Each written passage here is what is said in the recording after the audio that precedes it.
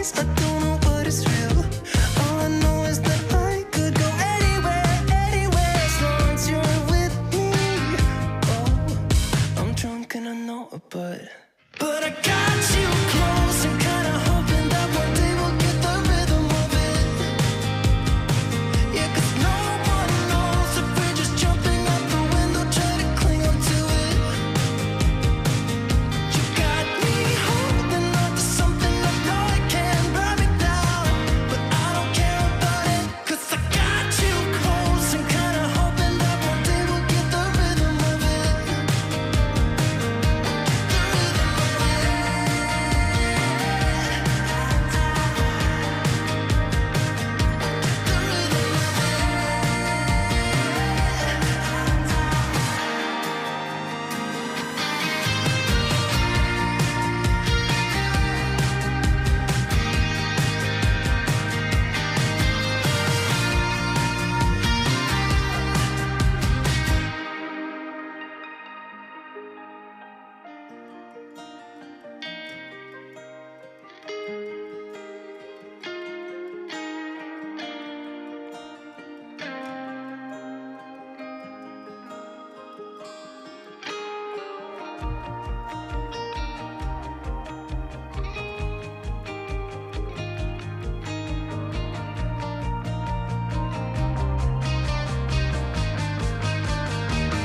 You got me holding on to something I know it can burn me down, but I don't care about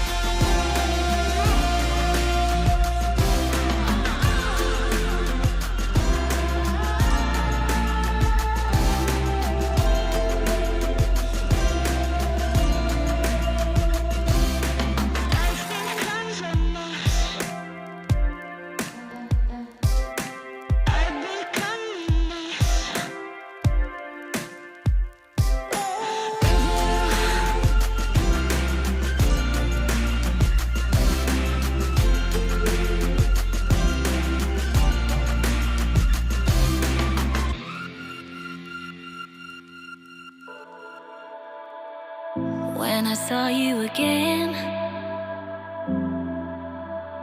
I knew I wanted you, but I had to hide it. I had to hide it. 'Cause I have grown strong without you around. I've just gotta fight it. I don't wanna go back there. Don't wanna fall into your arms again. Don't wanna give you everything I have and see you walk away. Don't wanna fall into your arms again. Don't wanna be reminded of the pain and the love of yesterday.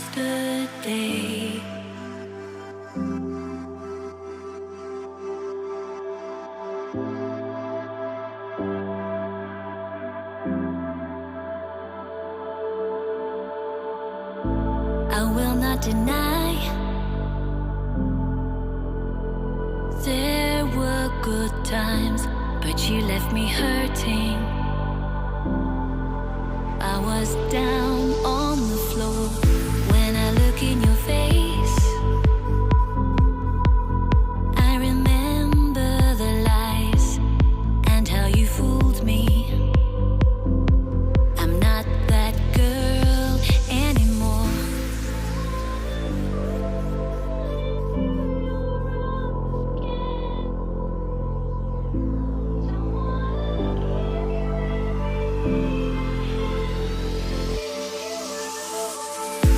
Don't wanna fall into your arms again. Don't wanna give you everything I have and see you walk away. Don't wanna fall into your arms again. Don't wanna be reminded of the pain and the love of yesterday.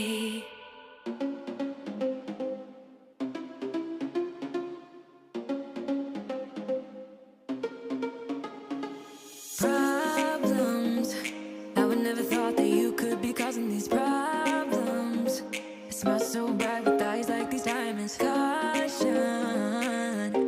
I know I should have known. Right now you're not alone. I don't wanna get in trouble. See where you stand. I don't wanna see you crumble. To recall what we meant. All the words you never said. All the questions in my head. 'Cause you're trouble, yeah. Yeah, you're trouble.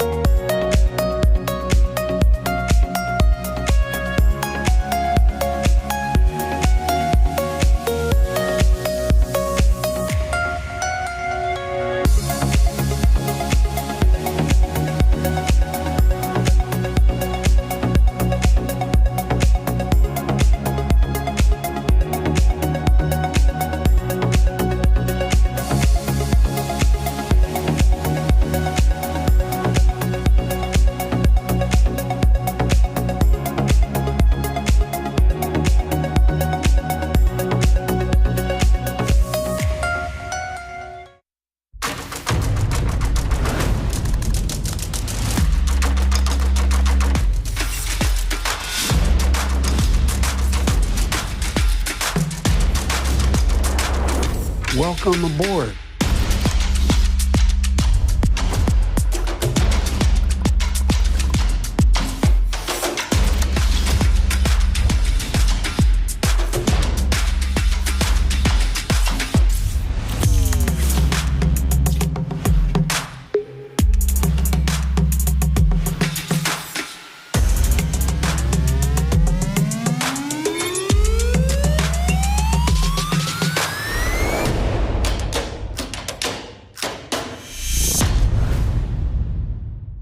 And now, introducing to the stage for Axios' second What's Next Summit, Axios Editor-in-Chief, Sarah Kehaulani-Gu.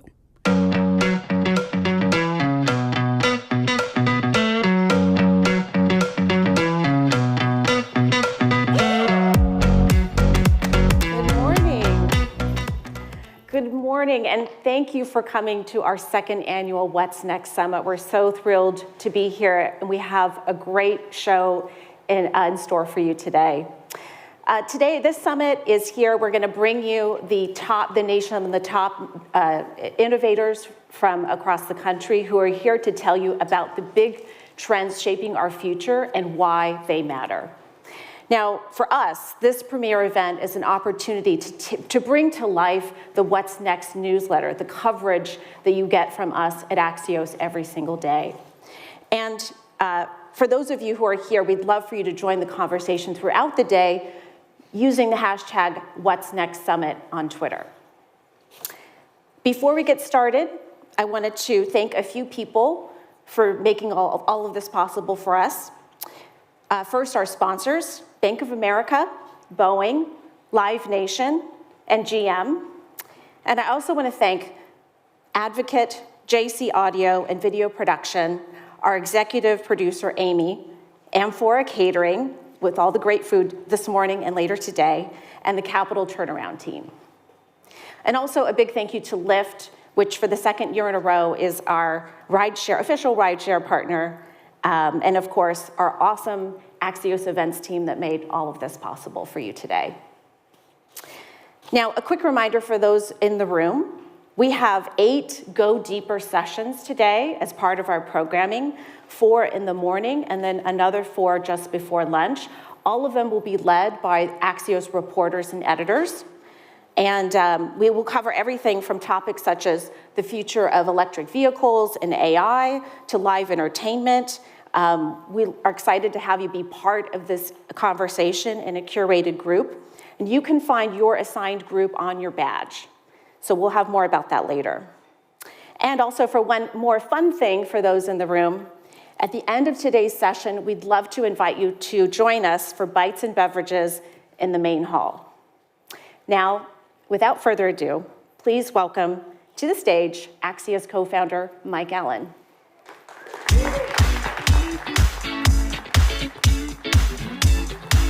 Sarah, great job. Thank you very much. Sarah Kehaulani-Gu, thank you very much for the leadership growth, the lifetime of credibility and experience that you've brought to the Axios newsroom. Welcome to What's Next. Very excited to have you here. Sarah was telling me backstage, we were talking about just what an amazing morning it is in DC. For those of you around the world on live stream, just want to make you jealous for a second. Amazing views of the cherry blossoms as we all drove in this morning. So excited for the lineup today, and we could barely have imagined it just 6 years ago when 3 people, then 6 people, Nick Johnston with his famous blank whiteboard came up with Axios, and Axios, which means worthy in Greek, became What's Next. So we appreciate your being here, and today at the second annual Axios What's Next Summit, we're excited to, in the Axios spirit, make you smarter, faster. Our leadoff guest has led one of the great American lives. He was a Navy combat pilot. He was an astronaut with NASA, lived on the International Space Station, a New York Times bestselling author. Please welcome to the Axios stage from the great state of Arizona, Senator Mark Kelly.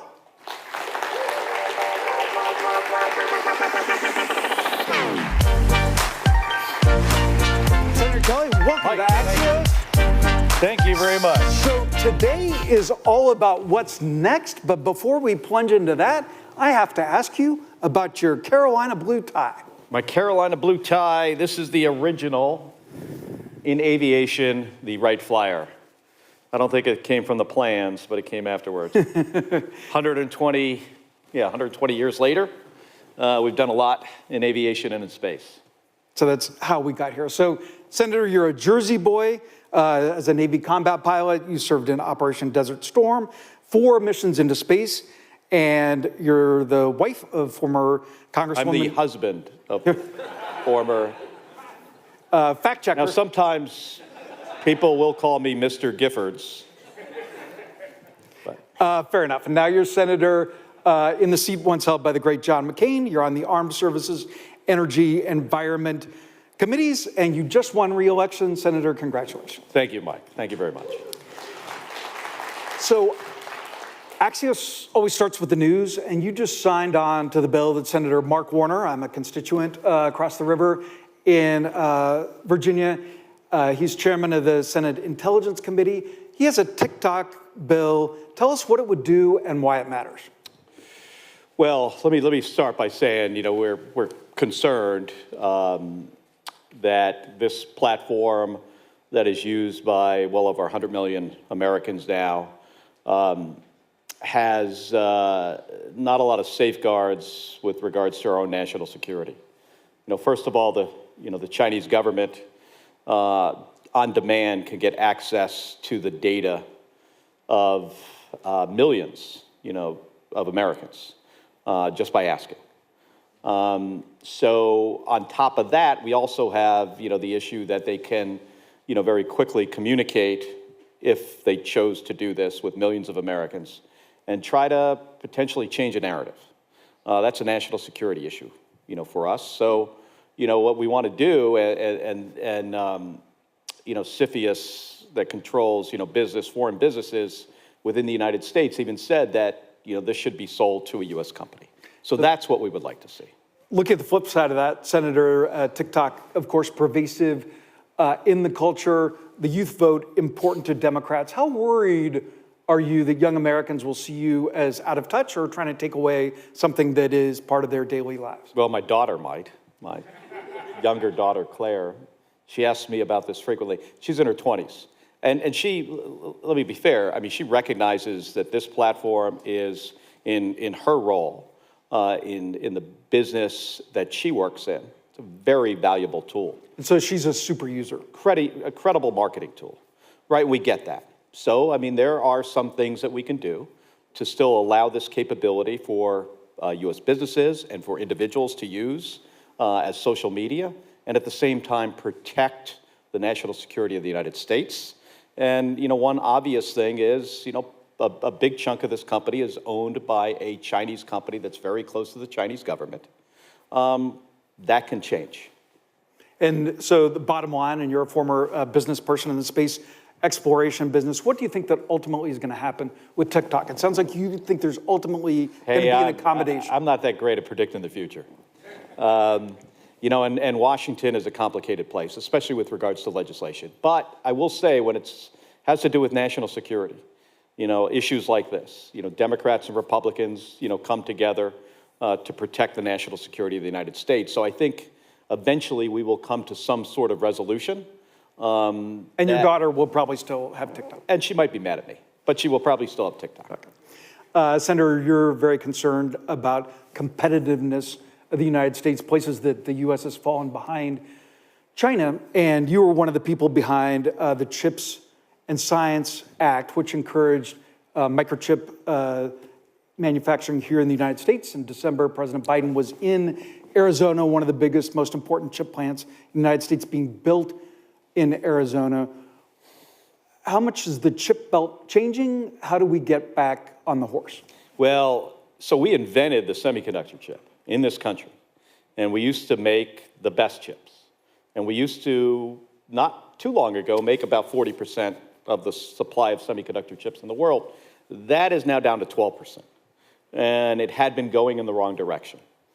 And this also is a national security issue for us because the best semiconductor chips in the world come from across the Pacific Ocean, mostly Taiwan, South Korea.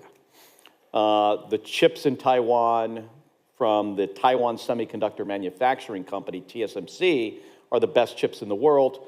They go in everything that has an on-off switch, cars, your cell phone, weapon systems. If we lose access to those chips, in a matter of a couple years, we could lose a significant portion of our GDP. We also need these chips, to defend ourselves. And so this became an untenable situation. So we had to fix it.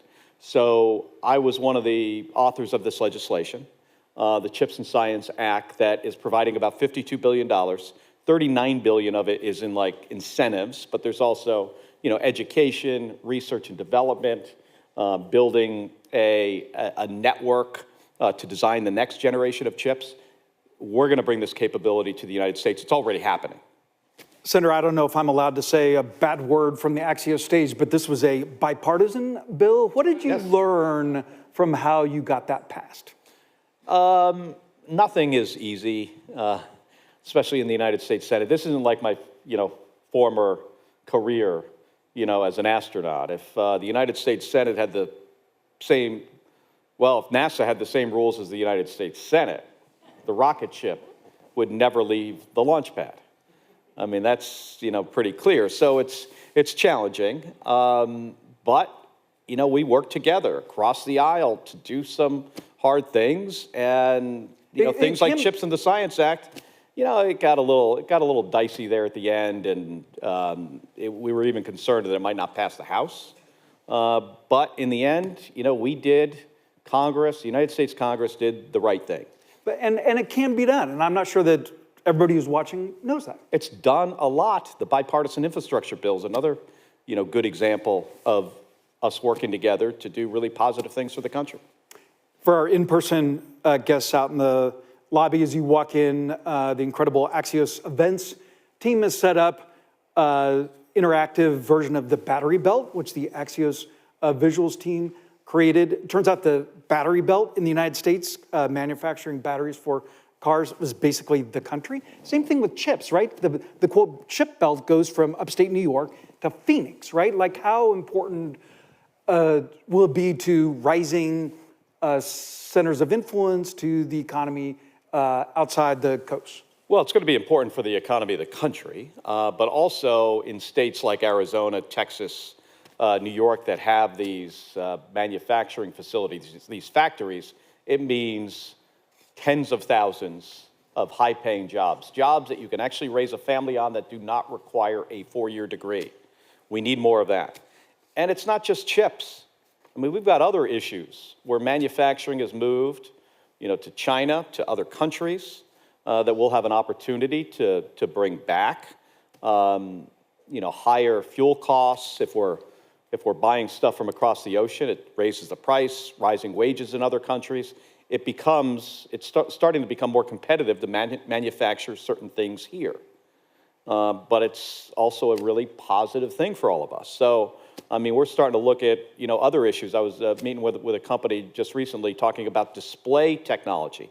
Displays that go in, fighter jets, your phone, TVs, right, anywhere. I mean, this, even like possibly this screen, this is probably a projector, but, the clock up there, right? So this stuff is all made overseas. Similar issue that we cannot lose access to this technology. It would make more sense to start manufacturing it again in the United States. How excited, optimistic are you that chips are going to fuel a rise in the importance of Phoenix and upstate New York and other places that got less attention when all the attention was on the Bay Area, New York, DC? Well, it's a big deal for Arizona and Texas and New York. Idaho has a big memory manufacturing, site there. And this is just going to help us grow and bring other companies to the state of Arizona.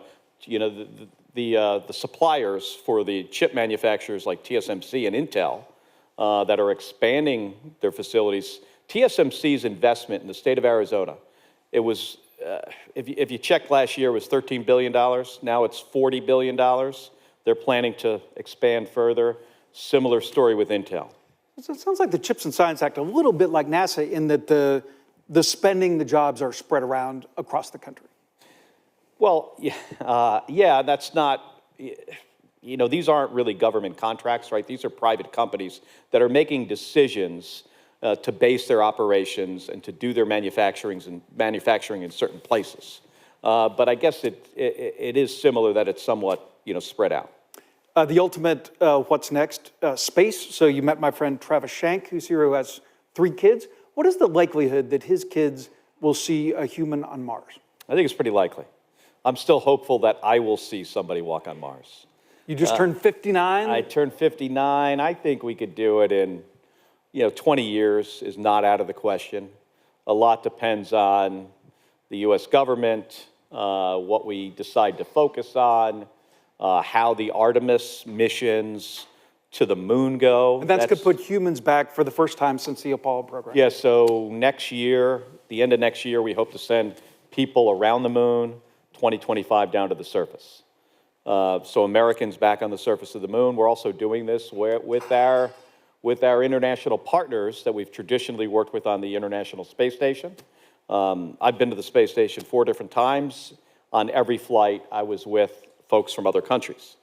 So this was a partnership, and the partnership has worked well. We've got some challenges right now on the space station in that program with Russia and the decisions they've made with their illegal war in Ukraine.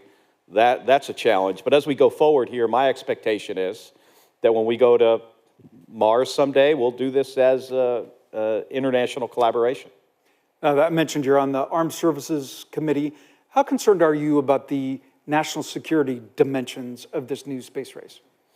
I'm concerned about it. I mean, it's, China has a space station in orbit. They're putting a lot more satellites, ISR satellites, which are like intelligence, surveillance, reconnaissance platforms in low Earth orbit. They've got a lot of them.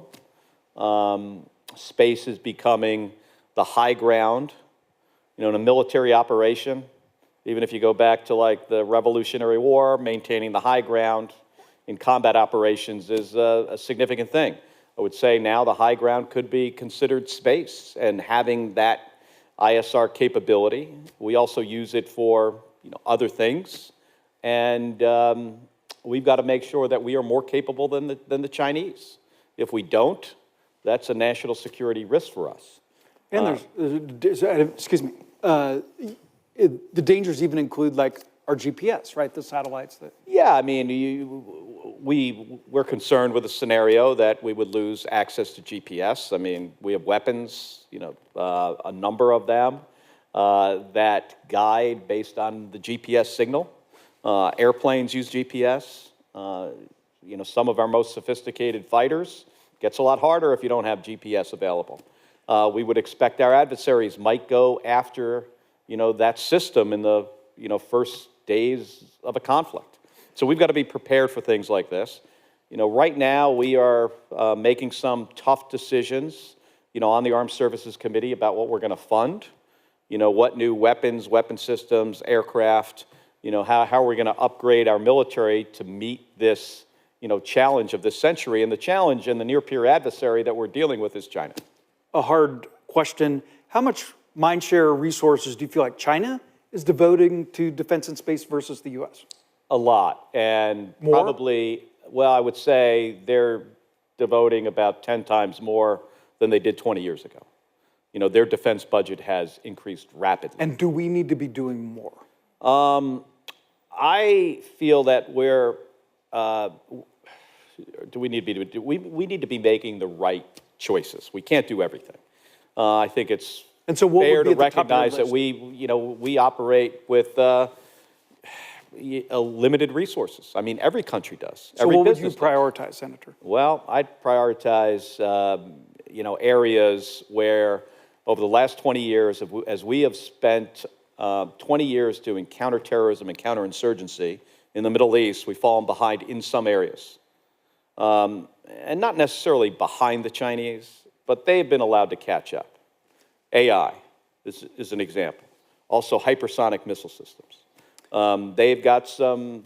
We have intelligence that they've got some pretty capable systems, and we need to do better in certain areas. Last question, Senator. What should the U.S. AI priority be? And are you concerned that we're not as competitive there as we should be? Well, I think on some things, I met with Sam Altman recently, the CEO of OpenAI, has the ChatGPT software. He feels that his software is ahead, a couple years ahead of where something similar commercial capability that China has. But they're investing a lot of money in it, and artificial intelligence is going to be used by militaries to make decisions. It can make decisions quicker. In some cases, it might make smarter decisions. So it's the next weapon. Well, I wouldn't say it's a weapon. I would say it's a tool that warfighters can use, to position forces, to make decisions on which weapon systems to use. And then we've got to make decisions ourselves on, how much control do we want to give an AI program over, certain capabilities that our military has. And these will be debates that we'll be having here in Washington and in other capitals around the country around the world with our allies. We've got a lot of work ahead of us. Senator, we always end with one fun thing. You have a great quality that you share with Axios CEO Jim Vandehei, and that is you are an on-time guy. How do you do that, and how did it become a thing for you? When I was the commander of the space shuttle a couple times, I used to tell my crew members, if you're not early, you're late. Like showing up on time that doesn't work. You got to be a minute early. And I think as far as U.S. senators go, I'm probably one of the few that actually likes to show up on time. I hear this a lot, like, hey, you're always here on time. We only have so much. I also don't like to waste other people's time. And that's why I like to show up when the thing is, right before the thing is supposed to start. Senator Mark Kelly, thanks for being our leadoff speaker on time. He was backstage early. Thank you, Senator Kelly. Thank you, Mike. Thank you. Yeah.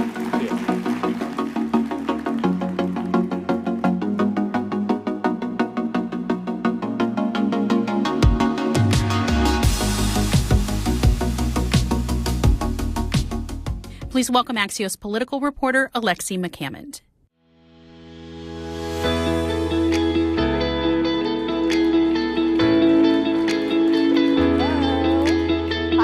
Good morning. Thank you so much for being at our second What's Next Summit right here in Washington, D.C. I'm Alexi McCammond, a national political reporter with Axios. We're switching gears just a little bit. Our next guest is from the House of Representatives. He's chair of the newly formed House Select Committee on China. Please help me in welcoming Congressman Mike Gallagher from Wisconsin.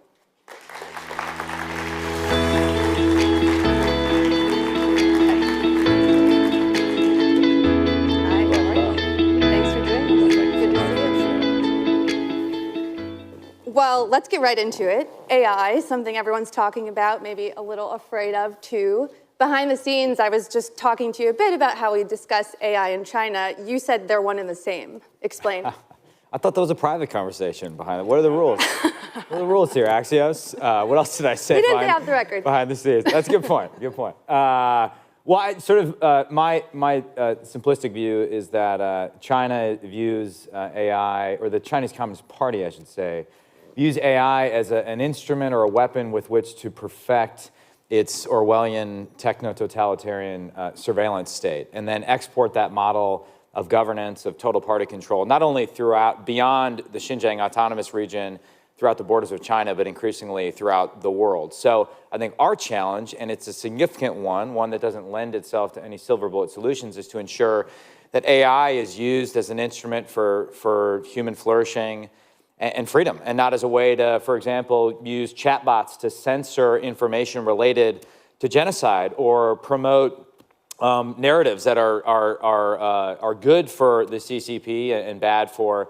the free world. That's my primary concern, as well as the fact that we have recent reporting from the Australian Strategic Policy Institute suggesting that in key AI areas, whether it's advanced data analytics, machine learning, AI algorithms, we're actually already behind the CCP in terms of our capability right now. So how worried are you about that, given you're a member of Congress? Folks both in the tech company and here in Washington are saying it's a little too late. You guys need to be involved. You need to be in the rooms. You need to be regulating. Yeah, I'm very worried. I think what worries me more than anything else is the divide, and I don't know if it's a cultural divide or a structural divide between Silicon Valley and the Pentagon. Now, I think since we had the blow up over Project Maven, which was an AI-related project in the Pentagon, and certain Google employees revolted at the idea of working with the Pentagon because the Pentagon occasionally has to do things like kill terrorists. Since we had that controversy, I actually think we're in a better position. I think you have major tech CEOs and leaders like Brad Smith at Microsoft and others who actually want to work closely with the national security community, but to the extent that we don't have a productive working relationship between the private sector, where a lot of the real talent lies, and the people that we're asking to defend the country, I feel like that's a losing strategy for us. So a lot of what I think about, not necessarily as chairman of the select committee on the CCP, but as chairman of the HASS subcommittee on cyber and emerging technology, is how do we bridge that gap between the tech community and our warfighters? Is it your hope to have more CEOs of tech companies, Microsoft, Google, Twitter, to come in and testify? It is, and in fact, we're going to be out with some members of the Select Committee in California next week and hoping to do a variety of events with major tech leaders. We also want to understand, I think, the complexities of these businesses that have a major footprint in China or want access to the Chinese market. We've had a lot of concerns about, for example, certain companies shutting off the function of their technology at the behest of the Chinese Communist Party. We just want to make sure that American companies are defending American values and not being coerced by the Chinese Communist Party or being used as useful idiots by the Chinese Communist Party. We obviously just had a recent hearing with the head of TikTok. National security concerns were talked about. I recently discussed with some Wisconsin swing voters about their views of TikTok and whether they felt it was a national security concern. And they simply said, no, don't see it, don't understand why they're talking about it in Washington. How do you explain to people back home that they should actually be worried about TikTok when all they're seeing is funny dancing videos and cooking videos? By the way, do I get to steal this mug? It's very nice. Please. Please. Water, wait, was I think this we have Senator Kelly's water, or was it replaced? Axios would not give you someone else's water. Just for the record, everyone, we are very safe. This is your own water. I think for those who think TikTok is merely a platform for silly dance videos or, like a 9-lens cat video or whatever the viral cat video was. You've seen it? I have not seen it. I read an article I read Ben Thompson on Stratechery's analysis of it. I don't have TikTok. And thankfully, my daughters are toddlers, not teenagers. So we need to fix this problem before they grow up. I think it ignores really two problems. The first that's gotten a lot of attention is just the ability of the app to track your location and then exfiltrate data from American users, potentially all the way back to Beijing, which could be used for coercive purposes in the future. That, to me, is a big concern, but it's not the biggest concern. The second thing and the biggest concern is the ability of ByteDance, and by extension the CCP, to use the algorithm to control what information Americans see. Because increasingly, young Americans get news from TikTok. It's not just a dance video app. It's a way to understand what's going on in the world. And if that can be censored or tweaked at the behest of a company that's under the thumb of an increasingly hostile foreign power, that's a dangerous situation, because you've just given that power the ability not only to censor certain streams of information, but to potentially influence our future elections, influence our sense of national identity. And that's the real concern with TikTok. And that's why I think some people, including members of the administration, have been concerned about the mitigation plan, the Project Texas, because it doesn't really address control of the algorithm. And that's kind of what it comes down to at the end of the day. Progressive Democrat Congresswoman Ilhan Omar released a statement yesterday talking a lot about the issues she has with banning TikTok because of the censorship problem. It's not unlike, as I'm sure you'll remember, the way that Republicans talked about Twitter and how they feel that it's censoring information that is critical to folks to knowing. How do you address those concerns? I think there's one big difference between a company like Twitter and a company like TikTok. Well, first I should say that, of course, your average Chinese citizen doesn't have access to Twitter, right? Which is an absurd situation, both because of the lack of reciprocity, but also because CCP diplomats, wolf warrior diplomats, propagandists, apparatchiks are allowed access to our American tech platforms, in many cases to spread disinformation about the origin of COVID, about what's happening in major American cities, to really divide Americans against ourselves, while at the same time the party does not allow their own citizens access to these platforms, be it Twitter, be it Facebook, be it YouTube, things like that. So point one. Point two, in America, we have something called a private company and a private sector that exists. I would submit to you that in China, the notion of a private company is opaque at best and perhaps non-existent at worst. If any company at any moment is forced to comply with the demands of the party, then I think that eviscerates the very nature of a private sector existing. In America, there are legal recourses for companies. We have robust safeguards. There's just a fundamental difference between an American company operating in, amidst the rule of law in America and a company like ByteDance that has been forced in the past to bend the knee to the party, to apologize for not following core socialist dogma and principles. So I just think there's a fundamental difference between these things. China, to the surprise of many, has been one rare bipartisan issue we've seen from this Congress. I'd love to talk to you a little bit about that relationship with the war in Ukraine, and specifically how positions on Ukraine are splitting some in the Republican Party, namely the two frontrunners for 2024, former President Trump, Florida Governor Ron DeSantis, who of course hasn't announced yet. They both see the war in Ukraine as simply a territorial dispute that distracts from what they say is the real threat, China. So how do you convince Republicans like that and others that it's worth investing in Ukraine when that is their concern? I think on the Select Committee on the CCP, we need to spend time exploring the depths of the no limits partnership between Vladimir Putin and Xi Jinping. And when they originally sort of signed that document prior to the Olympics, a lot of people, I think, downplayed it as just a pure rhetorical commitment. But I think everything we've seen since and Xi's willingness to back Putin to the hilt in his war of aggression in Ukraine suggests that Putin is Xi's junior partner in a de facto alliance or new Cold War that they've launched against the West.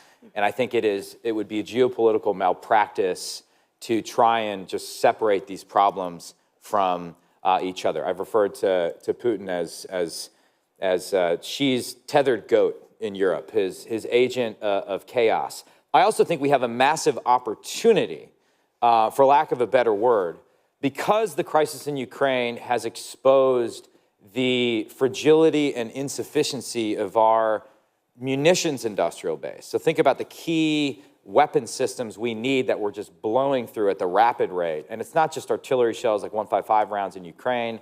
It's stuff that's more relevant to Taiwan, like long-range anti-ship missiles, JASSM, SM-6, things like that. We tend to deprioritize these systems. They tend to be bill payers for bigger platforms in the defense budget. We need to take advantage of this moment to replenish all of our stockpiles of key munition systems. Because at the end of the day, the lesson of Ukraine is that you need to arm your friends and partners before the shooting starts. Our best chance of preventing another war, our best chance of preventing a deterrence failure like that we saw in Ukraine from happening across the Taiwan Strait is to arm Taiwan to the teeth and surge hard power west of the international date line before it's too late. And some of your colleagues in the Senate, Senator Josh Hawley, J.D. Vance, have said that they worry that focusing too much on Ukraine, too much attention and resources, would diminish our ability overall to even counter China. Do you think that's valid? I think we face a global competition, a global crisis. And to suggest that we can only focus on one theater at a time misunderstands the nature of America as a global power. And in fact, a lot of my criticism of, for example, the Obama administration was because they sort of had this idea that by achieving geopolitical equilibrium, I think is what the former president called it, in the Middle East, you could somehow pivot away from the Middle East and focus on the Indo-Pacific. And of course, their attempt to do that produced complete chaos in the Middle East, and the pivot to the Pacific never happened because they were sucked into the vortex of increased Salafi jihadist chaos in the Middle East, as well as increased tensions resulting from a more aggressive Iranian regime. So I think that, again, this idea that we can sort of only focus on one theater at a time is a concession that we're no longer a global superpower, which I don't believe. You mentioned the Obama administration. Just curious what grade you'd give the Biden administration, how you think President Biden is dealing with China and their strategy for moving forward. Well, I actually think there's an underappreciated amount of continuity between the Trump administration and some things that Matt Pottinger and H.R. McMaster have said on China and some things that Jake Sullivan and Eli Ratner in defense have said on China. However, the Biden administration is undoubtedly divided on China, and it produces chaos in our China policy. There's a wing that I think is more realistic, that recognizes the nature of the competition that we're in right now and the stakes. Then there is a wing that I think believes climate change is far and away our existential challenge, and that therefore we need to cooperate with the CCP on climate change, as if Xi Jinping cares about commitments that are made at COP27. I think the latter wing has a sort of naive view of the world, and that division at times creates incoherence and results in us self-deterring or pulling some punches related to the CCP that I think are counterproductive. That being said, I think the basing agreements we recently got in Japan and the Philippines are good. I think the export controls on advanced semiconductors that are relevant to AI were good. But in general, I think my biggest disagreement with the Biden administration, and it relates to Ukraine, is that they tend to deprioritize hard power and believe that soft power in the form of sanctions or mean tweets from the State Department can deter in the same way that, ships and guns and bombs can deter. And I just don't believe that. We are almost out of time. Just a quick rapid fire questions for you before we go. Hopefully these are yes or no. I didn't read that brevity book, so I'm sorry. Yes or no is an easy concept to get. I know you can do it. You've said after January 6th that you would no longer support former President Trump. If he becomes your party's nominee in 24, will you support him? I have a no boomer policy for this election. So yes or no? Yes or no? We got to go. I stand by what I said. So no, you will not support him in 2024 if he's the nominee. I stand by what I said. Okay, he's not supporting him. Are you supporting Dan Kelly in the Wisconsin State Supreme Court race? I am. Why would you support a Trump-backed candidate? Dan Kelly is a very talented jurist and a great legal mind, and I think his opponent has vowed to overturn the will of the legislature, what I think is a recipe for chaos in a common sense state like Wisconsin. And you're not running for Wisconsin Senate? I'm solely focused on delivering the greatest constituent services to the 8th District. Thank you. And having the Select Committee on CCP be a massive bipartisan success. Thank you so much for your time, Congressman. Thank you. I appreciate it. Thanks, everyone. Thank you so much. Appreciate it.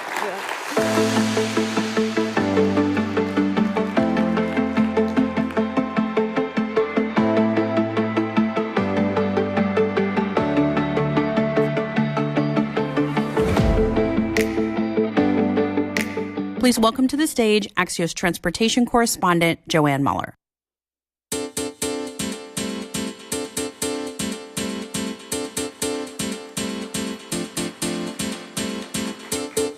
Well, good morning, everyone. I just wanted to remind you that you can follow along today's conversations on Axios social networks using the hashtag What's Next Summit. I'm really happy to kick off the conversation now with our next guest, who is the CEO of United Airlines. Please help me welcome to the stage Scott Kirby.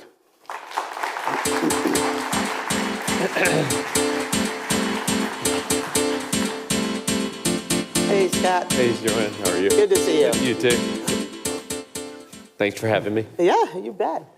Well, I came here on an airplane. I suspect you did too. And anybody in this audience who flies on an airplane now usually gets a notice as they're booking, a reminder of what their decision to fly, what impact that will have on the environment. Yeah. Obviously, aviation's a huge contributor to climate change. I'm curious, as the CEO of United Airlines, one of the biggest airlines in the world, can we innovate ourselves out of this problem, or are people going to have to change their behavior like some of the biggest climate activists have, which is they don't fly anymore? Well, first, I think it's important to say that we have to innovate our way out of it, and if we do, and changing our behavior is a bad way to do it.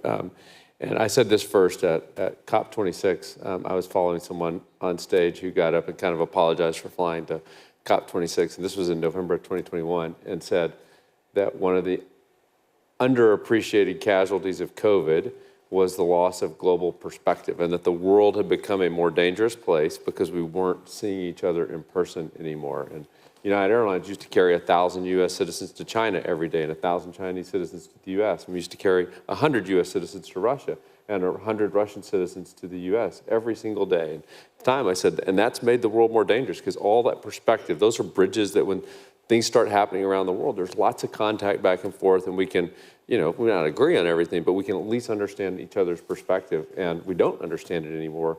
And that turned out to be sadly prophetic. And so we live in a global community. We're social creatures. We need to be able to connect people, unite the world. And so travel is a critical part of not just the economy, but I think of creating a safer globe. But we should do it sustainably.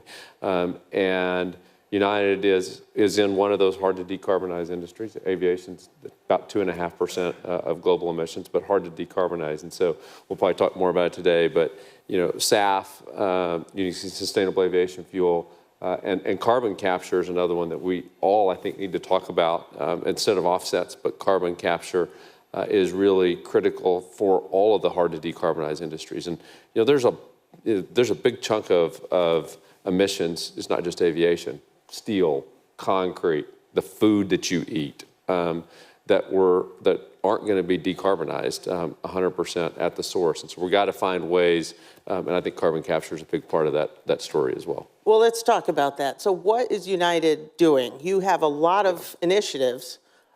Is it throwing spaghetti at the wall to see what works? So we're doing more than any other airline in the world. We really are the global leader. And in a lot of ways, I think more than almost any company in the world.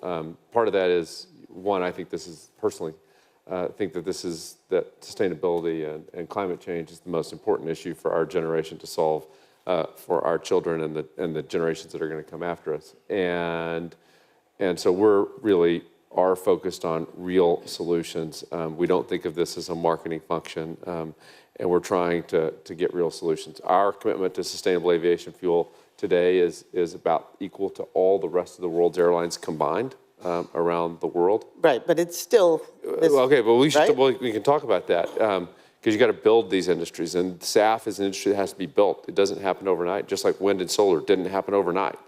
25 years ago, they were this, and today they're this. And the same thing can and needs to happen with SAF, but we're a leader there. But the other thing that I think sets United apart from companies is we've got a commitment to be 100% green, and that is different than the traditional net zero commitments that you hear from others. And what we mean by 100% green is we're not going to use traditional carbon offsets to get there. And to me, this is the most, if we're going to solve climate change as a globe, it is perhaps the most important point to make. And so not just planting trees. You can't, and the problem, there's nothing wrong with planting trees, but the problem with planting trees is, first, 99% of those projects are fraud. They're not real. I mean, they're unintentional fraud. People think they're doing the right thing, but they're trees that were never going to be cut down.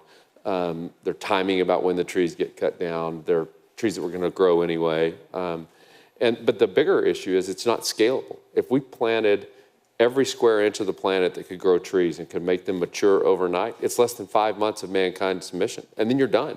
And the problem with it is, if you go look at the companies that say they're getting to net zero, 99% of them are relying on carbon offsets. And if relying on carbon offsets, I mean, it might be 1% of the solution, but it's at most 1% of the solution. And if that's what everyone is defaulting to, and they're defaulting to it because it's the easy and cheap thing to do. It's cheap, by the way, because it's not real.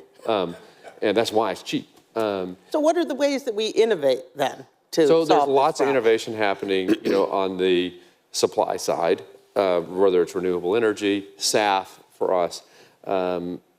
There's a lot of innovation happening there. But ultimately, I think we have to figure out how to do something with carbon. We're not going to get to a world where there's no carbon being produced. Society, I mean, we're going to have concrete, we're going to have steel, we're going to still need to eat food. And all of those things produce carbon. And I am of the view that carbon capture and either using the carbon or ultimately sequestering some of it, I think are going to be critical. In fact, later today, we're going to have another announcement of another investment we've made. I think we're waiting until after this forum, but It's called Savante, which we're really excited about. We think they have the best technology for carbon capture that anyone has created so far. They're about making the picks and shovels to make carbon capture work. And then you can use it. We can use it to create SAF. You can use it for all kinds of things. So you capture to have the a circular carbon. net zero, you capture the carbon, use that carbon to make jet fuel instead of using, oil out of the ground.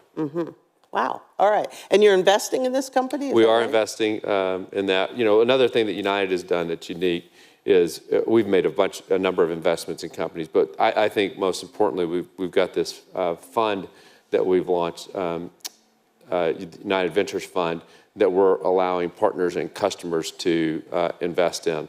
And so much of what companies do when they're, if you go back to booking your flight, they'll give you the ability to buy a carbon offset at the end. And a lot of companies do that, buy a carbon offset. But for aviation, we have to increase the supply. Going off, it might make people feel good to go pay for a carbon offset of some sort. But unless we increase the supply, you're right. Today, it's a minuscule amount of SAF that's produced. We have to change the amount of supply if we're going to make a difference. So it's first of its kind that I know of any industry, not just in aviation, where instead of just buying SAF, we're taking the money to invest in companies that are building the industry. They're at the startup stage, and giving them the startup capital to go develop the technology and to do the R&D and see which paths work and can scale to commercial size and grow the industry. And to me, we're just really, and I'm a climate change geek, we're on the same path that wind and solar were on. If you went back and read the literature from 25, 30 years ago, people would have said about wind and solar, it can never work because it can never be cost competitive with fossil fuels. And today it's cheaper. And it's cheaper because there were government support, which the Inflation Reduction Act provided some of the same kinds of parallel kinds of support was really important. But that drove investment in the space. And the cost to produce a solar cell is 97% lower than it was, 25 years ago. Same for wind, gigawatt of wind power. And you drove down the cost. And we need to do the same thing with SAF. We can do it, but where we are at SAF is where wind and solar were 20 or 25 years ago. Now, you're also investing in electric flight, hydrogen. It seems that you are sort of placing a lot of bets all at once. Do you anticipate that all of them are going to make it through and become part of our lives, or are you trying to figure out which one's going to be the winner? We don't think that everything that we're investing in is going to be successful. We don't know for sure which ones are. I mean, it's much like the venture world. We're hoping to hit some home runs and recognize that we'll have some that don't work. Because we're in the early stage of the investment in terms of trying to predict 20 years from now what's going to work, I think is a fool's errand, and better to make a lot of bets and then put more money in when you see the ones that are working. SAF is the biggest thing that we're focused on. We are doing work with electric and hydrogen. Electric and hydrogen, however, electric is, I think, going to play an important role in short haul, small aircraft kind of service, autonomous service. In some ways, replace helicopters, maybe replace, roads, or maybe replace cars, from downtown Manhattan, from Manhattan out to the airport or from downtown San Francisco. But the energy density of batteries is not nearly high enough to fly even medium-sized airplanes, medium distances. And there's no even theoretical battery technology that can power airplanes, big airplanes, long distances. And hydrogen has high energy density, but you need about triple the volume to get the same energy. So I joke with people, we'll just take a couple more inches of legroom away from you to put some hydrogen on the airplane. So hydrogen is maybe someday, but it probably requires, if you look at the designs for hydrogen, they're flying wings. They look like the B-2 bomber instead of traditional airplanes. Also, I believe there's lots of issues with, making sure you can safely fly an airplane with liquid nitrogen, the temperature that you have to have hydrogen at to power it. And you're 3 hours away from the nearest airport over the North Pole somewhere. I think there's going to be some pretty big challenges with hydrogen. So for the foreseeable future, it's it's traditional airplanes, and that's how you get to SAF. Is the answer. because it has the highest, it has energy density that works and volumes requirements that work. So we got to drive SAF. Okay, so sustainable aviation fuel, you say it's going to take 10 to 20 years perhaps. I guess I don't know if we have that much time. I mean, what do you do in the meantime? Yeah, I mean, we have to take the time to do it. You have to build the industry. I mean, it's important. You've got to build the infrastructure to make it work. The Inflation Reduction Act was really, really important in this. I mean, one of the challenges that we have for SAF is it's about feedstock, and and pre-IRA, to some degree, it's still true. But if you have feedstock to produce fuel from something other than oil, you could produce renewable diesel or ethanol, and you get big government credits to do that. So, of course, anyone is going to use their feedstock to produce those products because you get paid more to do it, and that's where all the feedstock was going. It still goes. We produce 17 billion gallons today of those products in the country. Those are all power vehicles that can be electrified. Road transport can be electrified. And so what the Inflation Reduction Act does is get aviation fuel closer to an equal footing so that that feedstock can be used to produce fuel for aircraft that can't be powered by other sources. And so, look, we're starting. You have to start. And it'd be great if we just started 20 years ago, but we didn't. You got to start, and the only way to get there is to start, but to be realistic about it too, and like trying to pretend it's going to happen tomorrow. It's not. And we often make, I think, in this community, we make things worse by, wanting to get to you can't get to the perfect answer tomorrow. And if you try, you make it worse. And look, the world, it's important to recognize that the world isn't just going to accept wholesale changes to their lifestyle. And to me, the perfect example of this was what happened with the war in Ukraine, 13 months ago. Every Western government that has been big on climate change, 100% of them rushed to insulate their consumers from high prices. If you want to lower the volume of fossil fuels, raise the price. It works. 100% of them, whether it was releasing oil from the SPR, the cap on natural gas prices is in Europe, like 100% of them did it. And so we have to be cognizant of that. And if we're going to make a difference in climate change, we have to make the investments that aren't necessarily tomorrow going to pay off, but that are going to pay off in the long term. I want to switch gears a little bit because there's another topic that I think a lot of people who fly might be concerned about, and that is what seems like a rash of near misses on runways, many of them, some of them anyways, involving United planes. How concerned are you about that, and what should be done? Well, first I'd say we continue to have by far not just the safest aviation system in the world, but the aviation system compared to the next safest industry is probably 100 times. The standards are probably literally 100 times safer. And all of us in aviation have that in our core and our DNA, and are really proud of that. And all these incidents, the systems have worked as designed to avoid, turning a near miss into an accident. So we should be proud of that. That said, I think it has become clear to many of us, really almost all of us in the industry, that it's important to do even more and to constantly elevate the safety standards. So, the fact that we're all talking about it, that we're working with the FAA on it, that's the first step. That's really important. I can tell you at United, we've got a list of 20-something things that we have changed just in the last 7 or 8 months, including adding an extra day of training for new hires, making sure that all of our pilots come in for training at least every 9 months. The FAA requirement is 12 months. We bring 100% of them in every 9 months. We've added a day of training for new hire, an extra day for new hires. We've added extra time for upgrades. So when people are upgrading from fleets, extra training when they do that. We've added a full in-person day. To my knowledge, we're the only airline in the country that does it. There may be others. I know there's some that don't.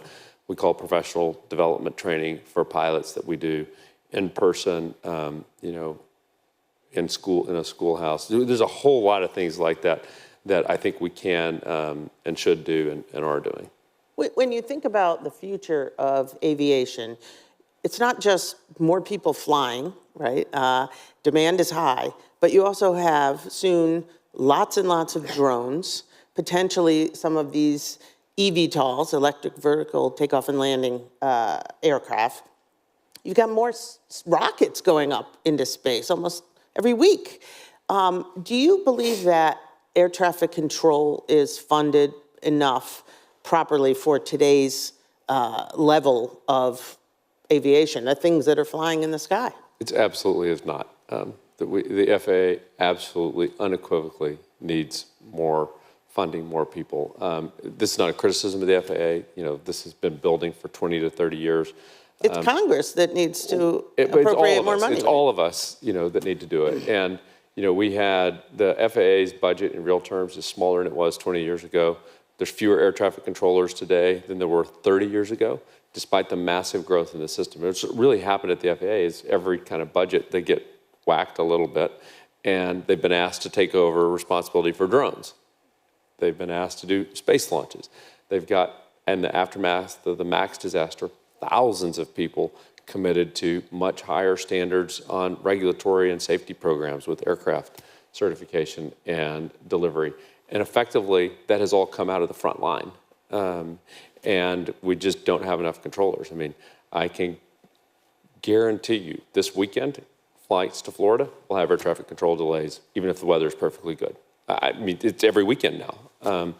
And the FAA is doing something later today about New York, which is really, really good. They're going to, try to limit capacity, but without limiting capacity, the airports can't fly their full capacity in New York because there's not enough air traffic controllers. And that's a big market for you. It's a big market, and I mean, it's just without question a big issue. A lot of what I'm doing here in DC is spending time talking to people about that. I think there's largely consensus on it that this is infrastructure for the country.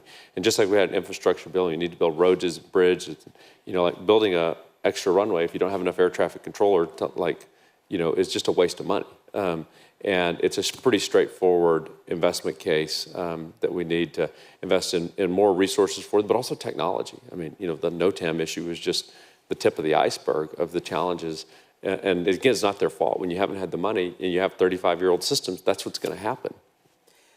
All right, we're almost out of time, but this whole summit is focused on what's next. So I would love you to look into your crystal ball and tell me what flying is going to be like 10 to 20 years from now. My trip from my house to the airport, including my check-in, my baggage, and getting through security. Yeah. What kind of technology? What's it going to be like? Well, the core of it, I think, is in 10 to 20 years. I hope I'm not being a Luddite, but I think it's going to look largely the same as it does today. You're going to get on an airplane. The airplane's going to What's next? Nothing. The airplane's going to look like it looks today, but I think it is, and will continue to get the customer experience and the ease will get better and better and better. A lot of what we're doing a lot at United, I think we're better than anyone at communicating with customers about what's going on, letting you pre-order meal, whether it's pre-ordering meals or trying to be transparent when there are delays about what's happening. And I think that's going to expand further and further. I had some of the conversations I have when we talk about FAA reauthorization, there's support for, customer experience from end to end.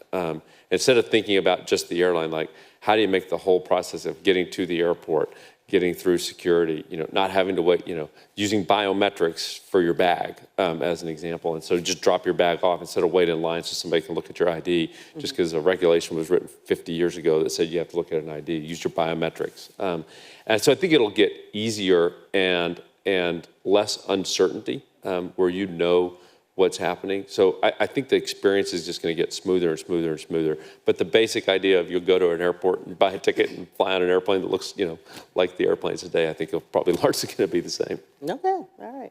Well, I wish we had more time, but we're going to have to leave it there. Thank you very much, Scott Kirby. Thank you. Okay.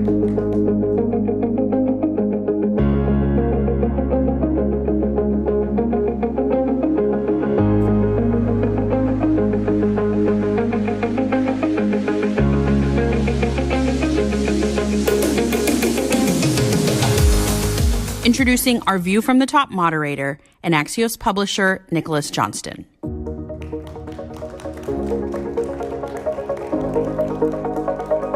Thank you all for being here today for our second What's Next Summit.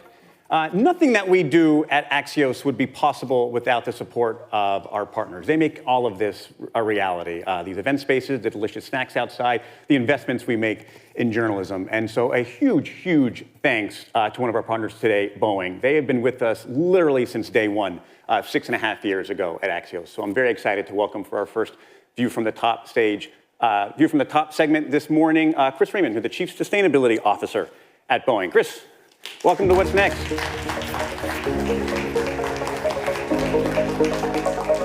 Morning. Thanks for being here. You bet. Let's start, I guess, with your job. You are the Chief Sustainability Officer of Boeing, the first, right? When did that happen, and tell me why that role was It was a little over 2 years ago, and I think we had started to see this issue was going to be more and more important to all of our stakeholders. But then a couple of things happened. We had 2 accidents on our airplanes. We immediately went into a pandemic. And I think a lot of trust and preference with stakeholders was going to be more important. And so we viewed sustainability as a way to earn stakeholder trust and preference. We were going to need to do it for all of our stakeholders. And that sort of led us to not wait until the pandemic was over. And Dave asked us to establish it right then in the middle of the pandemic. It was an element of elevating that as a topic at the C-suite level. Yeah, I mean, Boeing was like a lot of companies. We had done a lot of the elements of sustainability, but we hadn't necessarily pulled it all together. We weren't talking about it, I think, the way the world was ready to consume it. And we needed to put more focus and attention on it. And so this is a pretty big job. I love the job. I've been in the industry for 37 years, and doing this the last couple of years and getting even more intentional about our stakeholders, that really resonates with me personally. I've got a 23-year-old daughter. She knew that I worked for the company her whole life, but I wouldn't say she really knew what my job was until I got this job.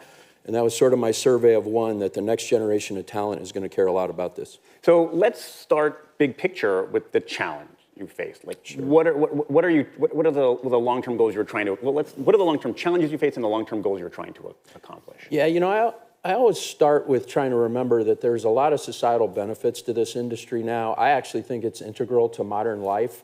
If you're an American, you can go back to 1915, and President Wilson actually established the National Advisory Committee on Aeronautics because the view was aviation was going to be really critical to the nation.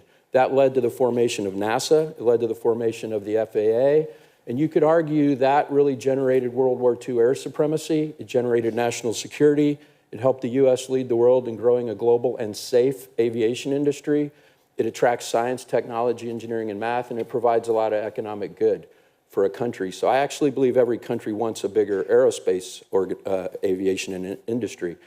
But we're about 2.5% of the world's carbon emissions. Right. As we look for problems to solve, we'll always put safety first. That's something that before something will scale up in our industry, it has to be safely certifiable.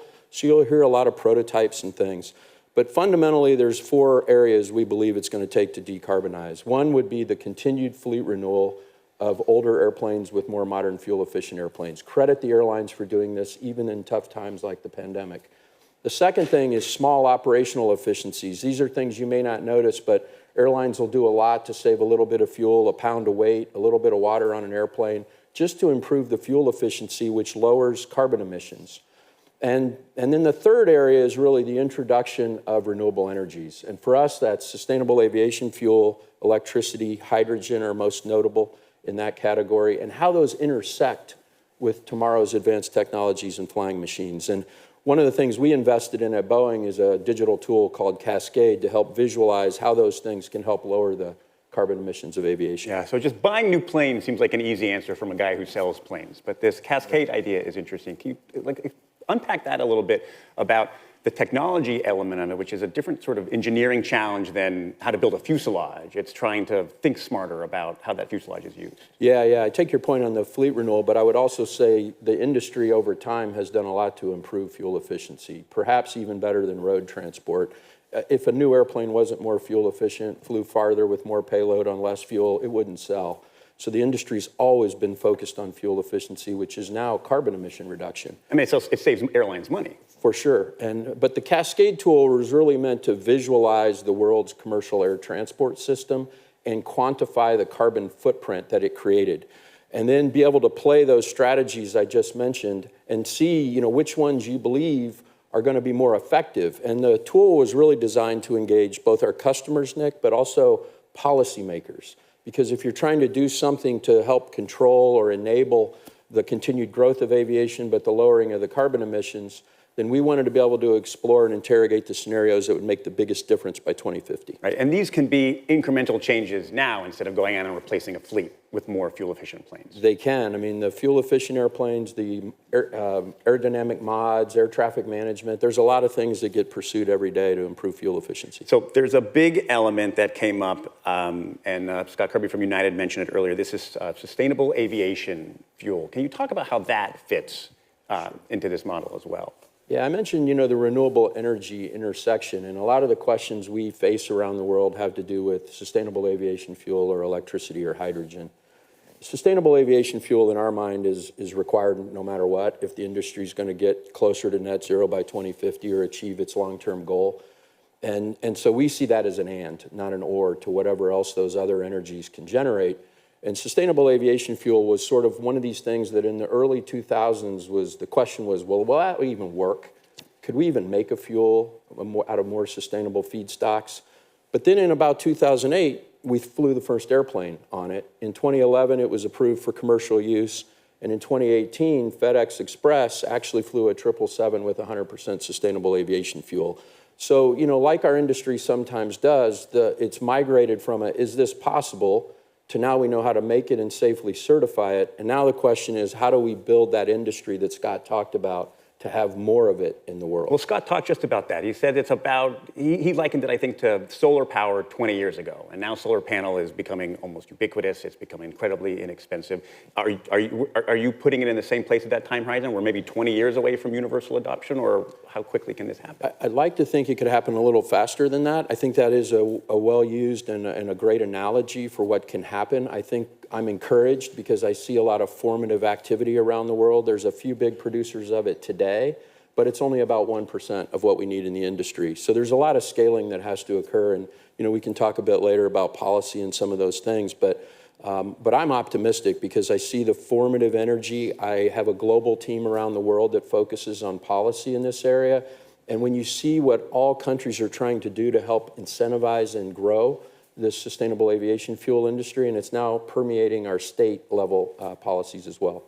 I want to talk about another fuel that Scott mentioned, hydrogen. He didn't seem terribly optimistic about it. Where did that fit into the fuel mix? Well, I get asked a lot about, well, can you use hydrogen in your industry? And I always sort of remind people that the U.S. used it in 1969 to put a person on the moon.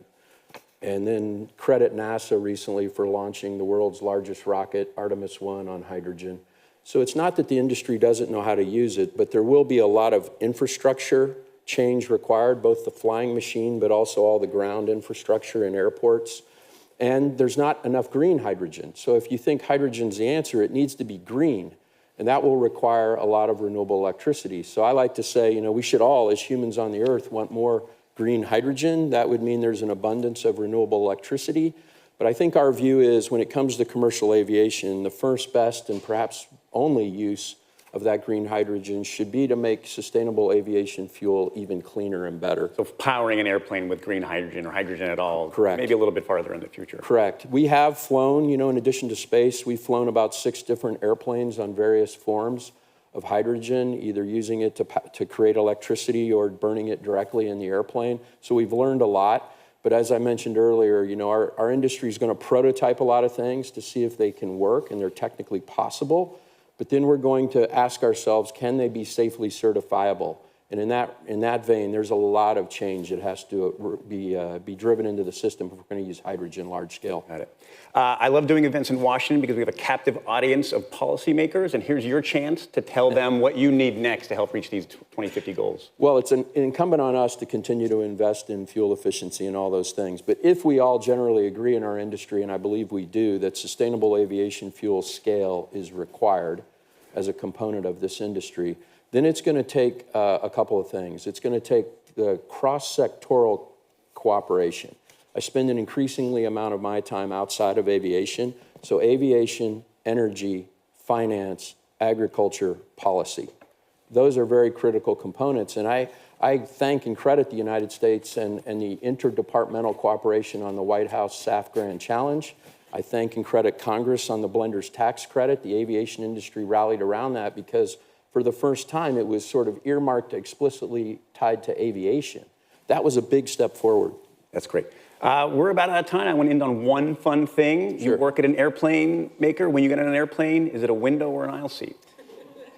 I have to say I'm an aisle seat person. I just like the ability to get up and stretch my legs because I'm on airplanes a lot. Look out the view. I know. I love the view too, but usually you can still get a glimpse and you can stand up, so I have to say I'm an aisle person. All right, Chris, thank you so much. All of you folks here, please stick around. We've got a special message from our friends at Axios HQ coming up. They've taken the lessons we've learned for smart brevity in the newsroom and are bringing it to help you use it in your lives. Coming up next, Chris, thanks a lot. Thanks, Nick.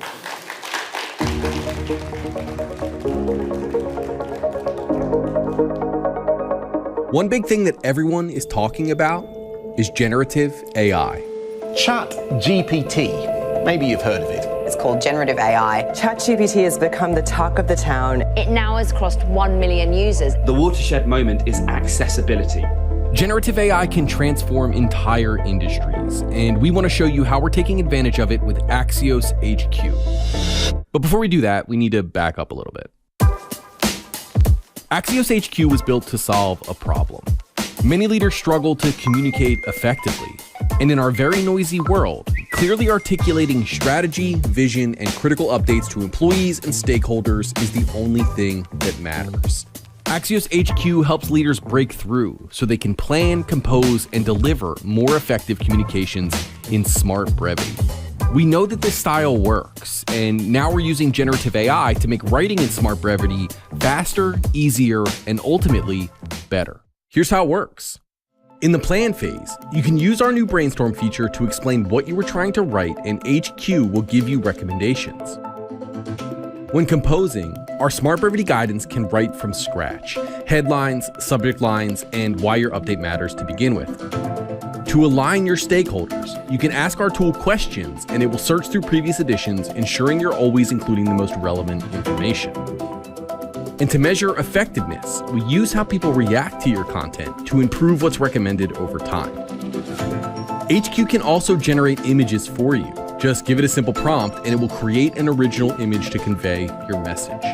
Before you send your HQ update, our smart brevity guidance will do a final scan to make sure you're following our proven best practices for smart, effective communication. If you want to learn more about how you can take advantage of this technology and truly elevate what matters, visit AxiosHQ.com.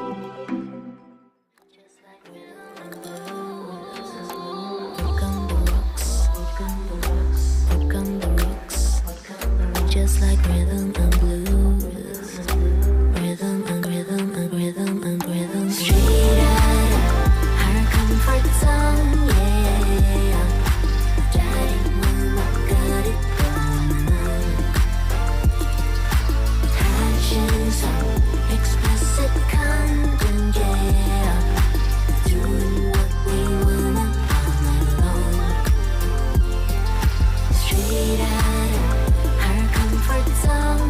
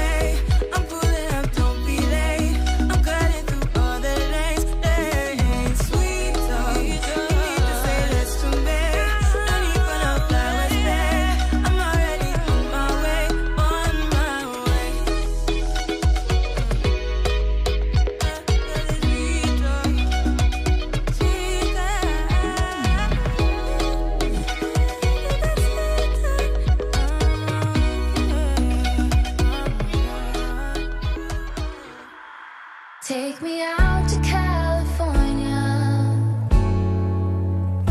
Take me out to California. I feel the day is coming to an end, and my eyes are drawn to southern skies. And all the while I was trying to pretend the promised land was there beyond the great divide. But I'll be coming home soon. Yeah, I'll be coming home soon. So take me out to California, where the sun is always high, where the streets are paved with gold and no one ever gets old. I'll be longing for that day till you come and take me home. California, California, here I come. I've seen it all upon the silver screen, the happy faces and a sign upon a hill. The wine is flowing and the fields forever green, and all your hopes and dreams will always be fulfilled. So I'll be coming real soon. Yeah, I'll be coming real soon. So take me out to California, where the sun is always high, where the streets are paved with gold and no one ever gets old. I'll be longing for that day till you come and take me home. California, California, here I come.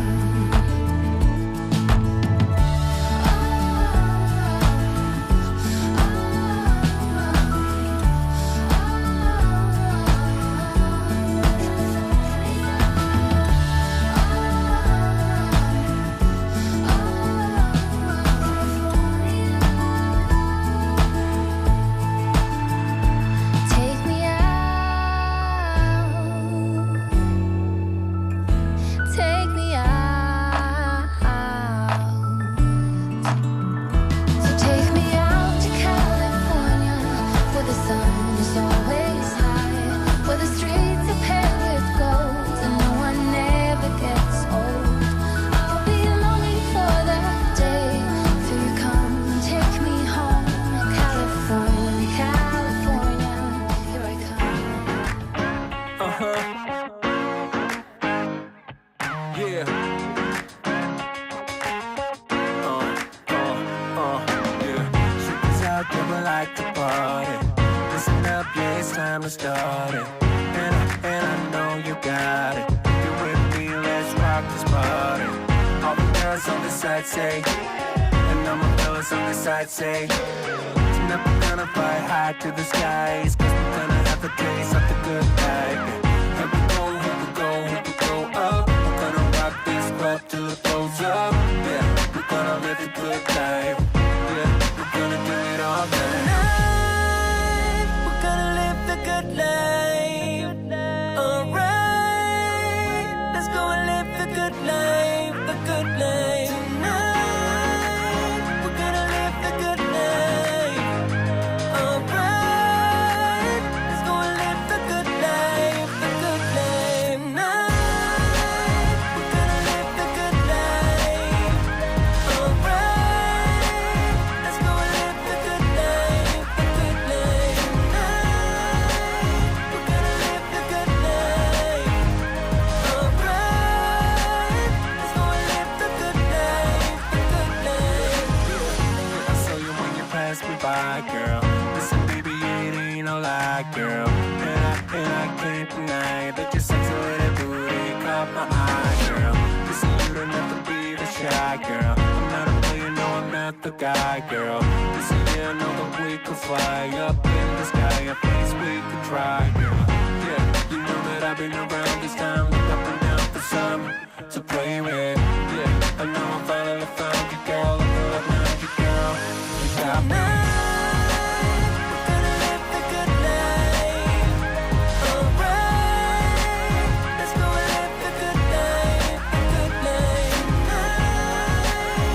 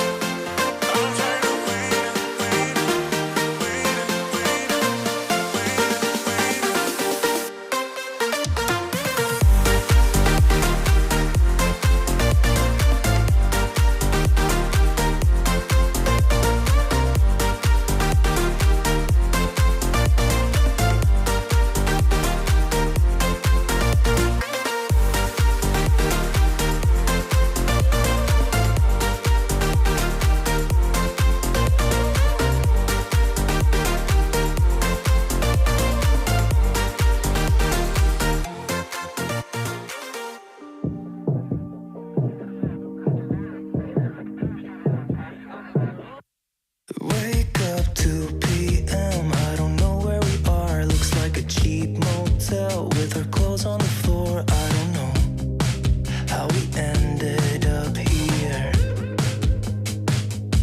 And we've been flying high. Are we going too far? I got no cash left and I'm losing my job over you. But I don't care about that. But I got you close and kinda hoping that one day we'll get the rhythm of it. Yeah, 'cause no one knows if we're just jumping out the window, try to cling on to it. You got me holding on to something I know I can't burn me down, but I don't care about it, 'cause I got you close and kinda hoping that one day we'll get the rhythm of it.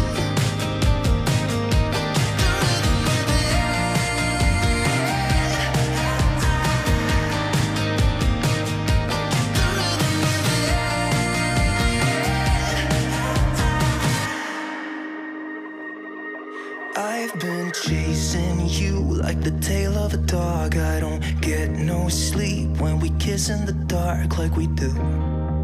I just love the way it feels. Yeah, I know it's bad, but I can't resist. When I look in your eyes, I don't know what is real. All I know is that I could go anywhere, anywhere, as long as you're with me. Oh, I'm drunk and I know it, but I got you close and kinda hoping that one day we'll get the rhythm of it. Yeah, 'cause no one knows if we're just jumping out the window, try to cling on to it. You got me holding on to something I know I can't burn me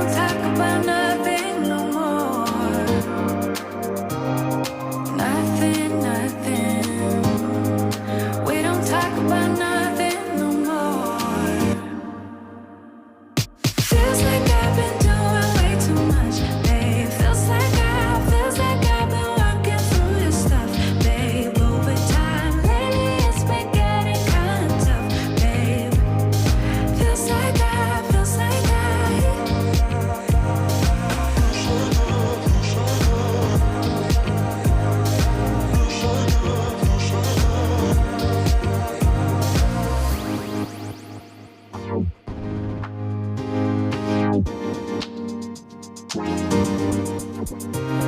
something, something, 'cause we don't talk about nothing no more. No, nothing, nothing. Do you not care about nothing no more? Feels like we've been fighting. Do you even want it? Do you feel you need this? Do you even feel it? Fighting for a lost cause, or am I fighting for us? Just tell me, is it worth it all?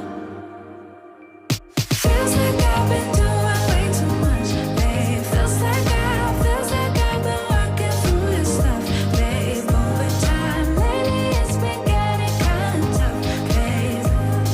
Feels like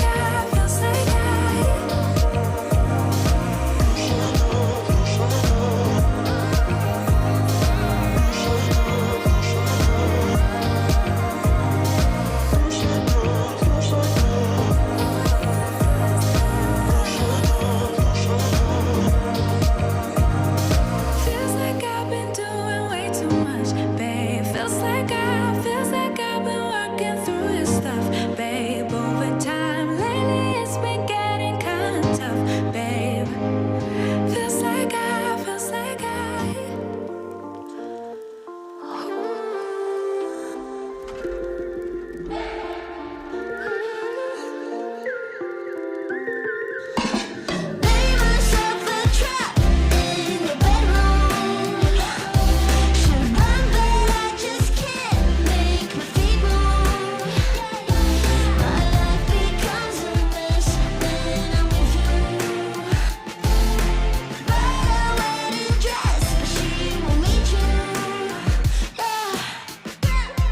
I'm not clever enough to start, 'cause it's never enough with you. Something in me thinks you are God, but I don't like these rules at all. And I hold on to my chest. Make sure that the pain won't get away. Lay myself a trap in your bedroom. Should run, but I just can't make my feet move. My life becomes a mess when I'm with you. Buy a wedding dress, but she won't meet you.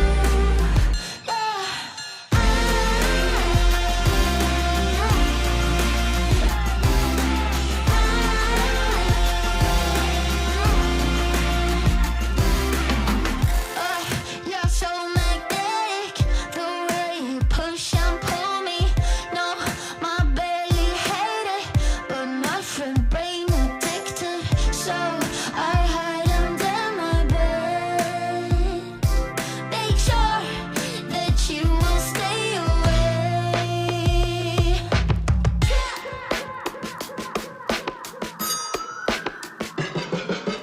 Lay myself a trap in your bedroom. Should run, but I just can't make my feet move. My life becomes a mess when I'm with you. Buy a wedding dress, but she won't meet you.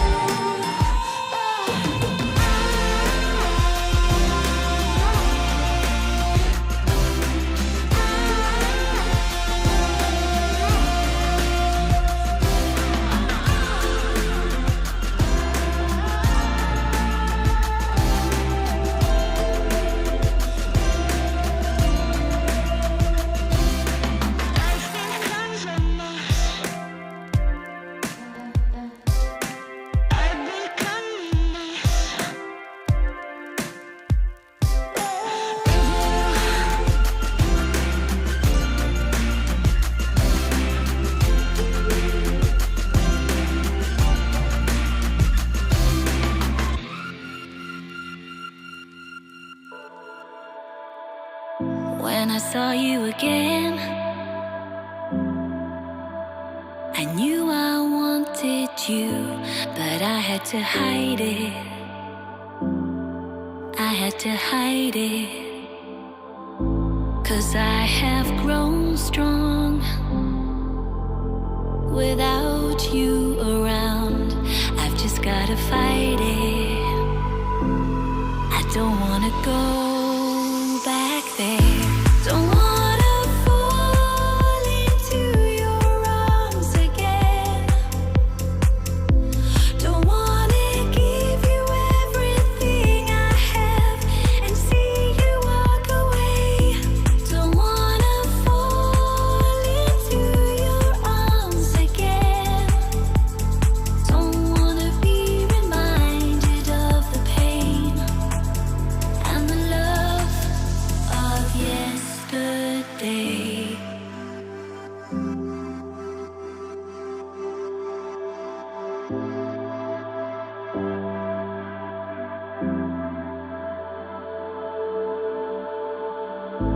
I will not deny there were good times, but you left me hurting. I was down on the floor when I look in your face. I remember the lies and how you fooled me. I'm not that girl anymore.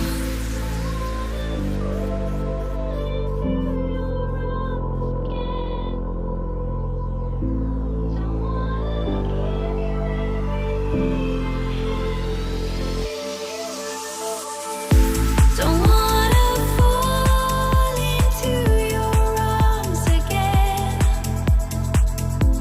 Don't wanna give you everything I have and see you walk away. Don't wanna fall into your arms again. Don't wanna be reminded of the pain and the love of yesterday.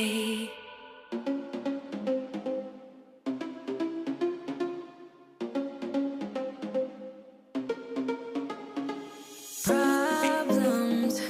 I would never thought that you could be causing these problems. It smells so bright with eyes like these diamonds. Caution. I know I should have known. Right now you're not alone. I don't wanna get in trouble.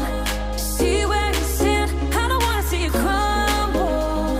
To recall what we meant, all the words you never said, all the questions in my head, 'cause you're trouble, yeah. Yeah, you're trouble. Yeah, you're trouble. 'Cause you're trouble. Yeah, you're running. Everyone says that I should get going, start running. But how am I supposed to run when I'm falling?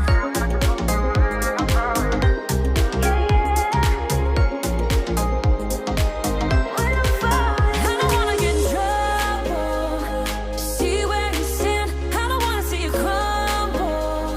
To recall what we meant, all the words you never said, all the questions in my head, 'cause you're trouble, yeah. Yeah, you're trouble. Yeah, you're trouble. 'Cause you're trouble.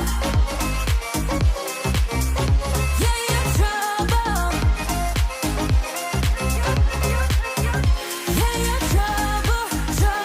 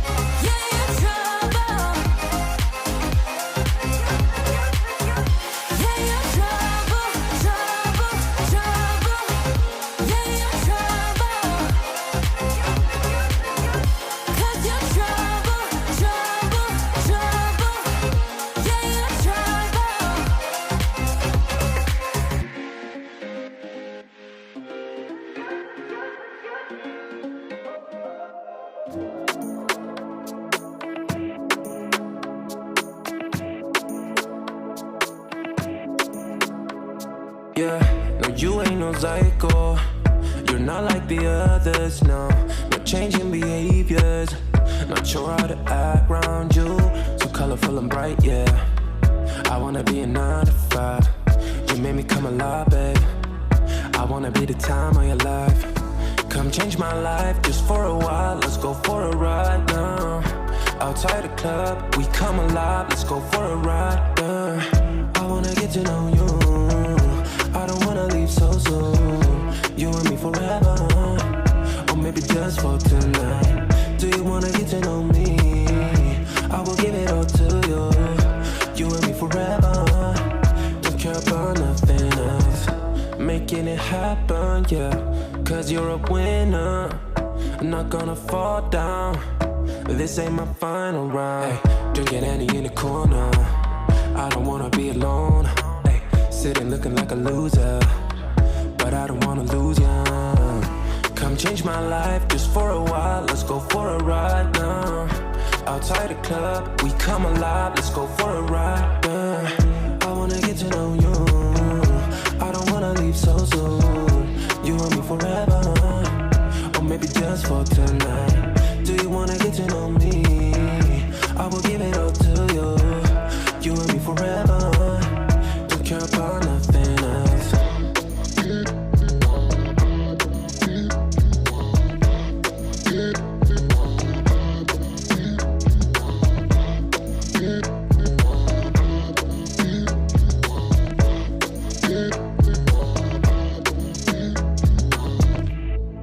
Come change my life for the better, yeah.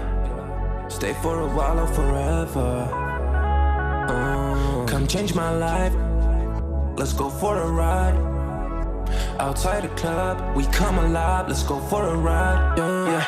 I wanna get to know you. I don't wanna leave so soon. You and me forever, or maybe just for tonight. Do you wanna get to know me? I will give it all to you. You and me forever. Don't care about nothing else.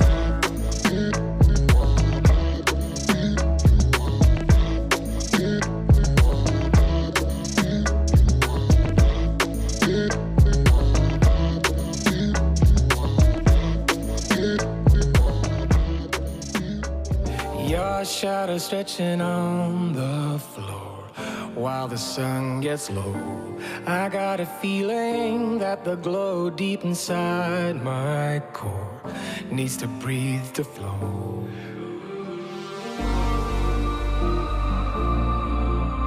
We push it right on through.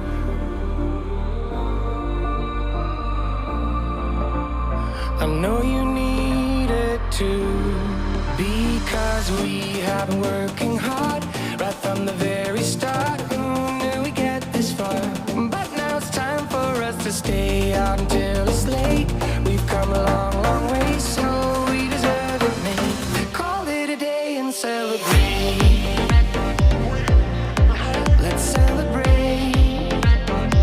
Call it a day. Let's celebrate. Call it a day and celebrate.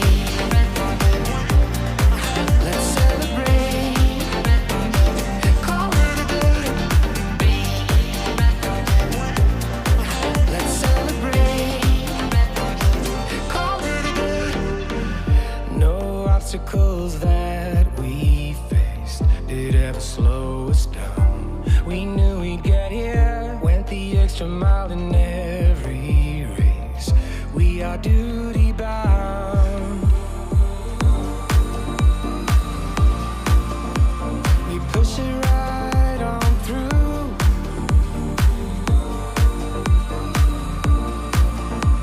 I know you need it too, because we have been working hard right from the very start. Who knew we'd get this far?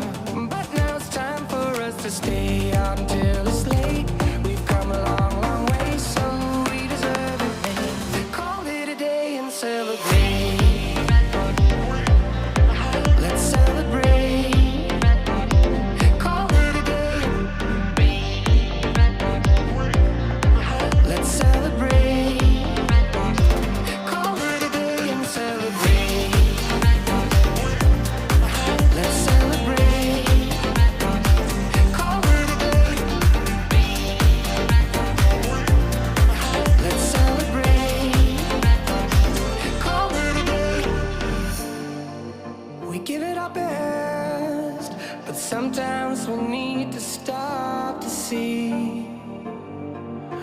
We have a sense, I'm grateful about everything, because we have been working hard right from the very start. Now we get this far, but now it's time for us to stay out until it's late.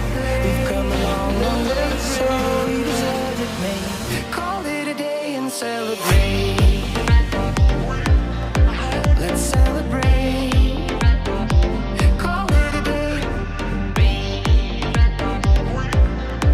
Let's celebrate. Call it a day and celebrate. Let's celebrate. Call it a day. Let's celebrate. My heart is beating to your drum, and I'm blinded by the sunshine in your eyes. Not thinking twice, am I this dumb? Although I know you're all I want. How could I crave something so bad? My sweaty palms reveal a warning I should hear, but I don't care, you drive me mad. I'll ignore the truth and run to you. So we could drive away. You'll hear me say everything is gonna be okay. I don't need nobody else. Obsessed with you, trying to stop me, but I'm under your spell. Can't help myself. You know too well I need you close. Can't help myself. Trying to stop me, but I'm under your spell. Can't help myself.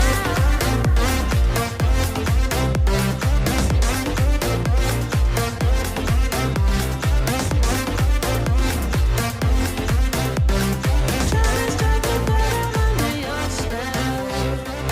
And suddenly I'm by your side, 'cause I'm out of things to explain how I feel. It's better to enjoy the ride. I feel at home, never alone.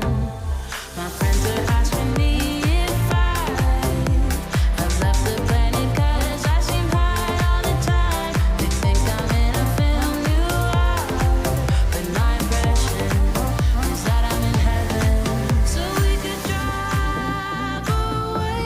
You'll hear me say everything is gonna be okay. I don't need nobody else. Obsessed with you, trying to stop me, but I'm under your spell. Can't help myself. You know too well I need you close. Can't help myself. Trying to stop me, but I'm under your spell. Can't help myself.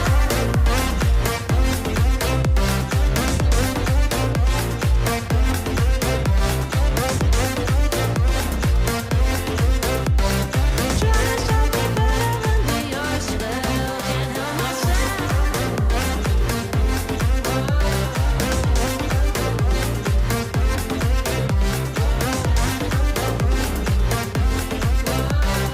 Trying to stop me, but I'm under your spell. Did someone put something in my dream? The world is spinning in my head. When you hold me, it feels so soothing. You're like a story I know so well. Can't help myself.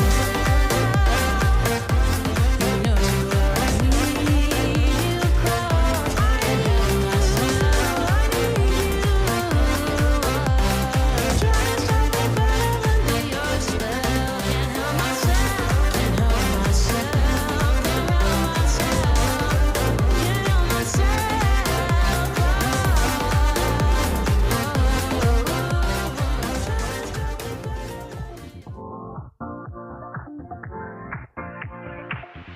Live your life within the moment, moment. And don't go wait until the morning, morning. You never know when it is over, over. All that I know is we'll get older, older. So let us dance this night away.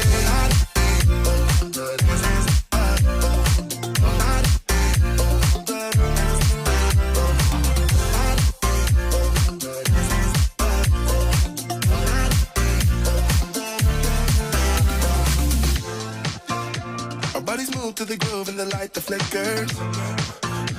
We get lost in the crowd, it's getting thicker.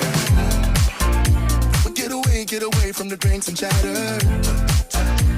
Haven't said a word, but it doesn't matter. Feel the air get thinner. Standing in a blurry dream. No one else can see us.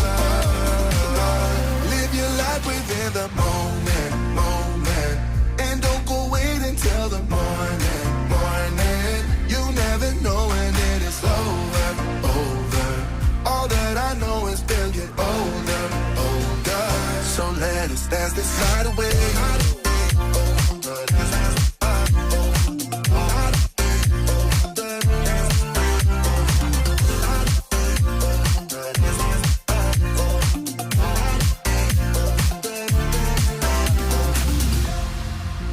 Feel the air get thinner.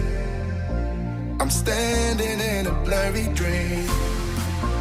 No one else can see us. So let us dance this night away.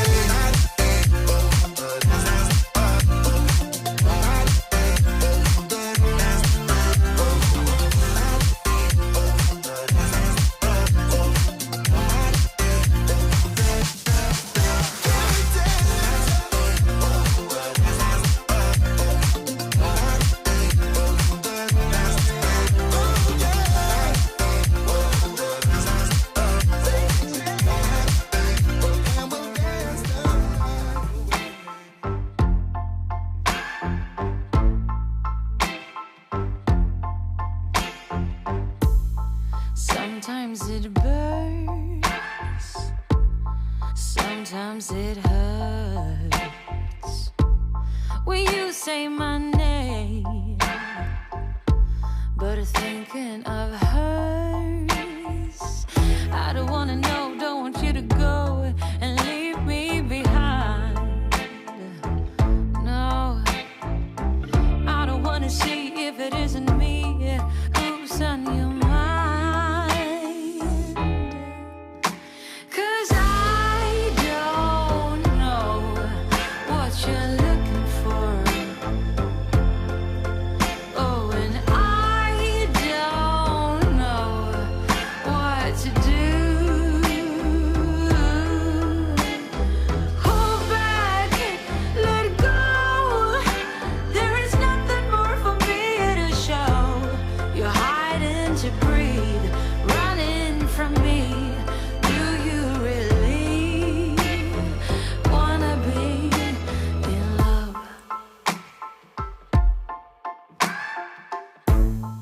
Halfway from home, I picked up my phone.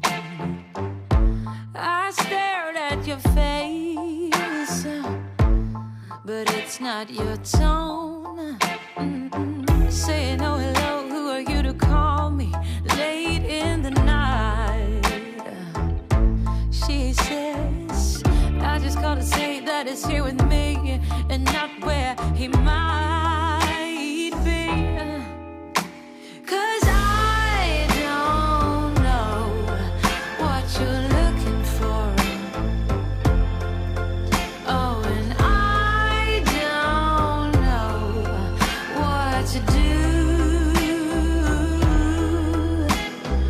Hold back, let go.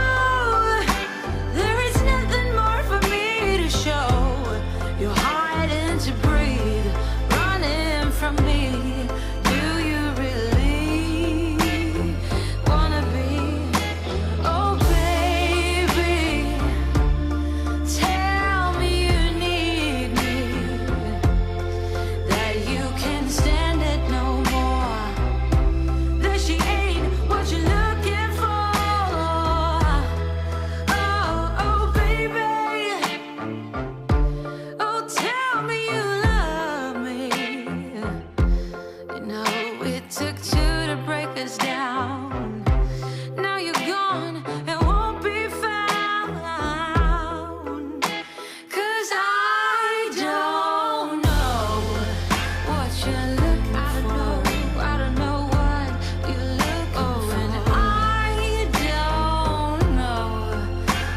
what to do. Hold back, let go. There is nothing more for me to show. You're hiding to breathe, running from me. Do you really wanna be in love? Is it love? Is it love, baby? Be mine. Is it love?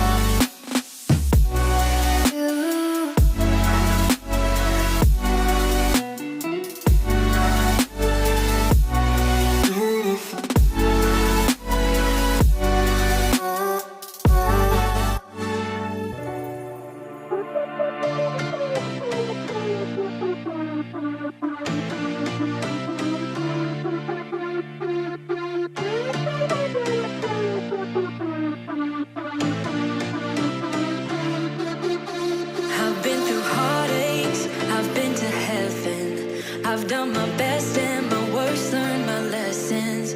No matter how hard my life would treat me, I'd always get right back up, never worry. 'Cause I got a million reasons to keep holding on. Yeah, I got all that it takes to win and overcome. What I got is just a feeling, but it's oh so strong. It goes on and on, on and on. There's something going on inside of me. I feel it growing stronger every beat.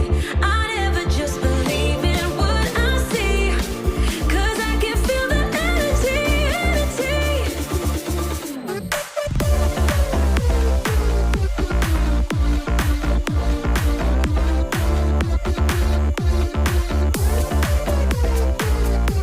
Cause I can feel the energy, energy.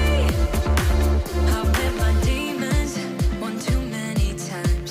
They taught me lows are what makes you feel so high. No matter how far my mind would wander, I'd always dare it to go even farther. 'Cause I got a million reasons to keep holding on. Yeah, I got all that it takes to win and overcome. What I got is just a feeling, but it's oh so strong. It goes on and on, on and on. There's something going on inside of me. I feel it growing stronger every beat. I never just believe in what I see, 'cause I can feel the energy, energy. The energy. I can feel it, I can feel it.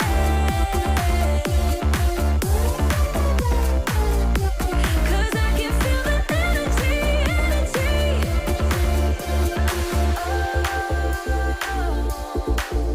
I can feel it, yeah.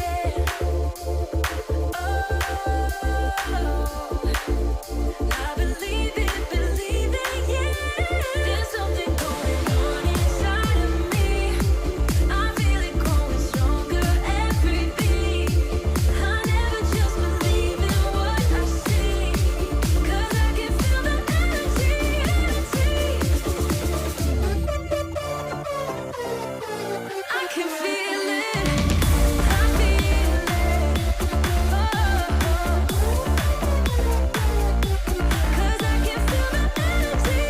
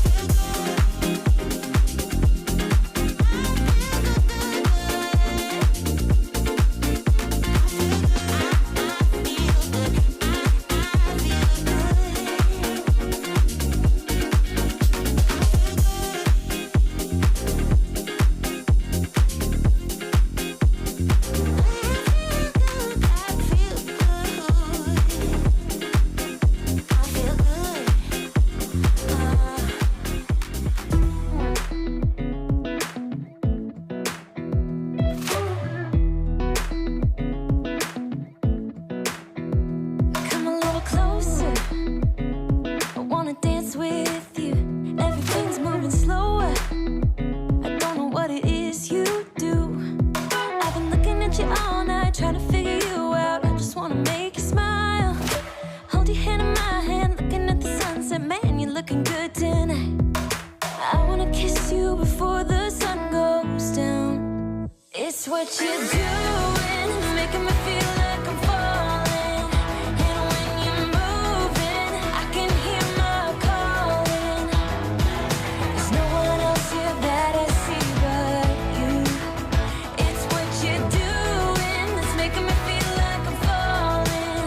Yeah, I'm falling in love. Falling in love. You set my wheels in motion. I'm going crazy for you. Eyes blue like the ocean. I can see you want this too. Cause you've been looking at me all night, trying to figure me out. I just wanna let you know. And I ain't playing no games, baby, you won't change. I only want you. I wanna kiss you before the sun goes down. It's what you're doing, making me feel like I'm falling. And when you're moving, I can hear my calling. There's no one else here that I see but you.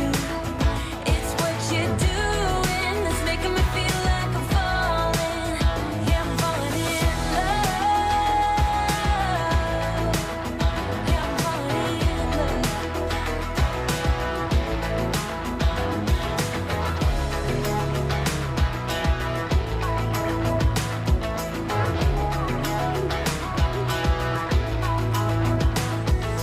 I wanna kiss you before the sun goes down. I wanna kiss you before the sun goes down. It's what you're doing, making me feel like I'm falling. And when you're moving, I can hear my calling. There's no one else here that I see but you. It's what you're doing that's making me feel like I'm falling. Yeah, I'm falling in love. Yeah, I'm falling in love. Yeah, I'm falling in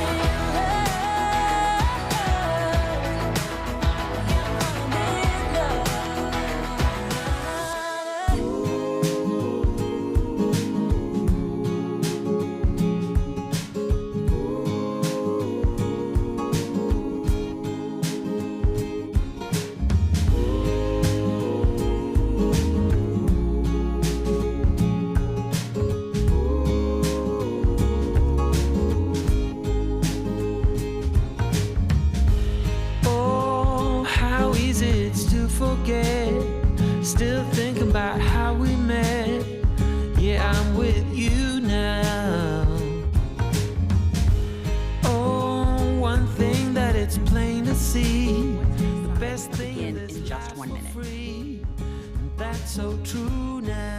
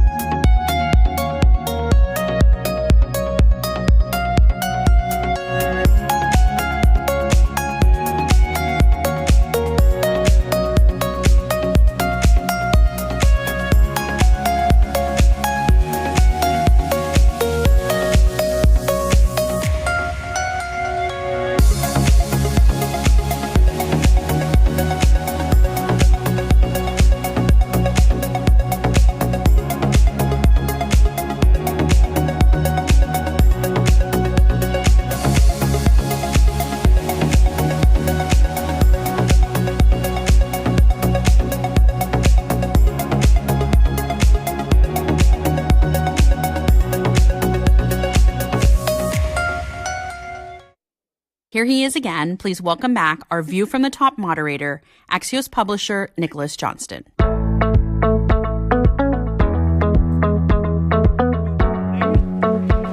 Thanks for being back. We are on our sprint to lunch, but we've got a great other segment coming up here. I'm happy to kick it off with another one of our great partners from Live Nation who joined with us this year to help make What's Next possible. So I want to welcome to the stage our next View from the Top guest, Joe Berchtold, the CFO and president of Live Nation. Joe, come on out to What's Next.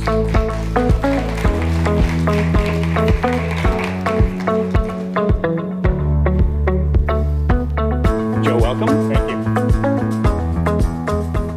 So you have had a very interesting job for a couple of years. Let's paint us a picture, take us back a couple of years to what live entertainment was like for that brief moment when it went away, and then bring us forward to what it's like now. Well, mid-March of 2020, I still remember we were trying to figure out, is this going to shut us down? Is it going to pass? And then we all remember that basketball game where Rudy Gobert tested positive at halftime. And it just, my phone rang 3 minutes later, and it was like, okay, we're shutting it all down.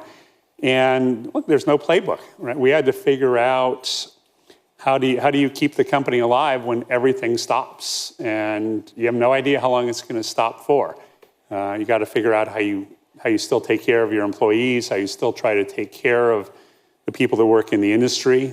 We started Crew Nation, which was a fund to help people in the industry. So even though we had literally negative revenue, we were mindful that it would pass, and when it did, we were going to need everybody in the industry to come back. So, yeah, we then suffered through what was longer than what anybody hoped, but obviously in 2022, certainly led by the U.S. and the U.K. came roaring back, and now 23 is looking to be even bigger because we're getting Asia, we're getting the rest of the Europe fully speed, Latin America is back. So we went from 100 miles an hour to 0 to 120 miles an hour now. You mentioned something backstage about that moment where when concerts stopped, was there going to be a flood of refunds? Right, yeah. What actually happened? Yeah, it's amazing. It was the proof of just how important concerts are to people. Here we were, everybody was stopped. We had massive unemployment, people being furloughed. Money was tight initially before we got some of the programs rolling. And yet everybody held their ticket. They knew if they had that great seat to Billie Eilish, they were never getting it back if they gave it up. So over 80%, close to 85% of the people that had a ticket for a show that got rescheduled and not canceled were keeping that ticket. That was, to me, the biggest testimony to the power of what we do. Right. They held on for 2 years during COVID and refused to give up that ticket, even if they really needed the cash. And then when it reopened, you said it didn't come back to 100 miles an hour, it came back to 120. What that's been like? Yeah, it was certainly challenging operationally. You needed to get your staff back up, and we were trying to balance, being conservative on when do we bring the staff back versus when are the shows really going to be able to get started. A lot of uncertainty there, so we had to get the staff back. The staff killed themselves through a lot of last year because of the volume of activity. And certainly in 2021, the second half of 21, a lot of challenges finding laborers to work our festivals, to work our amphitheaters. Supply chain constraints were substantial, particularly in 22 in Europe, as you had the war taking a lot of the resources that you might use for putting up stages, for putting up the whole city when you put together a festival. So there were a lot of operational challenges getting it executed. I think it ended up in general, went well. And what you see now with the fans is they're more delighted than ever. I feel like we're living through, having been in a world where we couldn't hang out in person or go to things, we realized that's no fun. And so now that we can do it again, we're very excited about it. I think we're living it right now with all the folks who came out to What's Next. I think you're living right now, but that creates an entirely different set of challenges, that incredible demand. Walk us through navigating those challenges. Like the way you almost think about it is like when you can stream something and something's online, you can make an infinite number of copies. But there's only so many seats for a live event. Right. Now, the good news is the vast majority of shows never sell out. So for most concerts that you'd want to go to, you can get a ticket, you can get to the show. It's the handful of the top artists that get the headlines and that really have the incredible demand that can't be met. So the Springsteens, the Beyoncés, a lot of others that are just so popular. So it's our job to develop tools to work with the artists to help them make sure they can get as many of those tickets into the hands of fans as possible.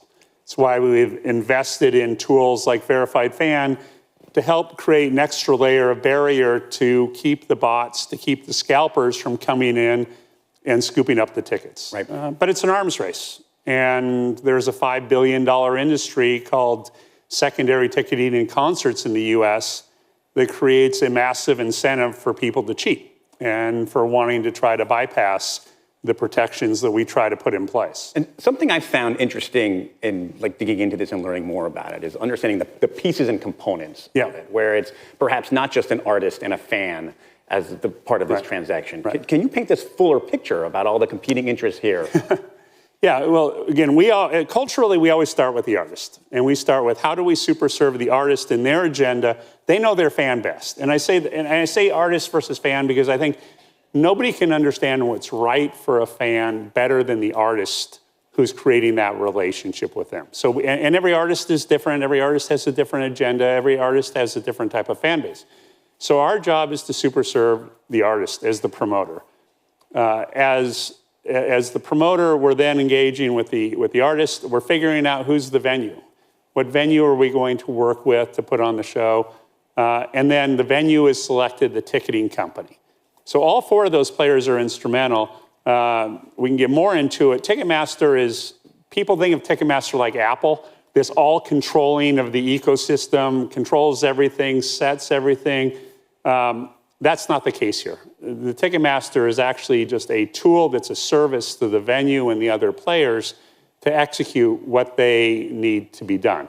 So that group is all working to put on a show.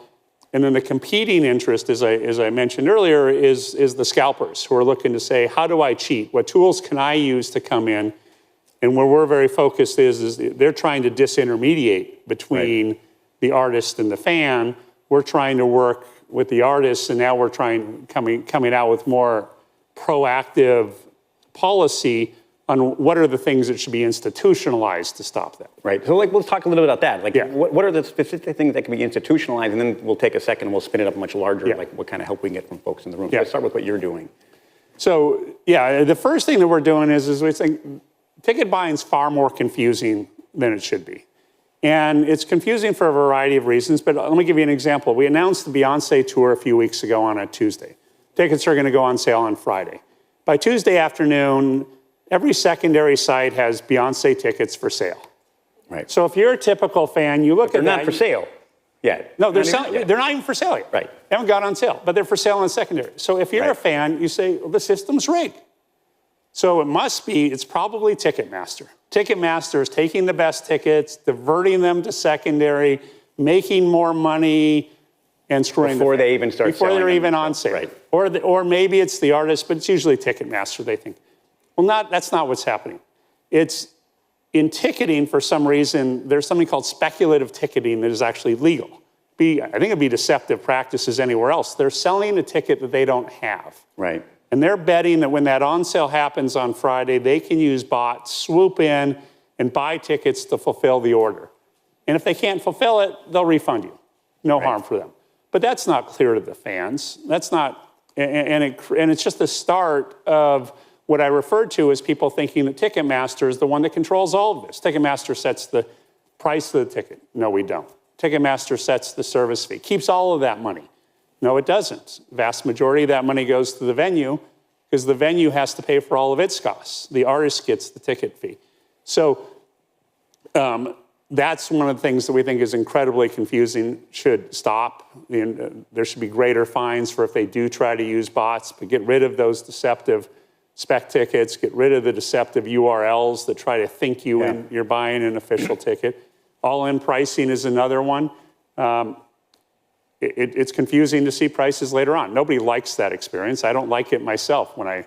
So is a solution here, why I love doing these in Washington, I say it every time, we've got the people who at least think they're in charge. Now, what would you tell them that you would need, what kind of help would you need to make that a better system? No, we've released our policy statement called the Fair Ticketing Act. We've done that in concert with a lot of people in the industry. The artists don't have a trade association. The scalpers actually have a trade association. The artists don't. So we said that we would take the lead, announce the Fair Ticketing Act, which has been supported by all the major agencies, by a dozen different management companies that represent the artists, because we wanted to make it clear, this is not Live Nation. Go back to, we're culturally trying to support the artists. The artists are saying, yes, this is the agenda that we need to get back control of our ticket and stop the scalpers from getting in between us and the fans. And it'll require some kind of congressional legislation. Absolutely, yes. All right. We could do this a lot longer. We're out of time, but you're sticking around for a Go Deeper session. I know to go further into this later. I want to end on one fun thing. What was the last concert you went to? Last weekend, I went to Las Vegas and saw Adele. Phenomenal. One of the most incredible, pretty good, most incredible artists of our time. All right, that gets your street cred up. Thanks a lot. Thank you. All right, thanks.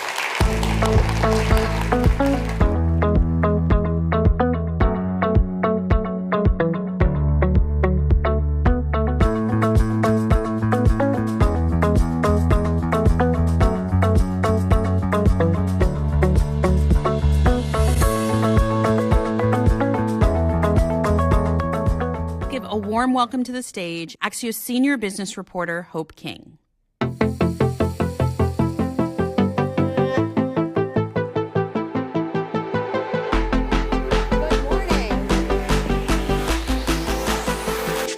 Good morning, everyone. It is so great to be back here in DC. I'm excited to be back, especially for our second annual What's Next Summit. Hope you guys have been having a great time. A really quick reminder, if you are enjoying many of the conversations here, please tweet your insights and things that you want to share and follow the hashtag What's Next Summit. So I am so excited for our next guest. She leads one of the largest and most consequential companies here in the US, CVS Health. Please welcome to the stage Karen Lynch, President and CEO of CVS Health.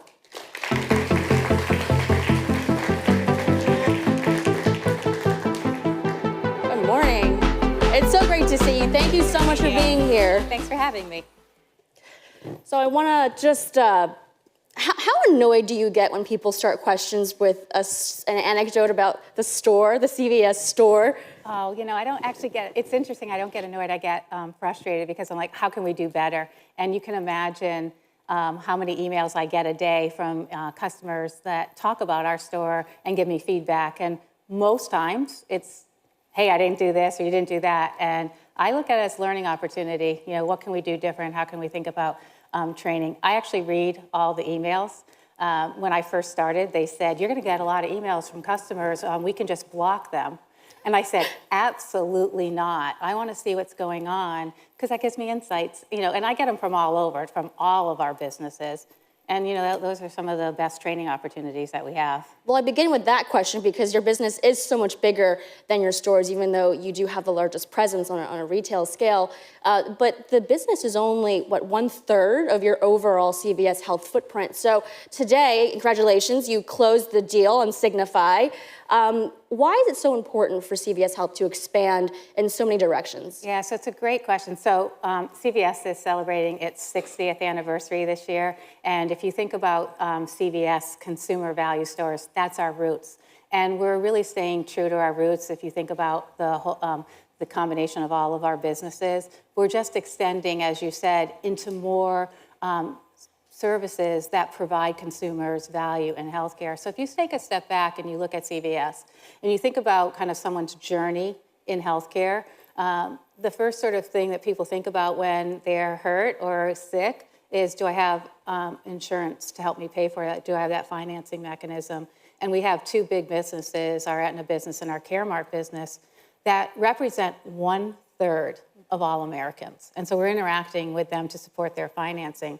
A lot of times the next question is, how do I get my care? And where can I go? And how can I get high quality value? Well, we have those options as well. And that's through our Minute Clinic, through our specialty infusion, now with Signify Health, and we have a pending acquisition with Oak Street. And then where can I sort of get that continuation of care, get that follow-up medication? Those are our stores. So if you think about what's happening in healthcare today, people are accessing healthcare in various ways. They're accessing in the home. That's why Signify. We've seen primary care as an underutilized healthcare services, so that's part of why we're extending into primary care, into the Oak Street.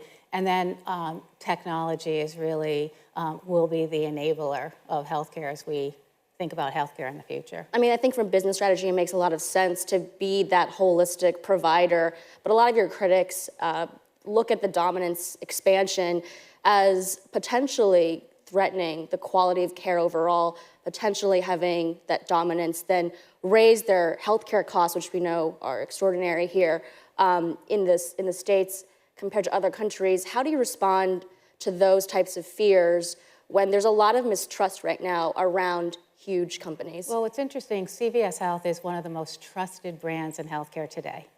And as we think about healthcare, and we have what I call our North Star. And our North Star as a company is really to improve access, improve quality, and improve service, and simplify. And really, I think the end game in healthcare is how do we engage consumers in their healthcare? You know, what's interesting, it's an interesting stat with primary care. Only 8% of the population are really engaging in primary care today. That's costing $55 billion of excess healthcare costs. So people started engaging more and sort of thought about that engagement and kept sort of that preventive healthcare.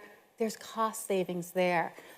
People want healthcare delivered differently, and so we have the ability to do that in the home, in the community, and digitally. So I think it's for us, it's about consumer engagement. It's really driving towards that North Star and making sure that we're improving the lives of Americans and improving their health. And that's really what we're trying to achieve. And you need the assets to do that. Well, in that race for those assets, you were outbid by Amazon for One Medical. I know Oak Street is part of that augmentation. What is the defining competitive advantage for a primary care group to join CVS Health versus an Amazon, a Walmart?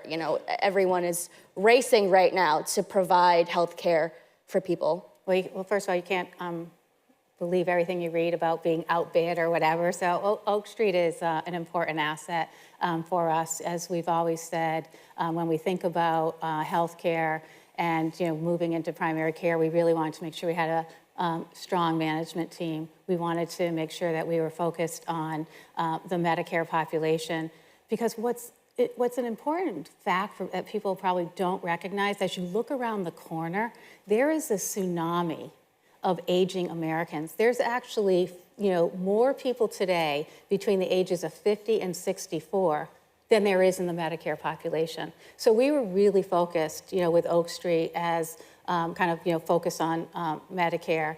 And then, we said we wanted to have a strong tech stack, and we wanted to make sure that, we could integrate it into the company. And that's how, we thought about the acquisition, the pending acquisition of Oak Street. I had the opportunity to go visit one of the Oak Street clinics, right down the street from our corporate headquarters. And Hope, what was interesting to me in that, kind of visit was looking around at the engagement of that population. And there was one woman that was in the community center. And I asked her, I just went up and asked her, like, what do you think about Oak Street and what are you kind of doing? And she goes, I come here every day. She said, I don't have anyone, I don't have family, I'm alone. And I'm helping today with the decorations in the community center, but this is a place for me to engage in. I get all my health care here, but it's also a place where I feel like I can, go every day and have a place, to engage and interact with people. And that was fascinating to me. If you think about that population, and many people, that are elderly are suffering from loneliness, and Oak Street was an answer for her. I want to come back to the topic of the aging population a little bit later in our conversation, because it will be such a force of change for businesses, for the way that regulators and policymakers think about, organizing, our world. But I want to talk a little bit more about competition. So, so you weren't outbid, I don't know, for One Medical, but you also have Mark Cuban with Cost Plus Drugs. I sat down with him in October, and he, in his own way, was going after pharmacy benefit managers. Yep. He is committed to that 15% markup. Pharmacy services for CVS made up 50% of your revenue, more than as of the end of last year. Is that a future that you could see is doing something that Cost Plus Drugs is embarking on? I think that you have to step back and say, what is the goal and what have we been able to accomplish? Costs of healthcare are, continuing to escalate despite kind of everyone's push. Pharmacy costs are, continuing to escalate. We've seen, over the course of the last year, costs of drugs increase by 20 to 30%. The average cost of a specialty drug is $220,000. So it is something that we are incredibly focused on. We don't set the prices, and we manage and sort of navigate on behalf of our customers to make sure that we're getting the best, lowest net cost for them. There's hope. I mean, if you think about where the industry's going, you look at biosimilars. That is a big opportunity. There's 7 or 8 drugs that are coming out very shortly that will combat sort of the cost of Humira through a biosimilar. Part D reform, something that we're very supportive of. So that is something as a company we are focused on. Again, what's our North Star? Our North Star is improving cost, quality, and access. Pharmacy is a piece of that. And today, as a matter of fact, we just issued our pharmacy drug trend report.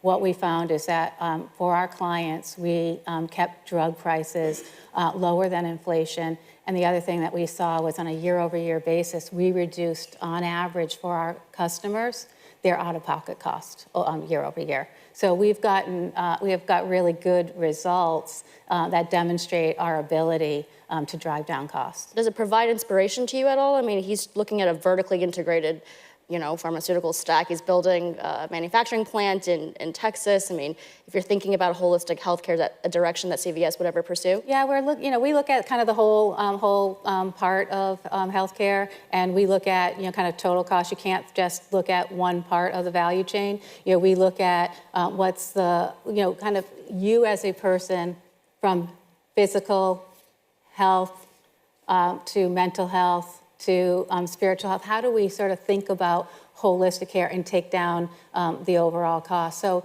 yes, we're constantly innovating and thinking about new things across the entire spectrum of healthcare costs. And then we look at how they can connect with one another. Because if you think about it, and I bet if I asked anyone in this audience today, hey, are you satisfied with your interaction with healthcare?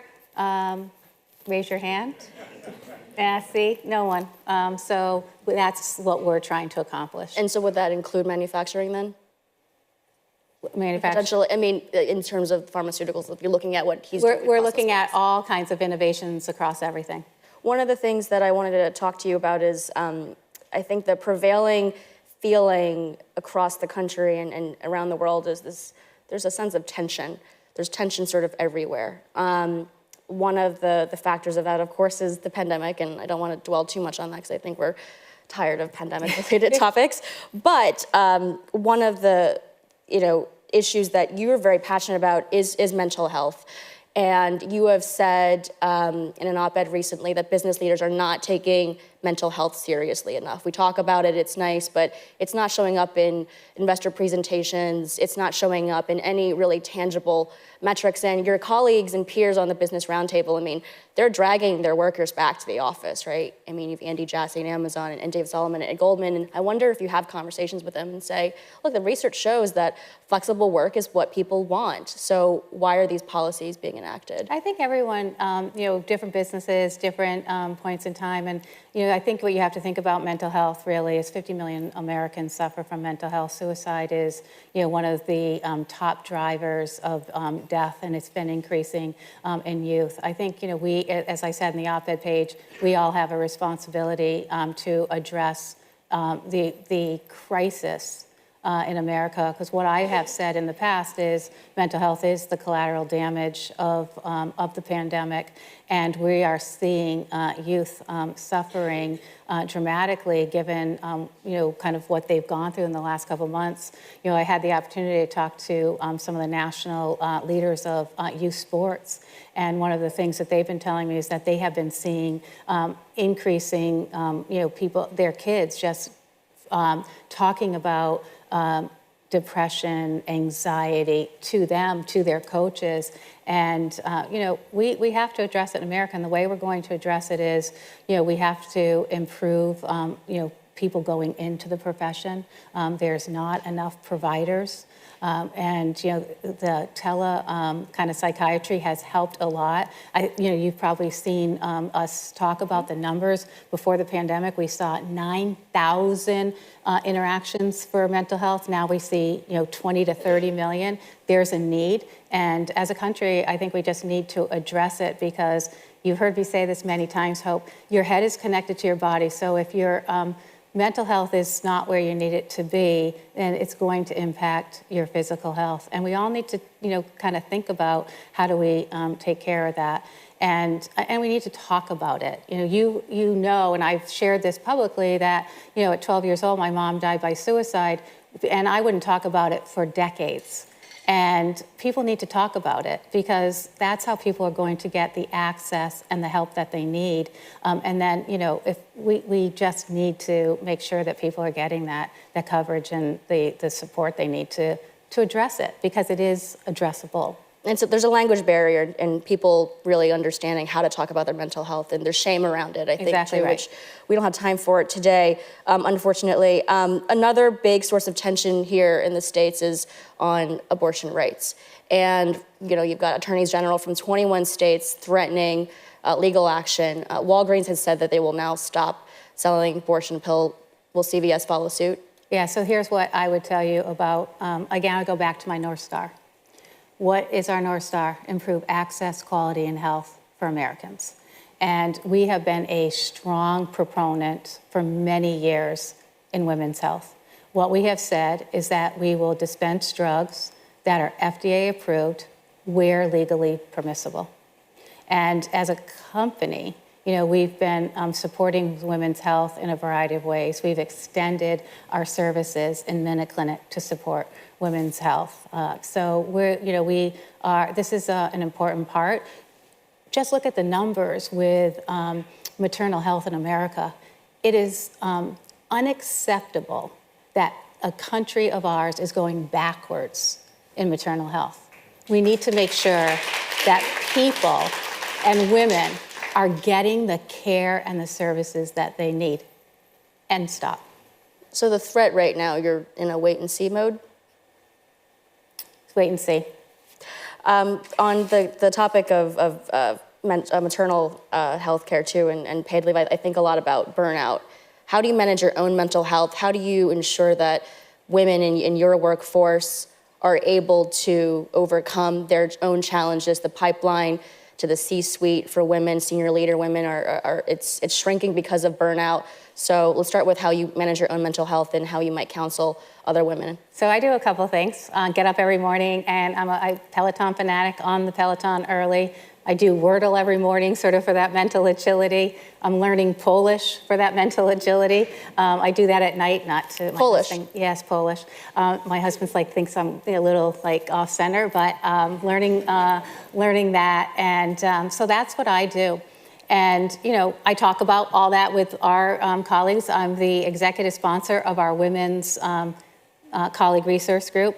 And just yesterday, we had an event to celebrate Women's International Women's Month, and I was so inspired by the leaders talking about their journeys. And what they did was they honored women that were important to them, and they honored their mothers. One of them honored their daughter, and it was interesting because there was a couple themes there.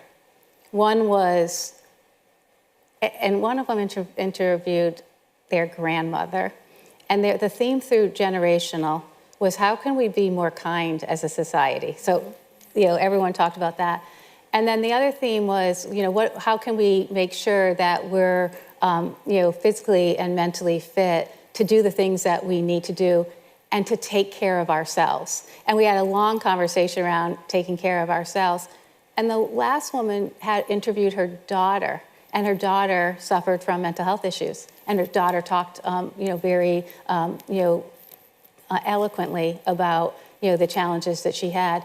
So as a company, we have those vulnerable conversations that make it okay, and then we share ideas and thoughts on how we can even get better and improve ourselves. And are you also looking at ways to improve paid time off benefits for families? Yeah, we've done a lot of that, as you know. We've increased minimum wage. We held all of our benefit costs flat. We've done a lot for our employees, and we just did a huge investment for our frontline workers for appreciation bonuses. So very focused, because my philosophy is an engaged workforce is supportive of our customers, and that's really what we need. I mean, I would love to see companies report on the mental health of their, staff.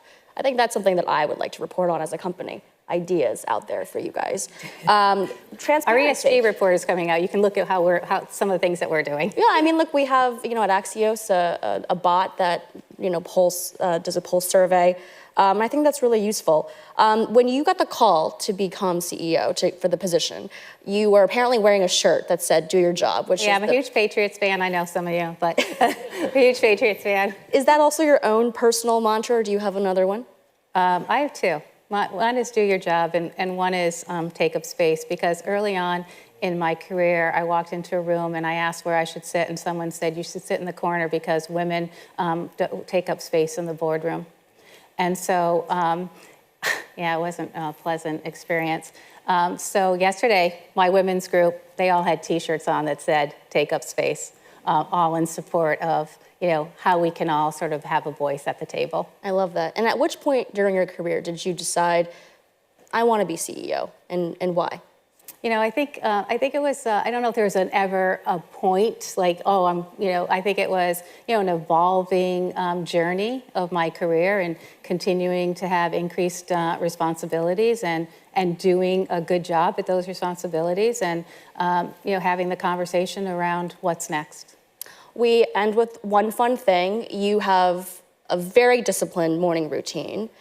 You're on the Peloton at like 5:30, but I'm wondering if you have a guilty pleasure that you'd like to share with us. One unhealthy habit from the CEO and president of CVS Health. Okay, I love cupcakes, and I share, but I only eat frosting, and I share it with my grandson, so that's our thing. As a matter of fact, you mentioned the first day as CEO. My highlight of my day was when he came over, he's 5 years old now, and brought me cupcakes, and we shared frosting together. Chocolate or vanilla? Chocolate. Chocolate all the way. Karen, thank you so much for being with us today. Karen with everyone.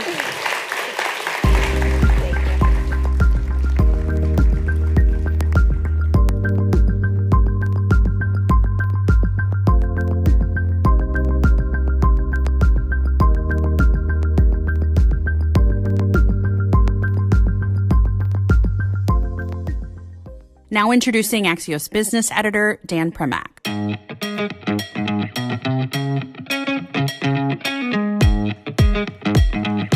Hello, everyone. Hi. Our next guest comes to us from Austin, Texas. He has been CEO of Whole Foods Market since last fall. Please help me welcome Jason Bushell.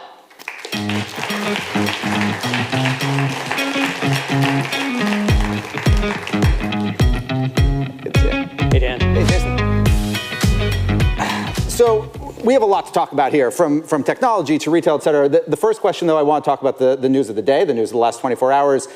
When will Whole Foods start selling woolly mammoth meatballs, and how do you best prepare them?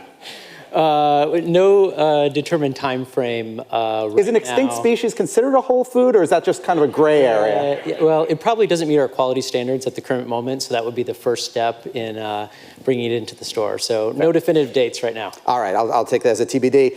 So Jason, you had been at Whole Foods, but you take over as CEO late last year from kind of an iconic co-founding CEO in John Mackey.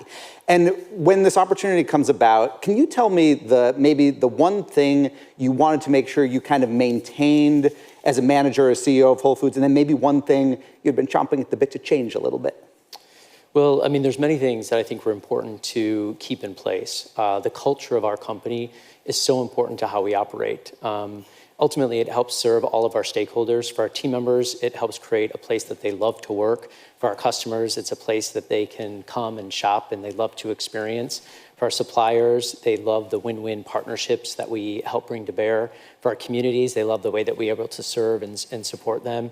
And the environment as well, and continuing to support those efforts. So for me, keeping sort of the culture, our core values, and our higher purpose in place, and our higher purpose is to nourish people on the planet, was just paramount. It was so important that we not make change there. And in fact, one of the things that I've been trying to do is help reignite the connection to our higher purpose and our core values. During the pandemic, there was a lot of friction and challenges going on, and I felt it was really important that our team members feel that connection alive and well. As far as things that we're changing, one of the things that we're going to be doing going forward is each quarter we're actually sharing out a way that we're going to support our higher purpose with our team members. And we're taking long-standing goals to keep us all connected to the fact that we're more than just a grocer. What's an example? What's a new goal? Reducing our food waste by 50%. By when? By 2030. And a big part of, as we look at the entire supply chain, is there's so much opportunities. And so we're trying to find win-win-wins where we can ultimately cut less waste. So obviously from a business perspective, there's, investment that goes into that. From a supplier perspective, less waste that they're seeing on their side as well. We're also able to make sure that the food that's not consumed by our customers can still be used and donated and either consumed by people who have food insecurities, or we can find better ways to divert that. And so that's something that is really important for us, and our team members are also really passionate about. So it's great to bring programs like that to bear. You talk about the higher purpose. The reputation of Whole Foods historically, we'll talk about money later, but the reputation of Whole Foods from a consumer standpoint for a long time was, if I'm somebody who wants organics or if I want better for you food, Whole Foods is kind of, in a lot of cases, my only option. Yep. That's obviously now something that's kind of expanded throughout the grocery chain. And if I've got 4 supermarkets, in general, I can get organics for most products kind of anywhere. So how right now, from your perspective, in an area where there are multiple grocers, does Whole Foods differentiate? Why does someone walk in the door of a Whole Foods as opposed to grocery store X? Well, the first reason is our quality standards. So we have the highest quality standards across the grocery industry for a national chain here in the United States. And for us, it's about making sure that we're continuing to elevate that. So one of the things I always tell folks is, one of the ways that we're defined is by what we don't sell. And whether that's, food products that you're buying to body care products, our standards ultimately create that differentiation. We like to do the homework for our customers so they don't have to do it themselves. And I've not seen anybody else even come close to the level of where we're at from that perspective. Additionally, we're continuing to elevate the bar, as I mentioned. So regenerative agriculture is something that is really important to us as Whole Foods. Not only is it important for our broader ecosystems, and ultimately we want to be able to serve and support customers for decades and decades to come, and regenerative is going to be a big part of making sure that our food supplies are intact over that time frame. We also find that there's great benefits from the product itself and our customers wanting to buy that product from the quality perspective. Can I ask on the product side, and when you talk about your standards, there's an entire industry being created now, kind of alternative proteins, even alternative other things, alternative seafood, you guys sell some of that in your store. How do you view the future of that in terms of keeping with Whole Foods? And I guess I'm curious, Walter Robb, who's a former co-CEO, I remember asking him just offhand once what he thought about Beyond Meat, and he said, I think it's a good idea, but I've never tried it. And I said, why have you never tried it? He said, well, it's not a Whole Food, but you guys do sell it. We do. Well, one of the things that we do with any of those products, they first have to meet our quality standards. And certain products, I think part of it comes down to what is the customer looking for? I personally, in that case, I'd actually eat, regular meat. I think from a overall quality of the product and for when I look at the overall nutritional value, I look at it as like I'd rather just have the real thing. But all customers have to make choices. So customers who may want to avoid that animal protein for many different reasons may choose to do so based upon their own personal preferences. But one of the things that we'll continue to do is look at food innovation and determine where it makes sense for products to come into our stores. Do you believe the first gate is the quality standards? Do you believe in 5-10 years that when I go to a seafood counter, whether it be at a Whole Foods, to be honest, or maybe another supermarket, when I go to a seafood counter or a meat counter, that there's going to be a significant percentage of stuff that's not actually coming from the sea or from a farm? I think it's hard to say at this point. It's going to determine how these producers can ultimately make those practices sustainable, keeping them natural, And I think we have to look at what the costs are going to be in ultimately bringing those products to market. And I think a big part is also what do consumers think of this? And if there's areas that those can be addressed, that may be a potential. But right now, I don't see a path to that. One of the other things about kind of the experience of Whole Foods, which I think is changing a bit, is the technological piece of it. People don't generally think of supermarket. I guess the scanner, that was a big technology in like 1982, and we were all very excited about it. Amazon obviously has owned Whole Foods for a little over 5 years now, I think, right? Something like that. So a bunch of people asked me to ask you this. When I shop at a Whole Foods, whether I do it online or whether I physically go in and I buy the things I buy, how much data does Amazon get about me, and how much data that Amazon already has about me does Whole Foods get to inform how it sells to me? Yeah, I would say that there is not a great deal that is different than what you have in a sort of the traditional marketplace as far as how companies look at different aggregate levels of transactions and different buying behaviors that may happen from that perspective. Ultimately, I think over time, there's opportunities to further kind of integrate and help make those things seamless. But our focus is to make sure that we're doing things that help create a great customer experience.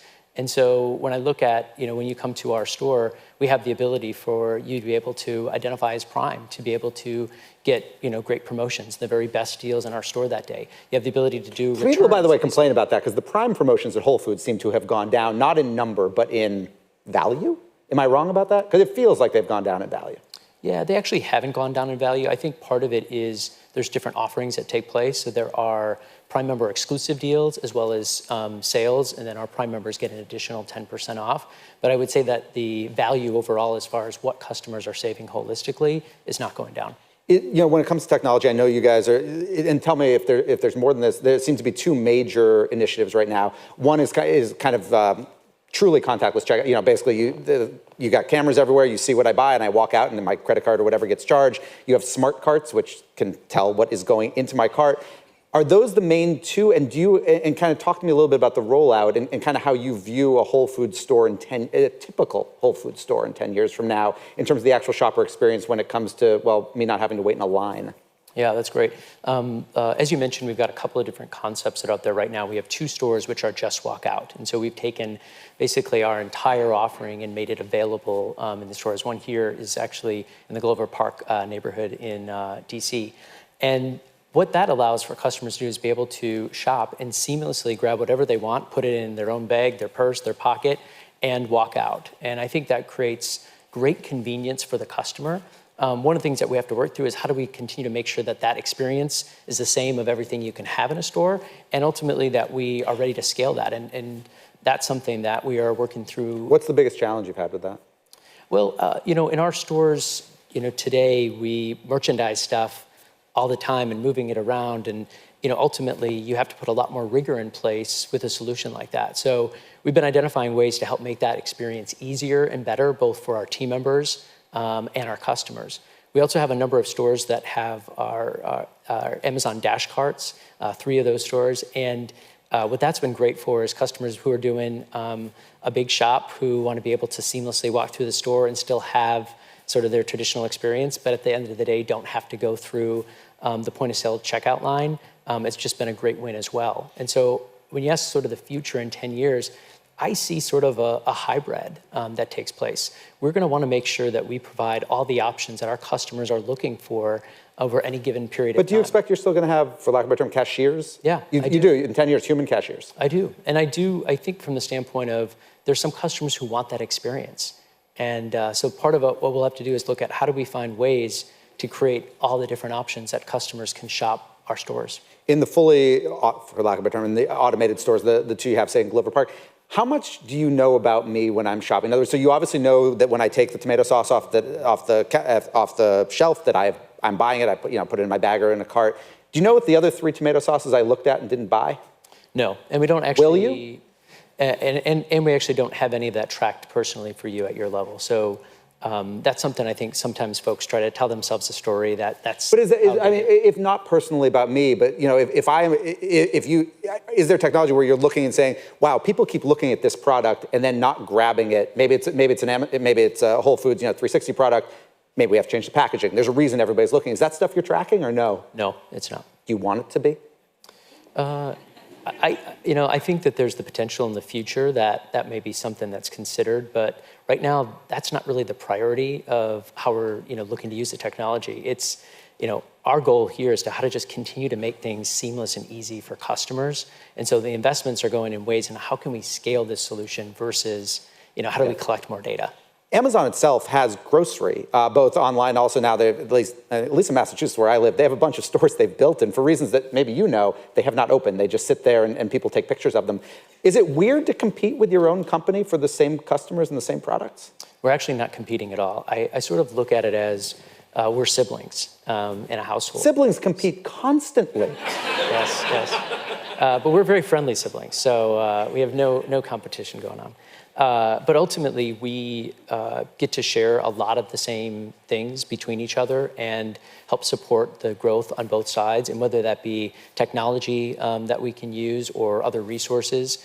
And our goal is to make sure that we can continue to serve both of our customer bases, which we play a very big spectrum across grocery. Our core customer is coming in because of the quality standards that I mentioned earlier.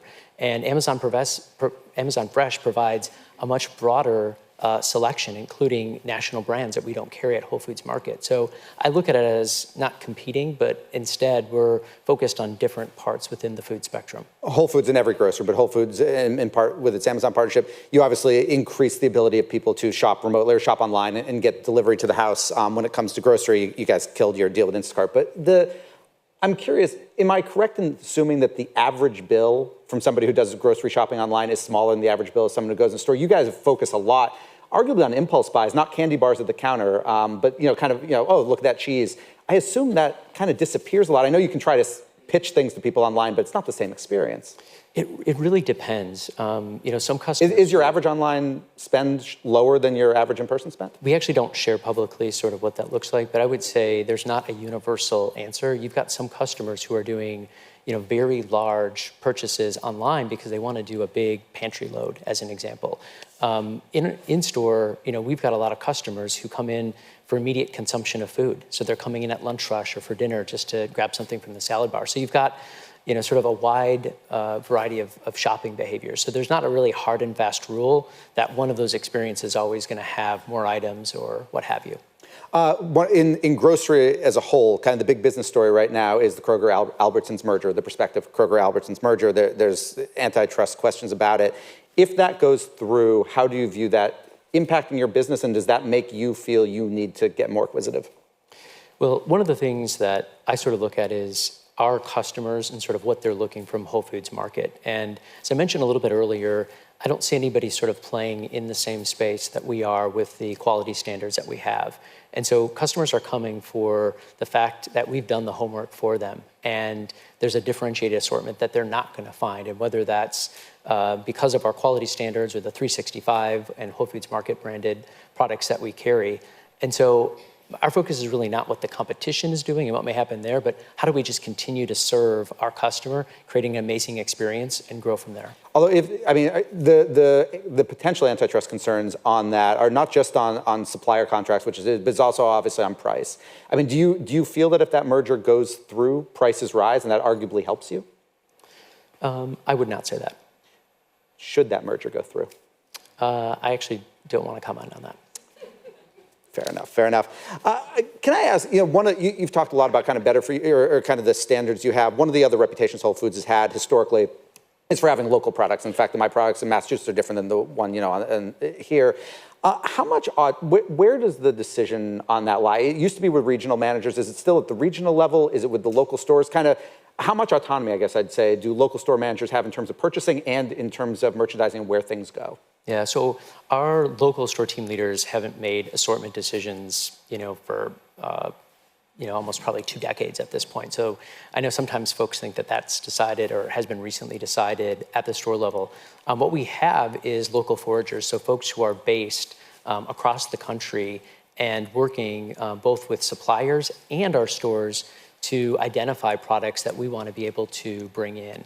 And what's great about that is these foragers can get input directly from our team members, and we've got a number of different mechanisms that can take place, but they're also out there. They're visiting farmers markets. They're looking at trends that are going on and what customers are looking for in that particular community. And they're part of our category management team. And so one of the things that we've done with some of our restructure is help it make it easier for those products to get on shelf. And it's actually an area we're continuing to strive even higher in being able to move quickly and adjusting to the market and being able to make sure we can serve our customers for whatever they're looking for geographically. Let's talk a little bit about prices, and not specifically Whole Foods, but there's obviously inflation right now, there's supply chain issues, there are labor issues, that kind of every retailer, and I assume Whole Foods. On the labor side, in terms of labor supply, what are you seeing right now? What's the hardest thing for you to hire? Anything in our prepared foods team. Our line cook positions, which is something that I would say not just in grocery, but I would say in restaurants, even in quick serve, it's been a really tough position to hire for. And in terms of supply chain, there's obviously been a lot of extreme weather in the U.S. I mean, going back, and it seems like we're going to get that persistently. How does that impact you, and how does that impact the consumer ultimately at Whole Foods? Yeah, it impacts us quite a bit. If you take just a good example is some of the floods that we've seen in California this year, both in January and here in March. It's had a tremendous impact on berries and leafy greens. And so a couple of challenges come. One is there's less product that's available. There's also challenges with the quality in certain cases. And so I mentioned earlier, our quality standards, they're not just about what we don't carry, but they're also the specs that we look for. And so in some cases, those specs aren't available. I constantly sometimes get the questions of, you may be out of stock or lower stock on this, or strawberries look like they weren't as nice as what they were 3 months ago.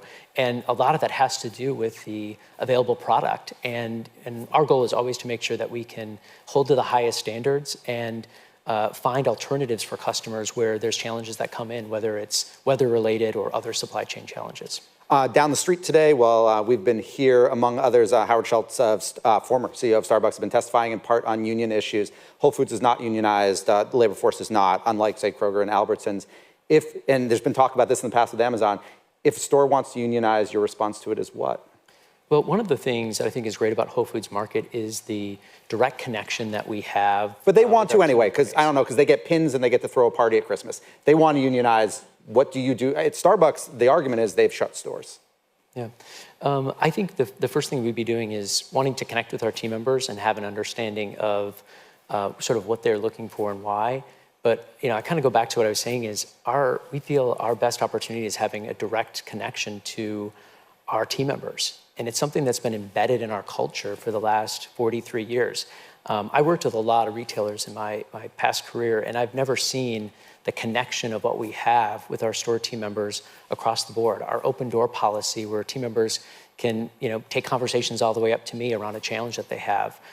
Team member connection meetings that we do, which I participate in on a regular basis. It helps inform the opportunities that we have as a company and decisions that we make to make sure that we have a great team member experience. And when we recently unveiled our future vision in January, Growing with Purpose, one of the biggest parts about that was improving our team member experience, the growth and happiness for them. And so much of it came from the different mechanisms that we have for our team members to be able to provide feedback.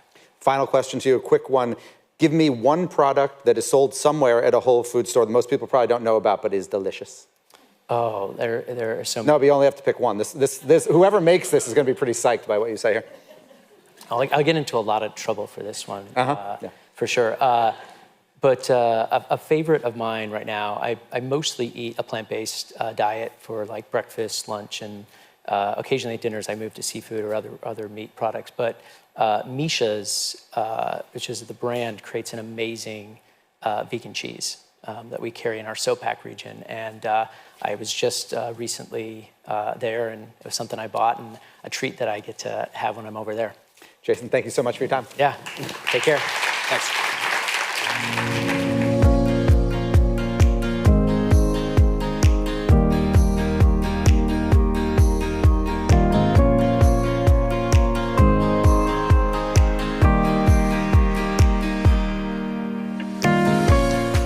Please give a warm round of applause to Axios senior space reporter, Miriam Kramer.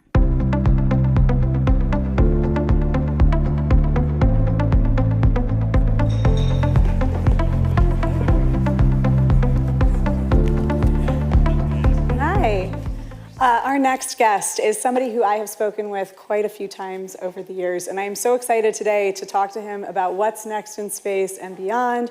NASA Administrator Bill Nelson.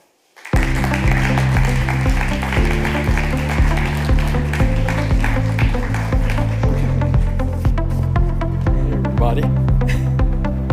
Thank you. Thanks. Thank you. Thanks for being here. Yes, indeed. So, Bill, earlier today, Mark Kelly mentioned to us that he thinks we're going to see people on Mars in 20 years. You think you can beat it? Maybe in 18 years. Hey. I'm saying 2040. 2040, okay.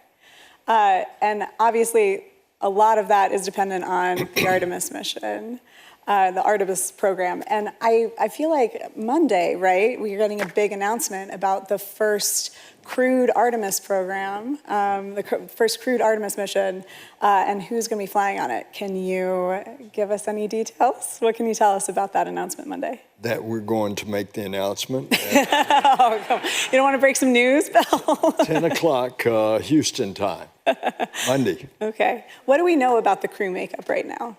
Anything you can tell Well, we us? do know that it will be an international crew. It will be 3 Americans and 1 Canadian.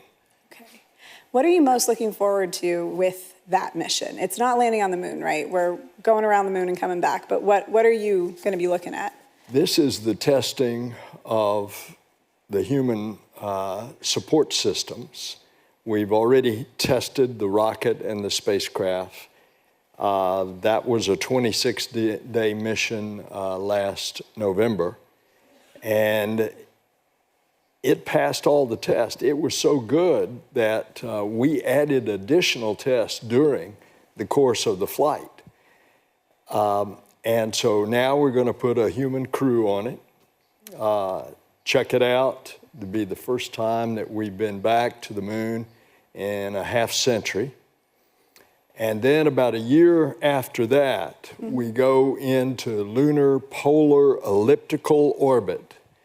And of the 4, 2 will then transfer into the SpaceX lander, land, be a 6-day mission on the surface, and that will be the first woman and the next man that will walk on the moon. Yeah. So Artemis 3, that lunar landing, I mean, is 2025 still looking good? Are you saying like it's 2025 or bust at this point? You know, space is hard. And you also have to wait until you know that it's as safe as possible, because you're living right on the edge every time we launch in a very unforgiving atmosphere into a very hostile environment.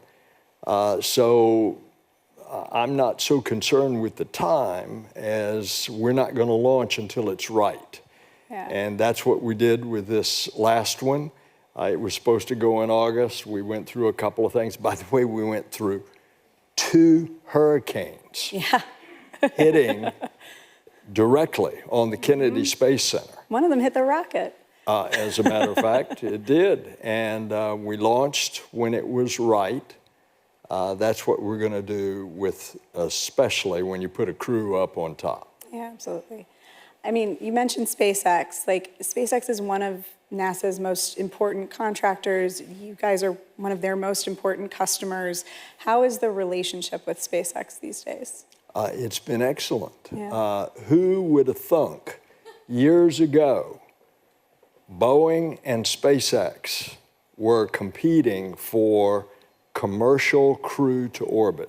This was as a result of the legislation that Kay Bailey Hutchinson of Texas and I passed 13 years ago that said we're going in a different direction. It's going to involve commercial partners instead of it being just U.S. government.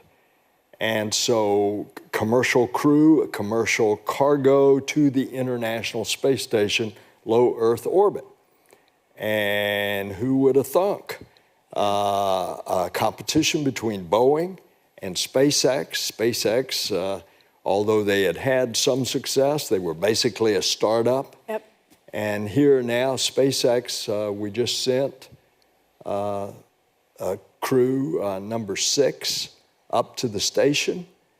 And Boeing has just had some problems. They will be successful. Yeah. And we'll get that going with crew so that we'll have a second vehicle in which to get to and from the space station. Yeah, so I want to talk about Elon Musk a little bit.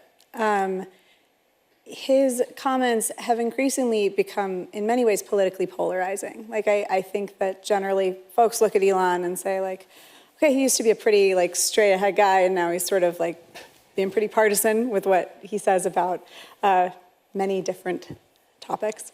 And I wonder, as NASA administrator, if that can put you in a difficult position, because in many ways that can politicize his companies. And when you have SpaceX as such an important contractor, you want that to appeal to a wide breadth of people, I would imagine. And he's increasingly not doing that as the head of that company. So I guess what do you have to say about it?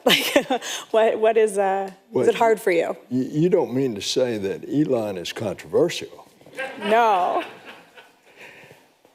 So I can answer your question this way. I ran into Gwen Shotwell in December, and I said with a twinkle in my eye, tell me that I don't have to worry about SpaceX with all of the activity going on with Twitter. And she said, you don't have to worry. Gwen Shotwell, the president, runs SpaceX. Elon Musk has a great deal of trust and confidence in her. And look at the results. It's been phenomenal. The Falcon 9 rocket has now become the workhorse for not only the US government, including defense and intelligence, as well as NASA, but also the commercial sector. And so there's been phenomenal success there. Now, it's true, that's low Earth orbit. Going to the moon is a different thing. Yeah. And so it's another adventure, but we are very confident. And I keep asking every day, tell me the progress. And they're saying that SpaceX is making all the milestones. Okay, and that's for Starship. That's for the lander. Okay. That's correct, the lunar lander. Yeah. I mean, how important is it to see Starship go orbital next month? I mean, that's what they're aiming for. Like, that's essential to the Artemis 3 landing. So what? Well, yeah.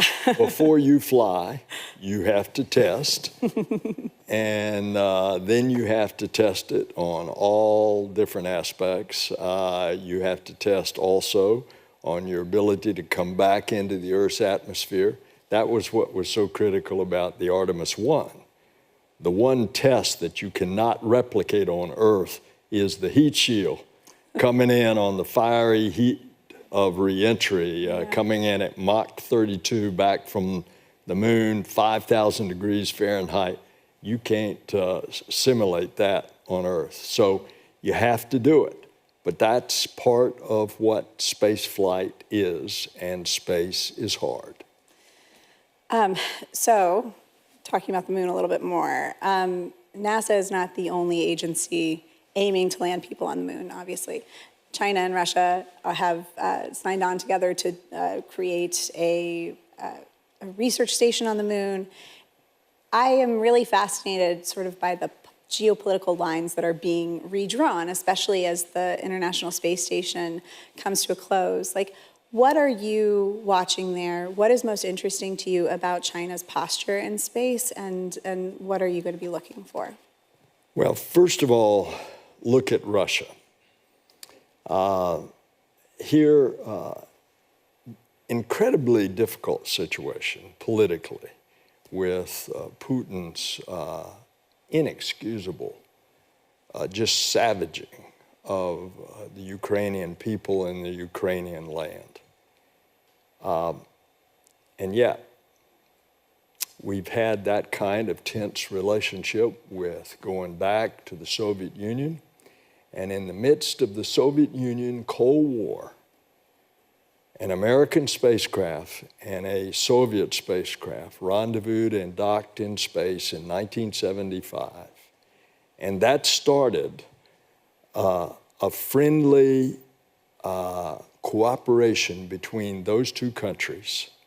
And it's continued ever since. And we don't miss a beat on the International Space Station now between our cosmonauts and our astronauts. And it takes both of us to operate the station because we built the space station together.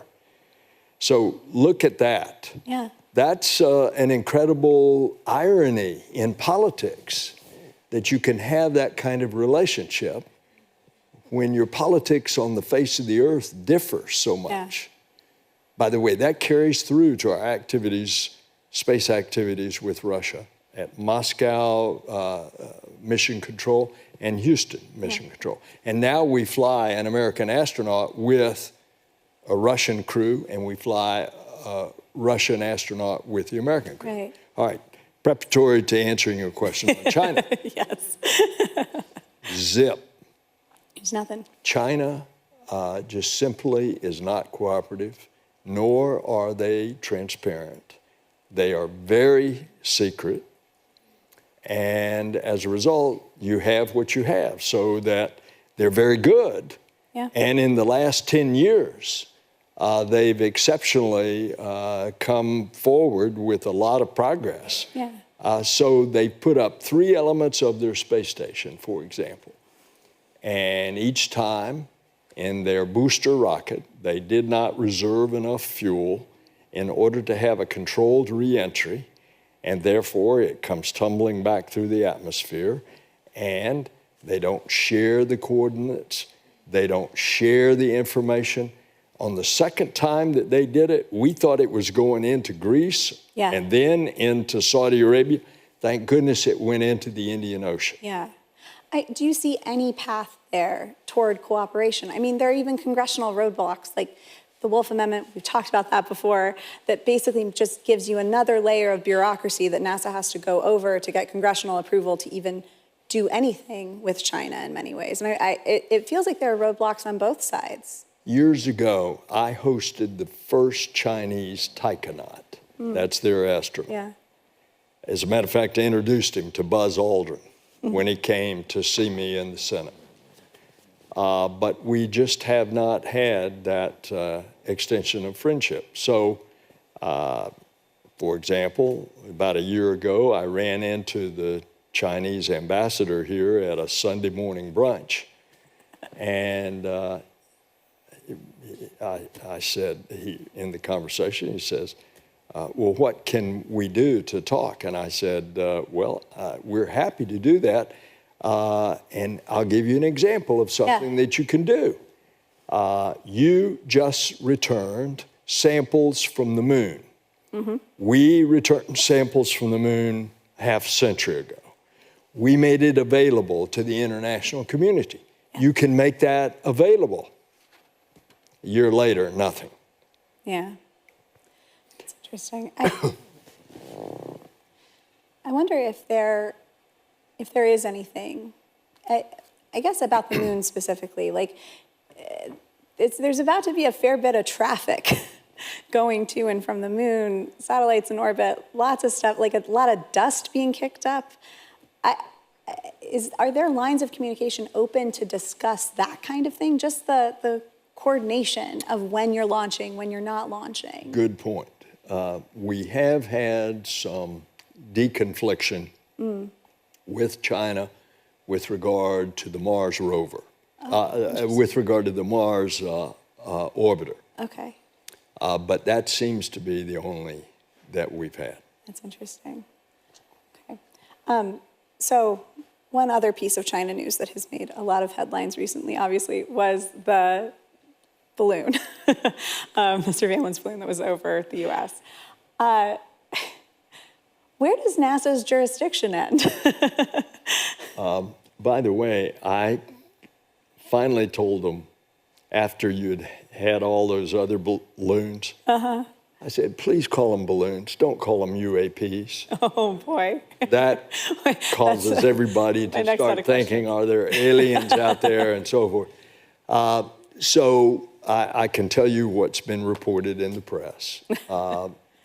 General Milley, the chairman of the Joint Chiefs, called me and said, we've got this Chinese balloon that's about to come into our territory, and we need to know from your balloon experts about debris patterns and what would happen when you shoot it down, where is it going to land, because we want to avoid people and property, and we also want to recover the instrument. Jeez. And the instrument was a big instrument. Yeah, it looked like a satellite. It looked like it was a satellite hanging down from that balloon. Big. Yeah, it's interesting. Okay.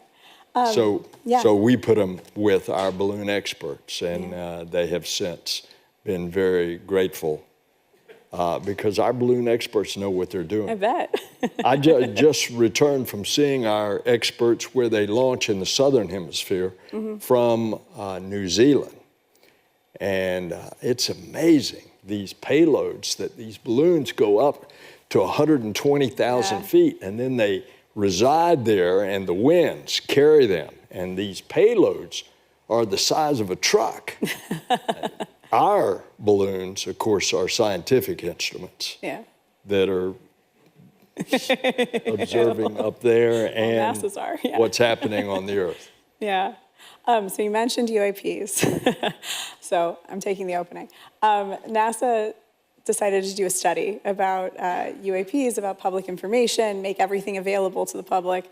Where do we stand on that study? What are things looking like these days? I'll refrain from asking if we're alone, but UAPs. And you want to know when the aliens are going to arrive? Yeah, just like a general date would be great. Yeah. First of all, NASA has as its mission to look for life. That's statutory. That's why we are digging on Mars right now in our rover. And we will return those samples in 2031.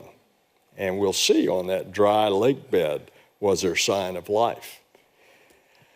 There are phenomena out there that those Navy pilots know that they saw something. You've seen it on TV. And so what I decided was, well, we ought to look at this from a scientific point of view, not from a military point of view. And that's what we've convened, is this panel of about a dozen and a half really credentialed scientists to look at it. Maybe to look at some of our sensors. What have our sensors that are Earth observing with regard to climate? And by the way, we are a climate agency. Most people don't realize NASA is a climate agency. To see if some of our sensors might have picked up information that would give us, and that panel is going to report this summer. Okay. Well, I think that's about all we have time for, but thank you so much, Bill, for doing this. I appreciate it. It's a pleasure. Thanks. All right. Here, actually, Bill, hang on just a second. So just quickly, to those of you in the room, I'd like to leave you with one big thing as we transition to our afternoon programming. Once again, please defer to your badge and the map in the main hall for your next assigned Go Deeper session. Room 1 and Room 2 are right here in the auditorium, and rooms 3 and 4 are upstairs. After the Go Deeper sessions, we'll break for a Future of Foods lunch in the main hall. Go ahead and use this time to network with fellow attendees or work at any of the spaces provided throughout the venue, or even get some coffee. And we'll see you back here at around 2 o'clock for more conversations that will hopefully get you smarter faster. Thanks. Thanks, Bill.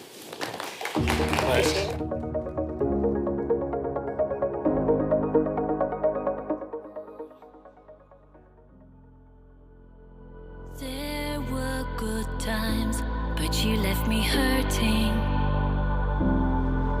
I was down on the floor when I look in your face. I remember the lies and how you fooled me. I'm not that girl anymore.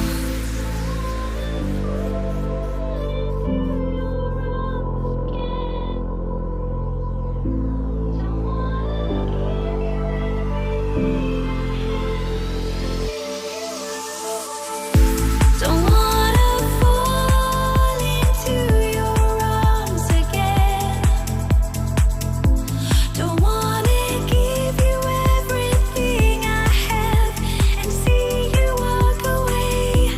Don't wanna fall into your arms again. Don't wanna be reminded of the pain and the love of yesterday.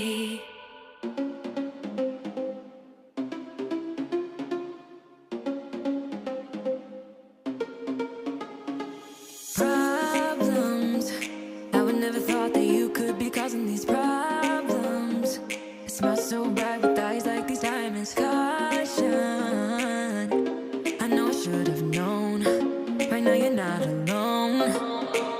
I don't wanna get in trouble. See where you stand. I don't wanna see you crumble. To recall what we meant. All the words you never said. All the questions in my head. 'Cause you're trouble, yeah. Yeah, you're trouble. Yeah, you're trouble. 'Cause you're trouble. Yeah, you're trouble. Running. Everyone says that I should get going, start running. But how am I supposed to run when I'm falling?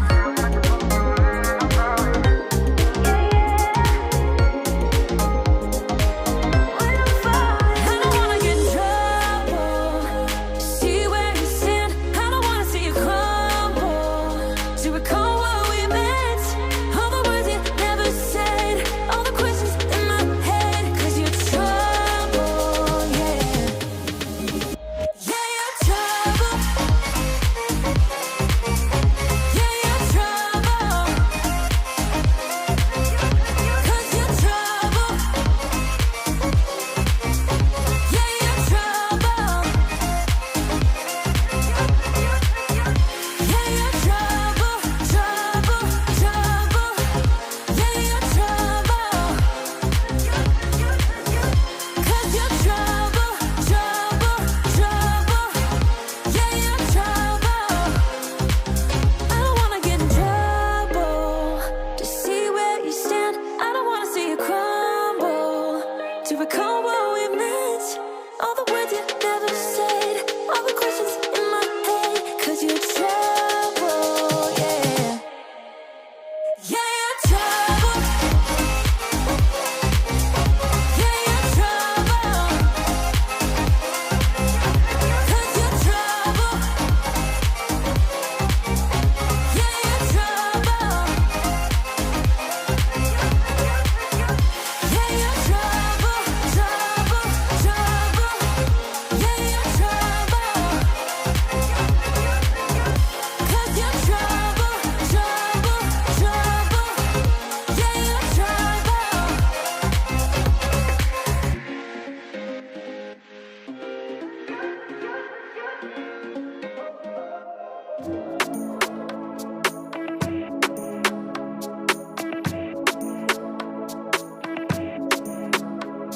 Yeah, no, you ain't no psycho. You're not like the others, no. No changing behaviors. Not sure how to act around you. So colorful and bright, yeah. I wanna be a 9 to 5. You made me come alive, babe. I wanna be the time of your life. Come change my life just for a while. Let's go for a ride now. Outside the club, we come alive. Let's go for a ride, yeah. I wanna get to know you. I don't wanna leave so soon. You and me forever. Or maybe maybe just for tonight. Do you wanna get to know me? I will give it all to you. You and me forever. Don't care about nothing else. Making it happen, yeah. Cause you're a winner. I'm not gonna fall down. This ain't my final round. Hey, drinking Annie in the corner. I don't wanna be alone. Hey, sitting looking like a loser. But I don't wanna lose ya. Come change my life just for a while. Let's go for a ride now. Outside the club, we come alive. Let's go for a ride. Yeah. I wanna get to know you. I don't wanna leave so soon. You and me forever, or maybe just for tonight. Do you wanna get to know me? I will give it all to you. You and me forever. Don't care about nothing else.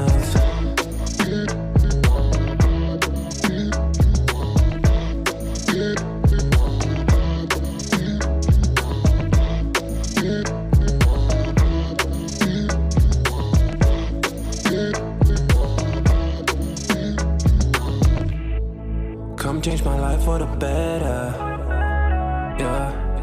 Stay for a while or forever. Come change my life.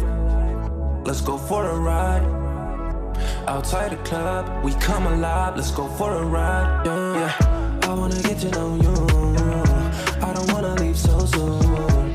You and me forever, or maybe just for tonight. Do you wanna get to know me?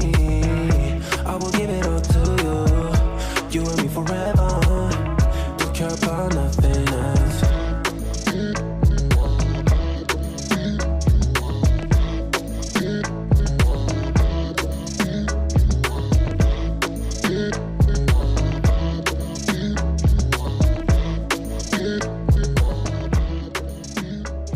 Your shadow stretching on the floor while the sun gets low.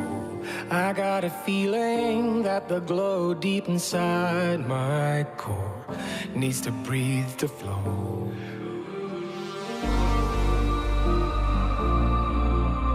We push it right on through.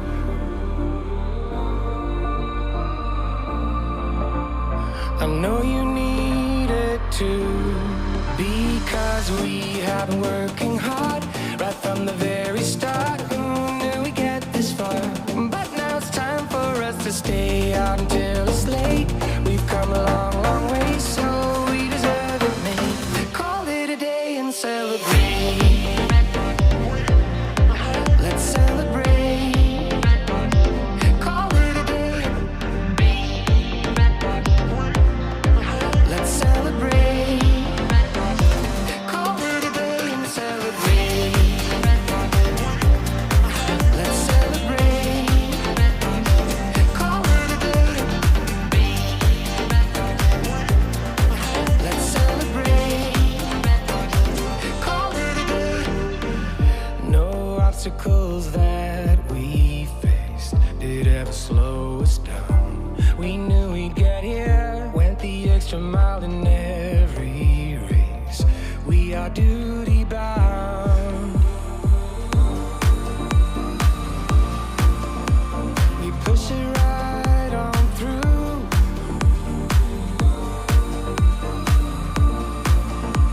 I know you need it too, because we have been working hard right from the very start. Who knew we'd get this far? But now it's time for us to stay out until it's late. We've come a long, long way, so we deserve it, man. Call it a day and celebrate. Let's celebrate. Call it a day. Let's celebrate. Call it a day and celebrate. Let's celebrate. Call it a day. Let's celebrate. Call it a day. We give it our best, but sometimes we need to stop to see what we have assessed. I'm grateful about everything, because we have been working hard right from the very start. Who knew we'd get this far? But now it's time for us to stay out until it's late. We've come a long, long way, so we deserve it, mate. Call it a day and celebrate. Let's celebrate. Call it a day. Let's celebrate. Call it a day and celebrate. Let's celebrate. Call it a day. Let's celebrate. My heart is beating to your drum, and I'm blinded by the sunshine in your eyes. Not thinking twice, am I this dumb? Although I know you're all I want. How could I crave something so bad? My sweaty palms reveal a warning I should hear, but I don't care, you drive me mad. I'll ignore the truth and run to you. So we could drive away. You'll hear me say everything is gonna be okay. I don't need nobody else. Obsessed with you, trying to stop me, but I'm under your spell. Can't help myself. You know too well I need you close. Can't help myself. Trying to stop me, but I'm under your spell. Can't help myself.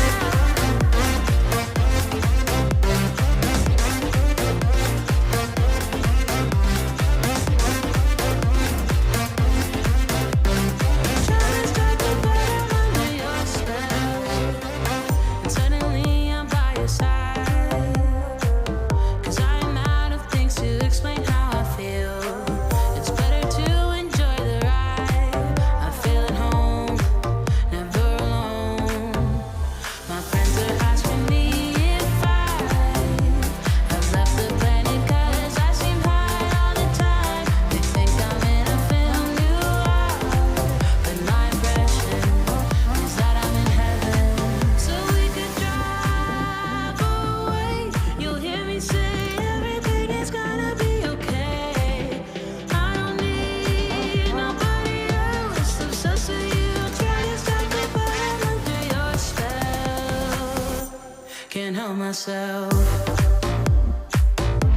You know too well I need you close. Can't help myself. Trying to stop me, but I'm under your spell. Can't help myself.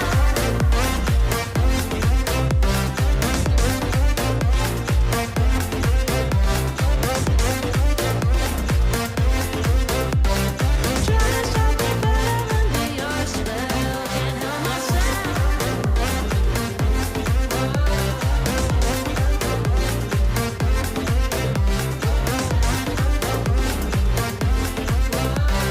Trying to stop me, but I'm under your spell.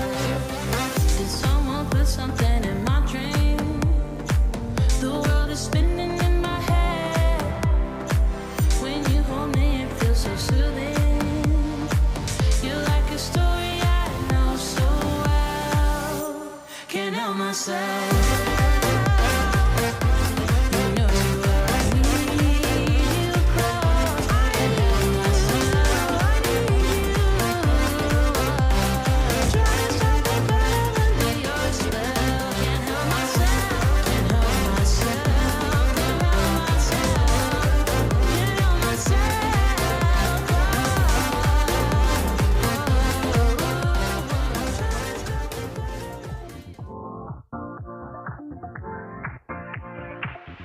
Live your life within the moment, moment.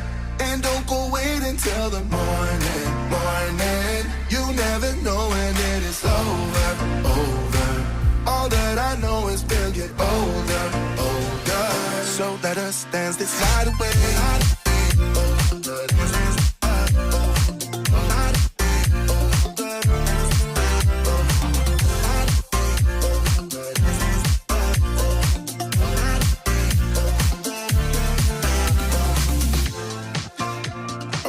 to the groove and the light that flickers. We get lost in the crowd, it's getting thicker. We get away from the drinks and chatter. Haven't said a word, but it doesn't matter. Feel the air get thinner. Standing in a blurry dream. No one else can see us. Live your life within the moment, and don't go wait until the morning. You never know when it is over. All that I know is we'll get older. So let us dance this night away.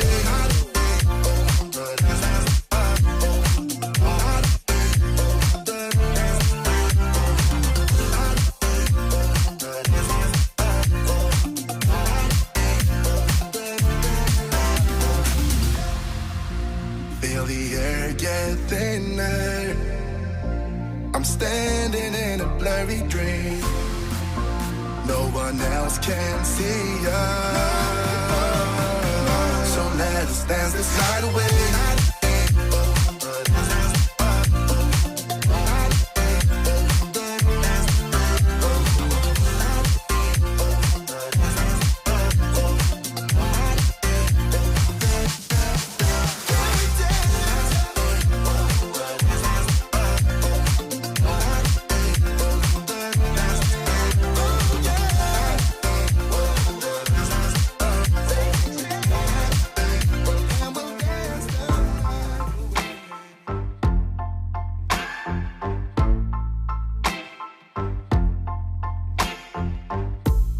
Sometimes it burns, sometimes it hurts. When you say my name, but thinking of hers. I don't wanna know, don't want you to go and leave me behind. No, I don't wanna see if it isn't me who's on your mind.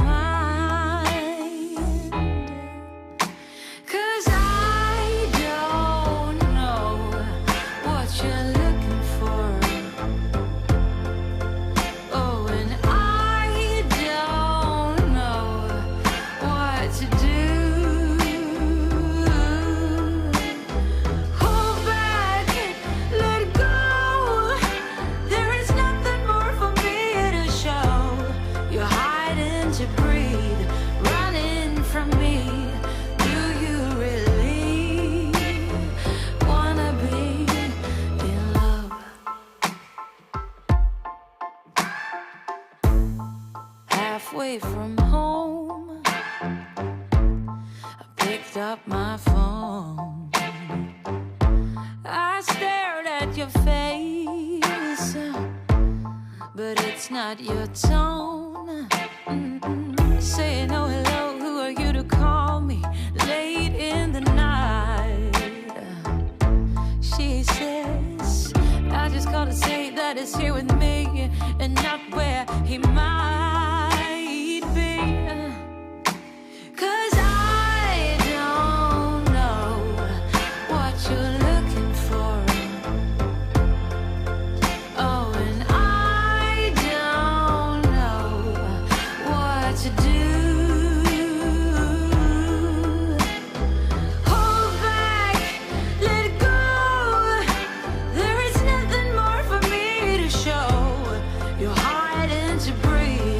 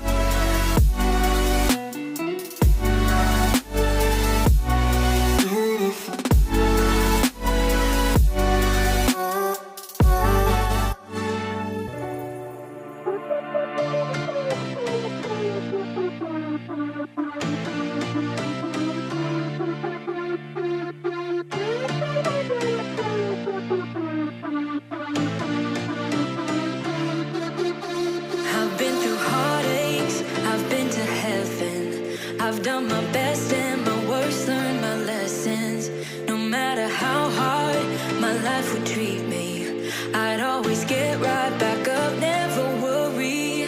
'Cause I got a million reasons to keep holding on. Yeah, I got all that it takes to win and overcome. What I got is just a feeling, but it's oh so strong. It goes on and on, on and on. There's something going on inside of me. I feel it growing stronger every beat. I never just believe in what I see.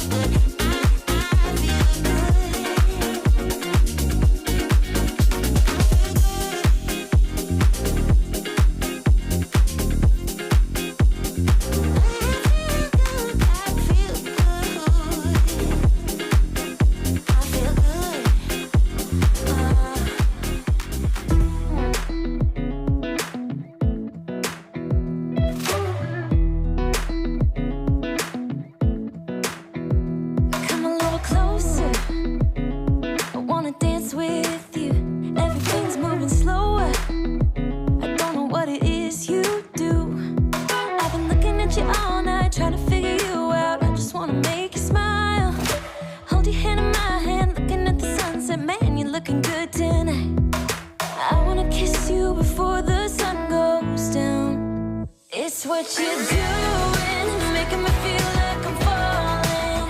And when you're moving, I can hear my calling. There's no one else here that I see but you. It's what you're doing that's making me feel like I'm falling. Yeah, I'm falling in love. Falling in love. You set my wheels in motion. I'm going crazy for you.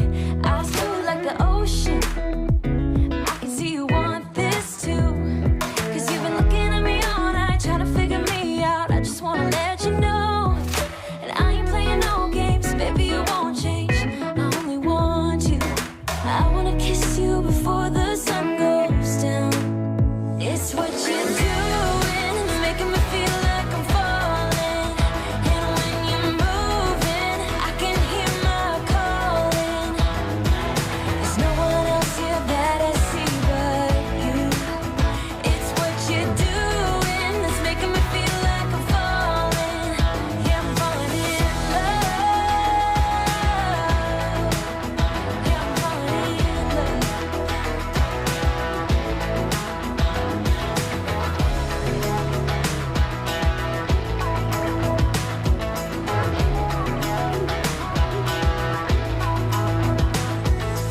I wanna kiss you before the sun goes down.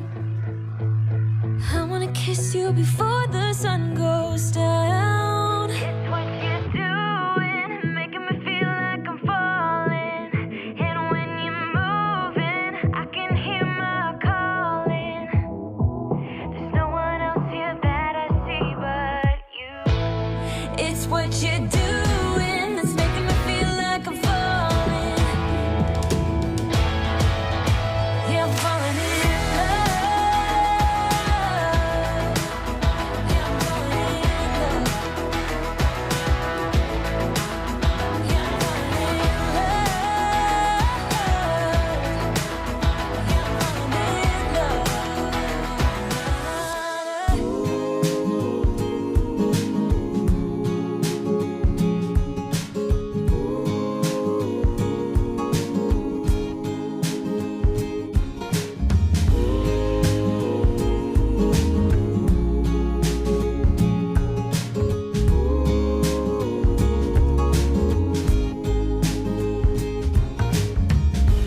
Oh, how easy it's to forget. Still thinking about how we met. Yeah, I'm with you now. Oh, one thing that it's plain to see. The best thing in this life's for free. And that's so true now. And there I was with my world falling apart, hoping just to get by. Without knowing it, I played it by heart. And now I sing, I'm with you.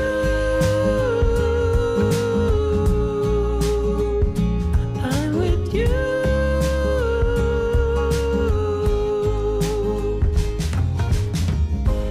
Oh, we're cruising down to Mexico. I'm turning up the radio, 'cause I'm with you now. You and me, we know that love is in the air, like the wind blowing through your hair. Oh, I'm with you now.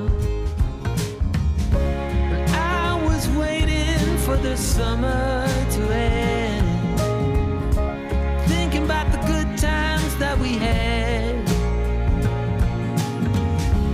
They will never come back again, but I'm happy as can be.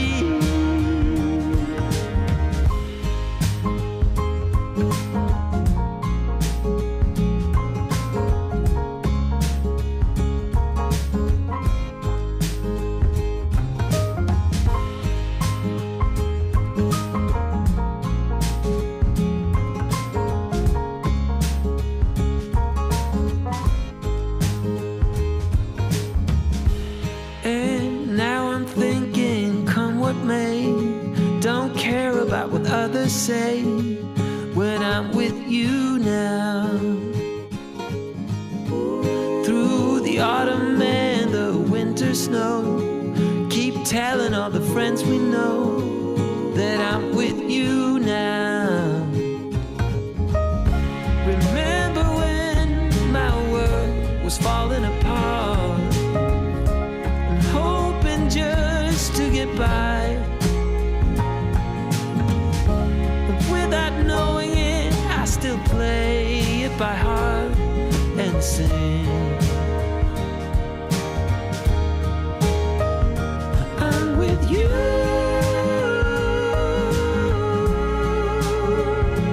I'm with you.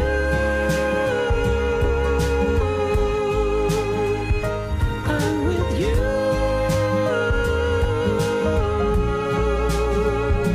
I'm with you.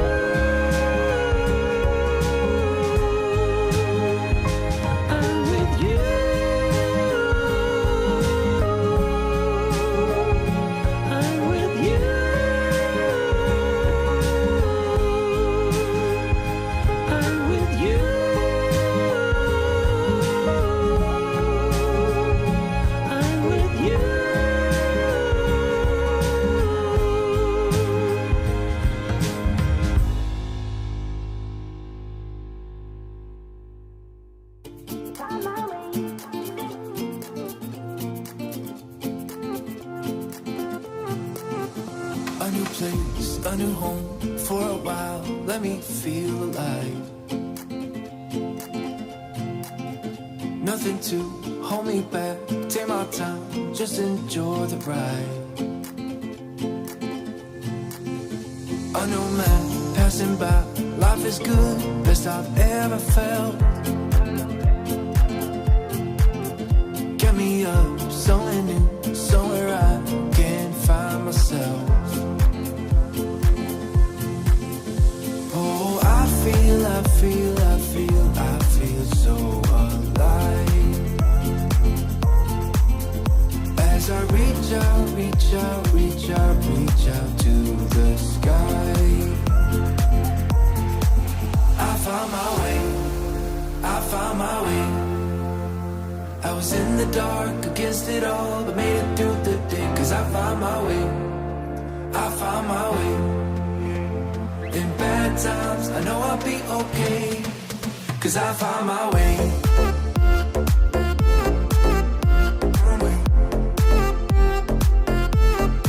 Cause I found my way.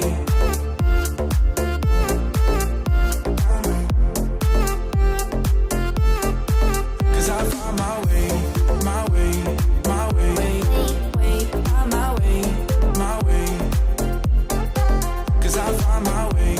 My way. My way. My way. My way. I found my way. I found my way. I was in the dark against it all, but made it through the day. Cause I found my way. I found my way. In bad times, I know I'll be okay. Cause I found my way.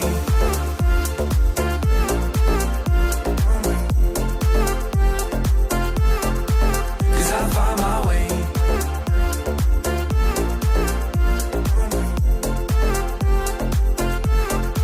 Cause I found my way. My way. My way. My way. My way. Cause I found my way. My way. My way. My way. My way.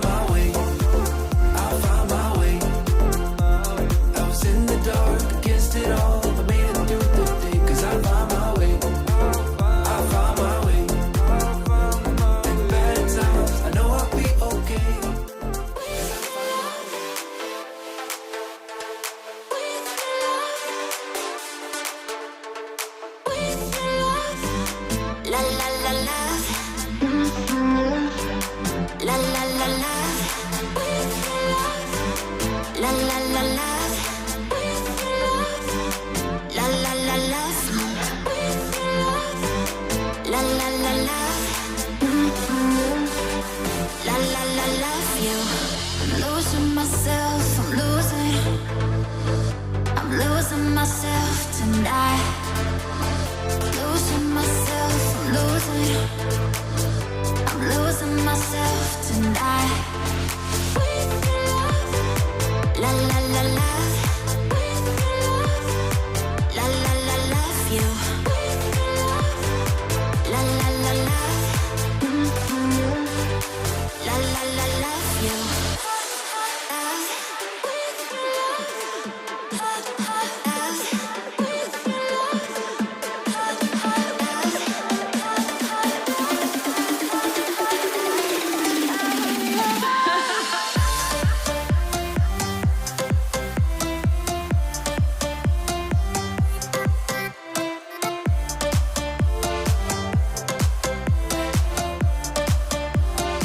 La la la la.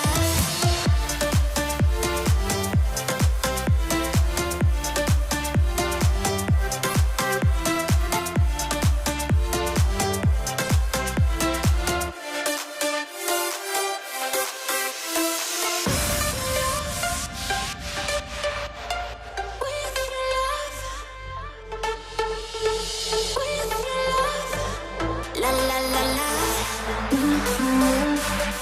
La la la love you. I'm losing myself, I'm losing myself tonight.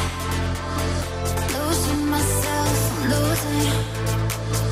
I'm losing myself tonight. With your love, la la la love.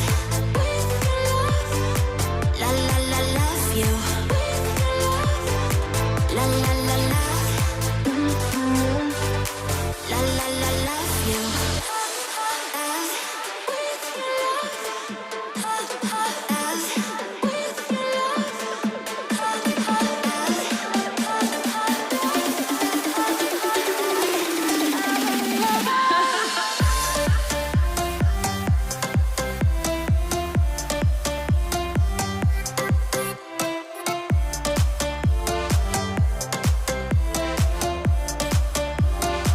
La la la la.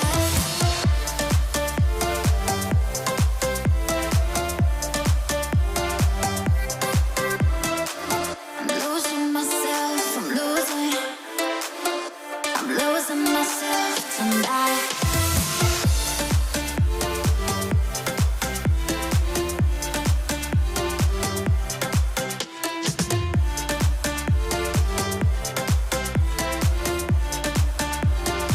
La la la love you.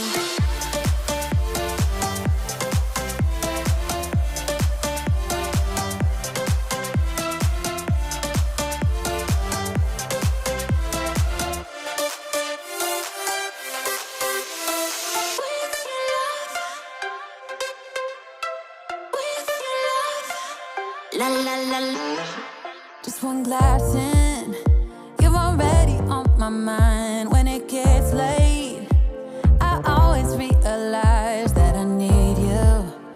Are you thinking about me too tonight? It's no secret, all my friends already know. There's no reason to hold it back, I let it show. All my feelings, are you thinking about me too tonight? Your hands around my waist, just let the music play. Like a drug, I am hooked on you. Sweeter than summer wine, baby, just hold me tight. Like a drug, I am hooked on you. And that makes me say, oh man, you make it feel like paradise. Goddamn, I think I'm gonna lose my mind. Oh man, you make it feel like paradise. Paradise. I'm taking a mental picture in my mind just to keep this moment till the end of time. 'Cause I know that it might be over after tonight. So before I change my mind, your hands around my waist, just let the music play. Like a drug, I am hooked on you. Sweeter than summer wine, baby, just hold me tight. Like a drug, I am hooked on you.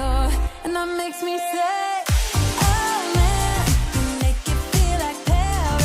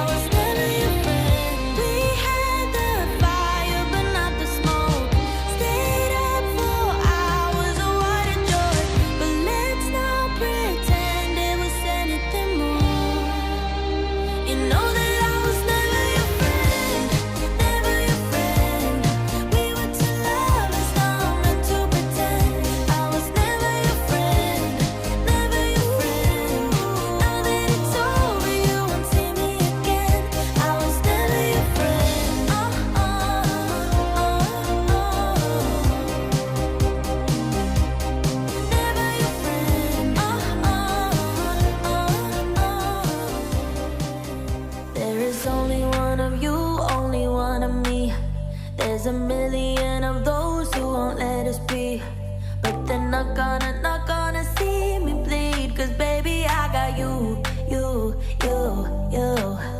I've been beaten to the ground, dragged across the dirt. I've been scared to live cause some people never learn. But they're not gonna watch me burn. Cause baby, I got you.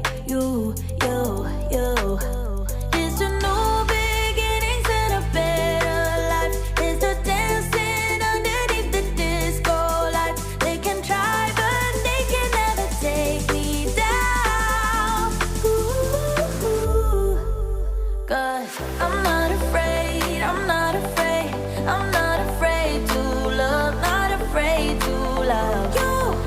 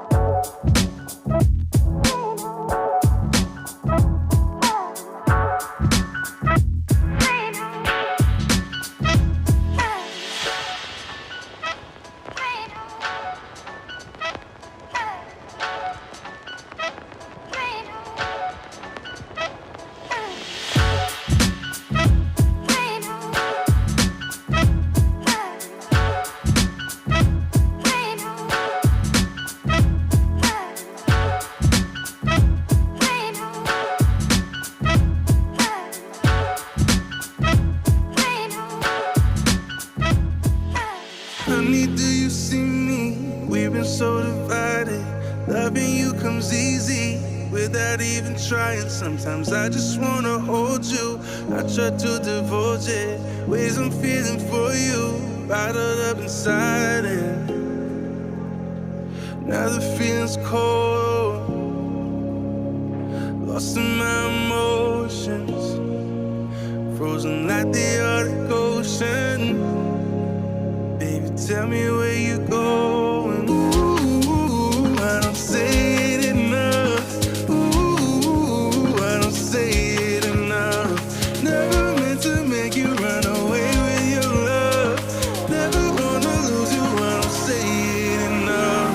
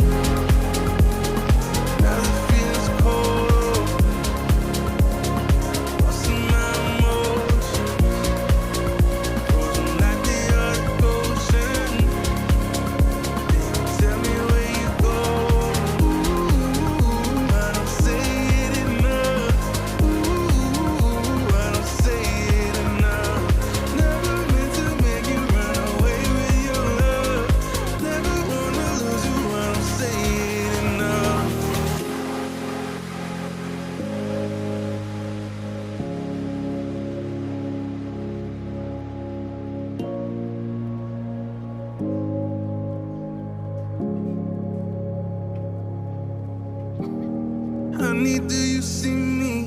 We've been so divided. Loving you comes easy without even trying. Sometimes I just wanna hold you. I try to divulge it. Ways I'm feeling for you, bottled up inside it. Now the feeling's cold,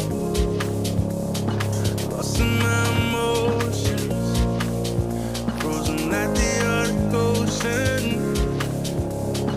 Tell me where you going. Ooh, I don't say it enough. Ooh, I don't say it enough. Never meant to make you run away with your love. Never wanna lose you, I don't say it enough.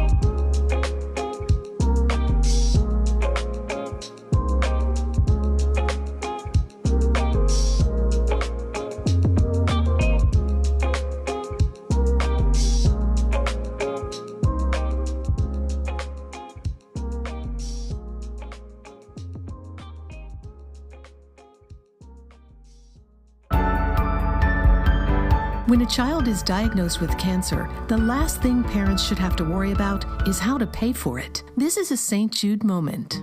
Imani wouldn't be here if it wasn't for St. Jude, and I can't imagine a better place to be. You know, it's a cliche thing to say, but I feel like my faith in humanity has been restored. The second we arrived here, we had food, housing, transportation, treatment, you name it, it was taken care of by St. Jude Children's Research Hospital. There was not a single other care in the world except for Imani, because St. Jude made that happen. The best way I can really describe it is this is heaven on earth. To the people who donate to St. Jude, you know, I just want them to know that I don't think anyone in this world or anything in this world has given me a greater gift. We came as two desperate parents, and they saved our daughter's life. Finding cures, saving children. Learn more at stjude.org. Pillow talk, glitter wall, simple minds want it all. Take it off, 5 o'clock. What come the rocks? What come the rocks? Dirty socks, kitchen sink, bring it on. Drink a drink it off, take it off, take it off, take it off. Rhythm and blues, sipping on gin and juice.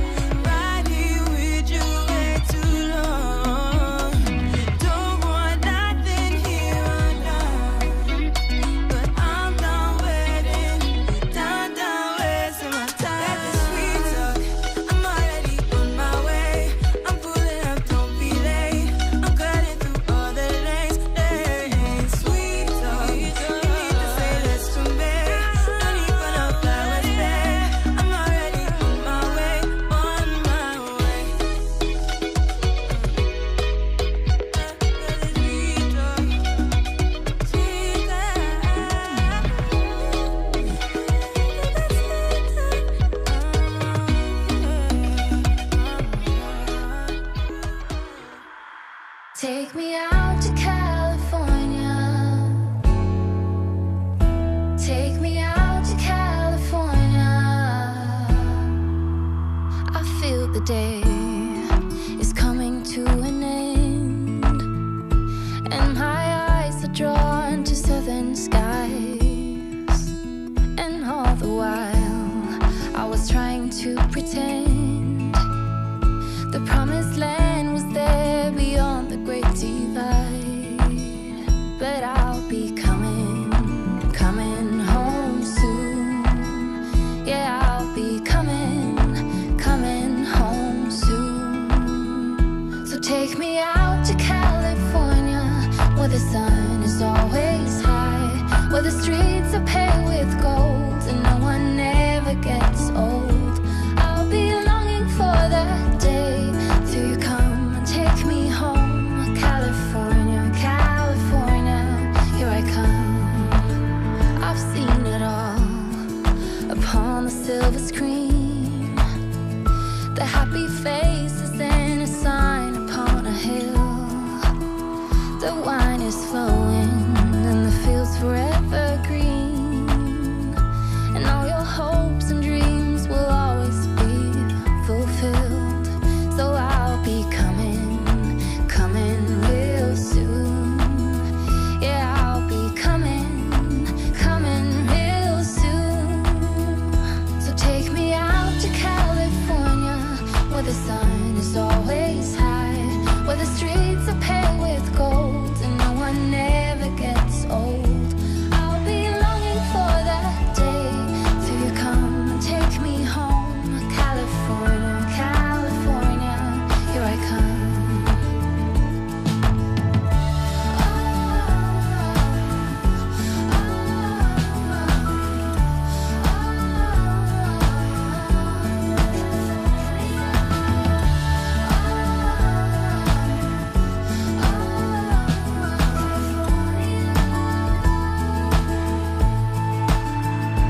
Take me out. Take me out.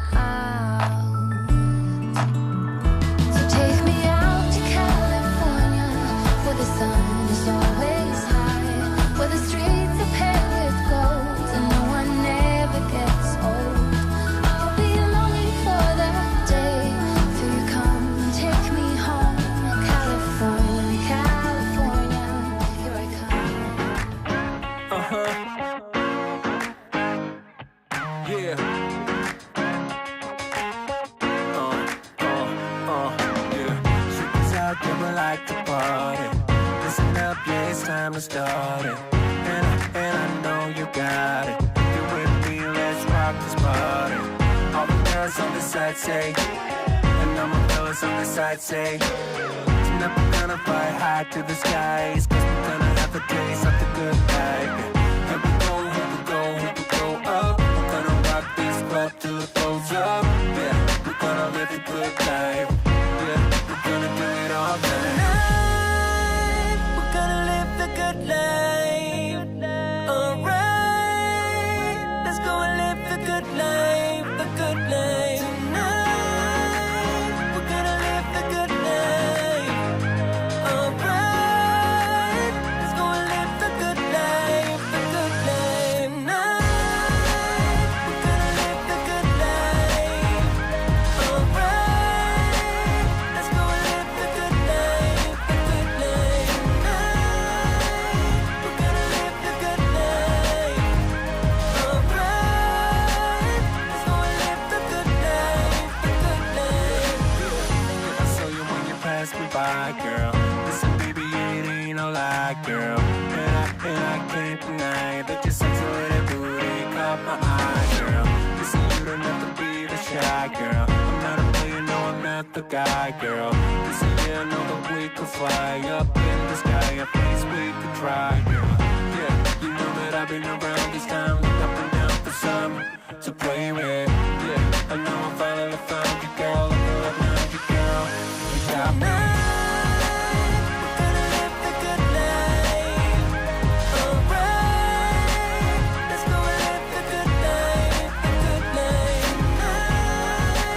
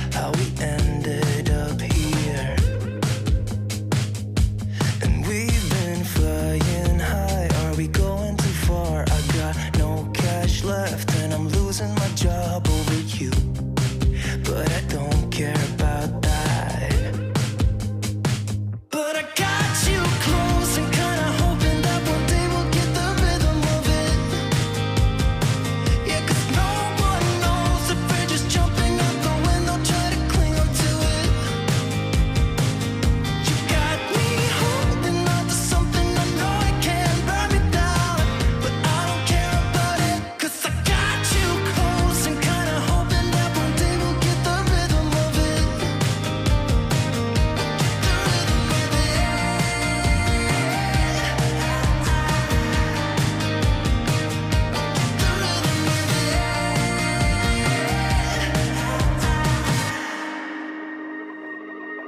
I've been chasing you like the tail of a dog. I don't get no sleep when we kiss in the dark like we do.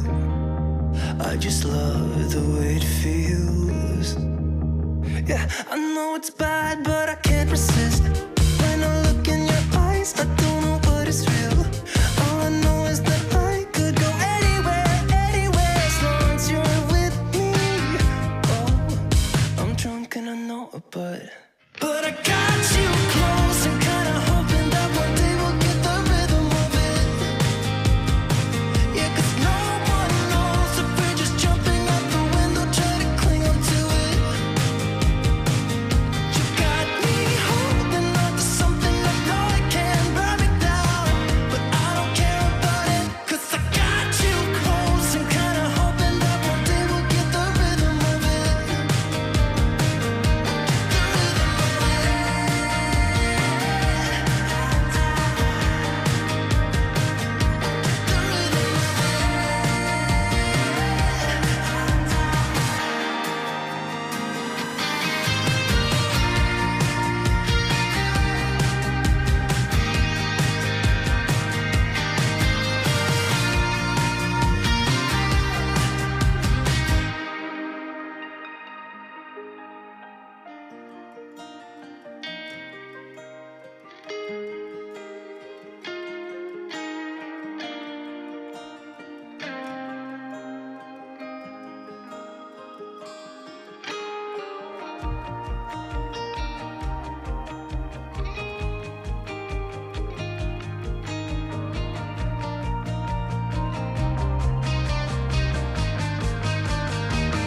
You got me holding on to something I know I can burn me down, but I don't care about it, 'cause I got you close and kinda hoping that one day we'll get the rhythm of it.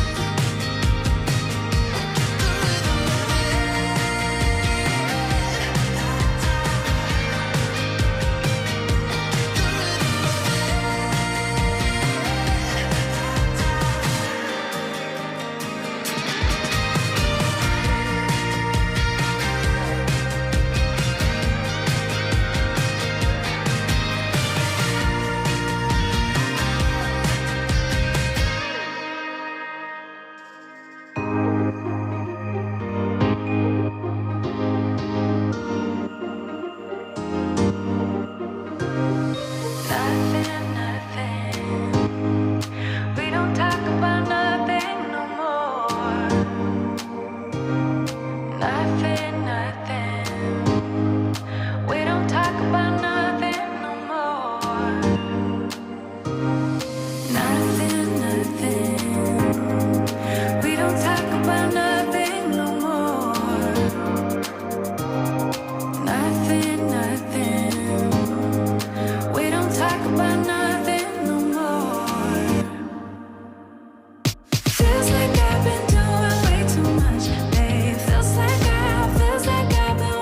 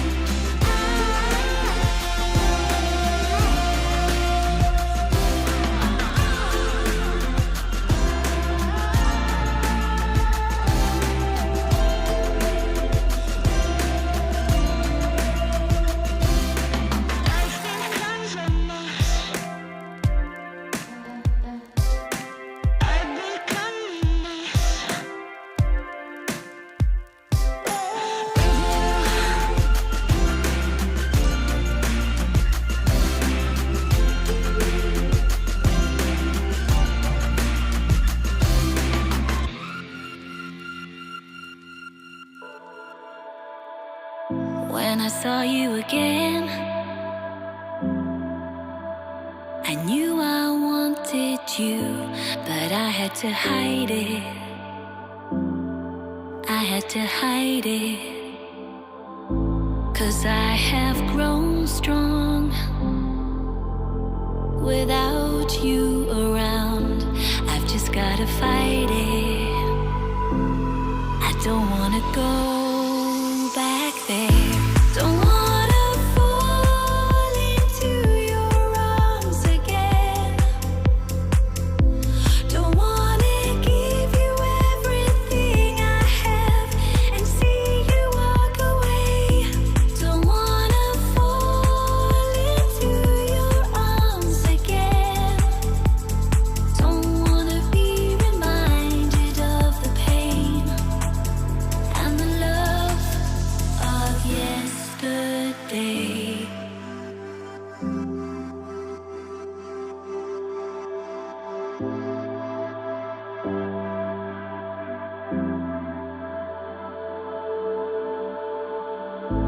I will not deny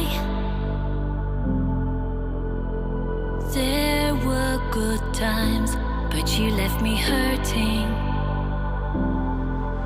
I was down on the floor when I look in your face.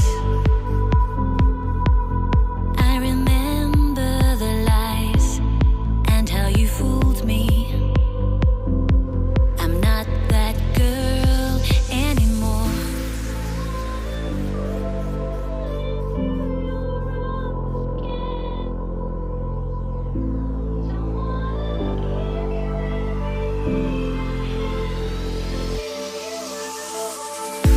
Don't wanna fall into your arms again.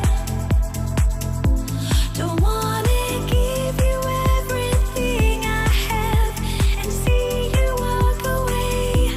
Don't wanna fall into your arms again.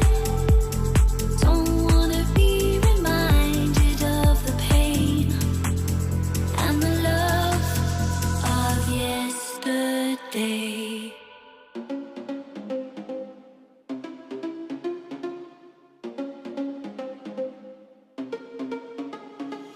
Problems. I would never thought that you could be causing these problems. It smells so bright with eyes like these diamonds. Caution. I know I should have known. Right now you're not alone. I don't wanna get in trouble. See where you stand. I don't wanna see you crumble. To recall what we meant. All the words you never said. All the questions in my head. 'Cause you're trouble, yeah. Yeah, you're trouble. Yeah, you're trouble. 'Cause you're trouble. Yeah, you're trouble. Running. Everyone says that I should get going, start running.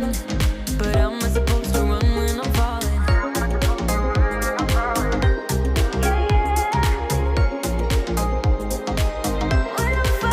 I don't wanna get in trouble. See where you stand. I don't wanna see you crumble. To recall what we meant. All the words you never said. All the questions in my head. 'Cause you're trouble, yeah. Yeah, you're trouble. Yeah, you're trouble. 'Cause you're trouble.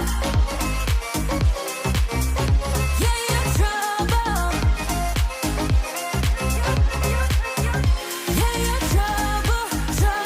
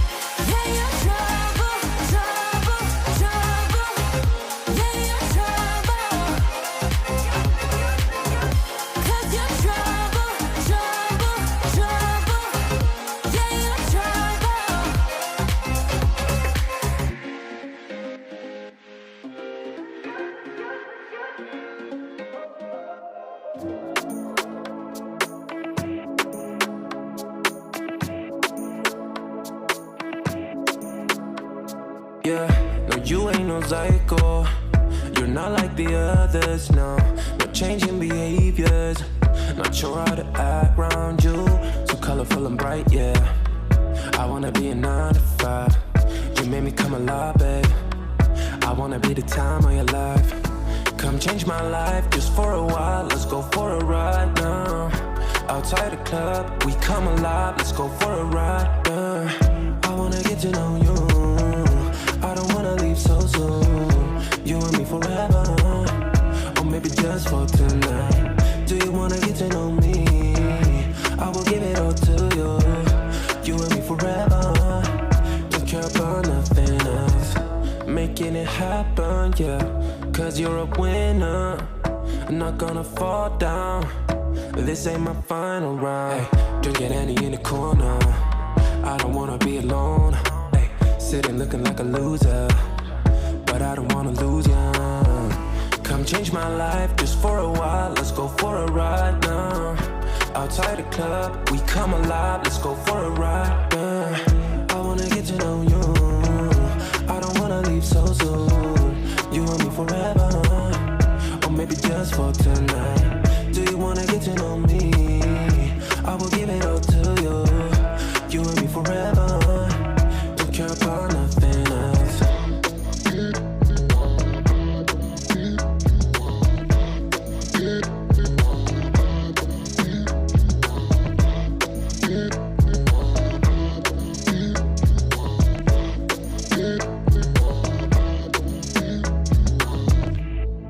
Come change my life for the better. Yeah. Stay for a while or forever. Come change my life. Let's go for a ride. Outside the club, we come alive. Let's go for a ride. Yeah. I wanna get to know you. I don't wanna leave so soon. You and me forever, or maybe just for tonight. Do you wanna get to know me? I will give it all to you. You and me forever. Don't care about nothing else.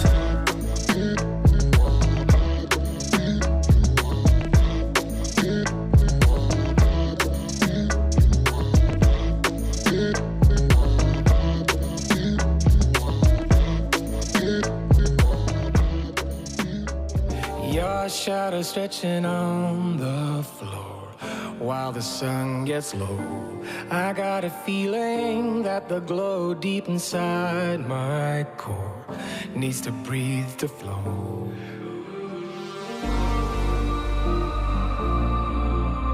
We push it right on through.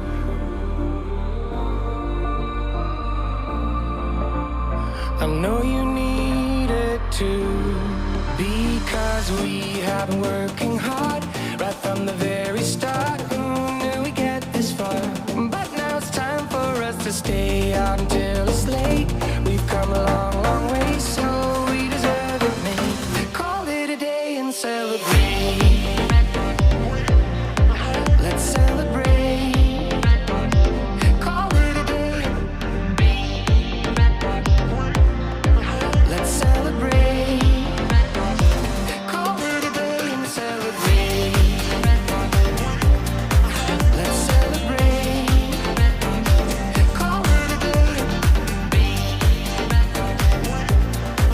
Let's celebrate. Call it a day. No obstacles that we faced did ever slow us down. We knew we'd get here, went the extra mile in every race. We are duty bound. We push it right on through.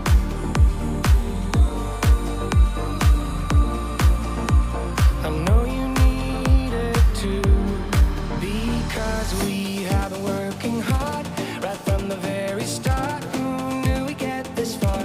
But now it's time for us to stay out until it's late. We've come a long, long way, so we deserve it, mate. Call it a day and celebrate. Let's celebrate. Call it a day. Let's celebrate.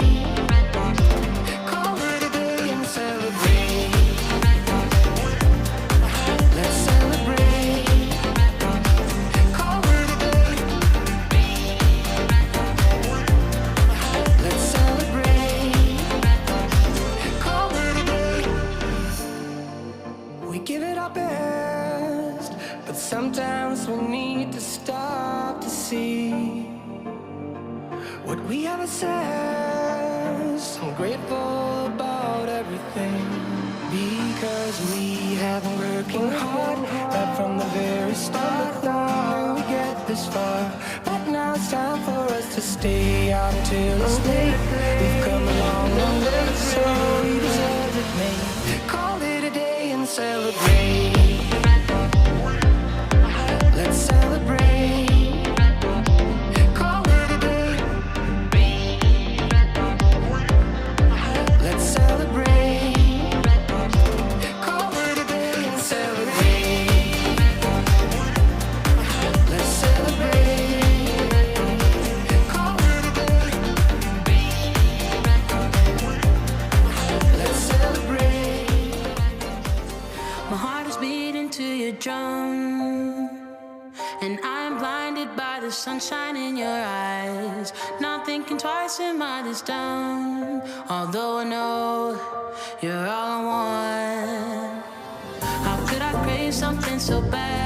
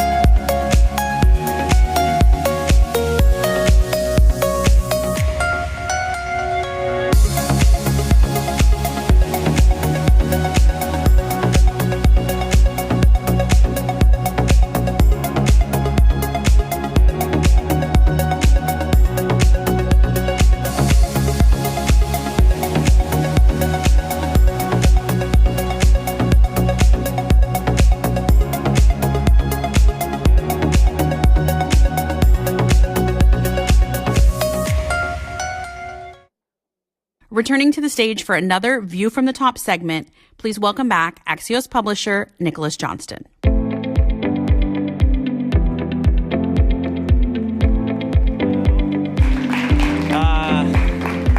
I am your post-lunch hype man to see if we can shake off a lot of the Beyond Meat and other cool stuff we got for lunch today. I'm super excited for this. This is our third View from the Top segment today. Bank of America helped make this event possible this year, helped make the event possible last year. They have been with us from the beginning of the What's Next Summit, so we're very happy to have them with us again this year for next View from the Summit. So I want to welcome Bank of America's Head of Innovation for the bank's Global Sustainable Finance Group, Vilas Kuchinad. Welcome to What's Next.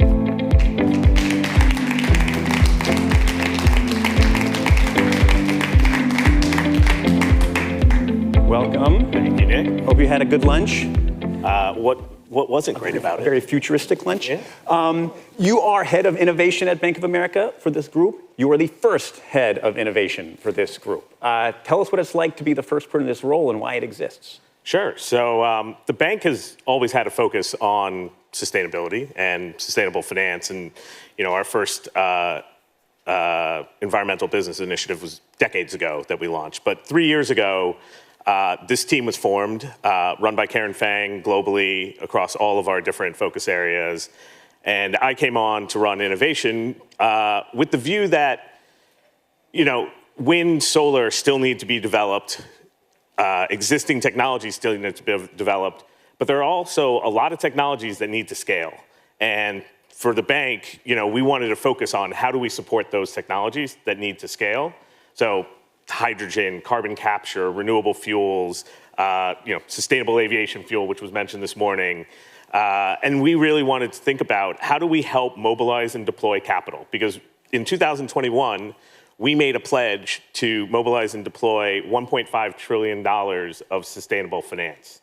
And since that time, we've done $410 billion. Right. So we are very focused on, you know, getting some of that capital into the areas that need the most catalyst. So as a head of innovation, how much of that is looking at new technologies, like things that are like written on a napkin somewhere and identifying them for funding, looking at established technologies like solar, somewhere in the middle, or hydrogen? Give us that breakdown, like how you spend your time. Yeah, I mean, a lot of it is on that probably middle ground, right? Because we want to think about where you can deploy capital today, right? So we're not doing research, we're not funding kind of the earliest stage companies. What we're really looking to do is take advantage of where there is other support, right? And when I say other support, where there is already investment from the private markets, so venture capital companies, where there is support from the government, like the Inflation Reduction Act.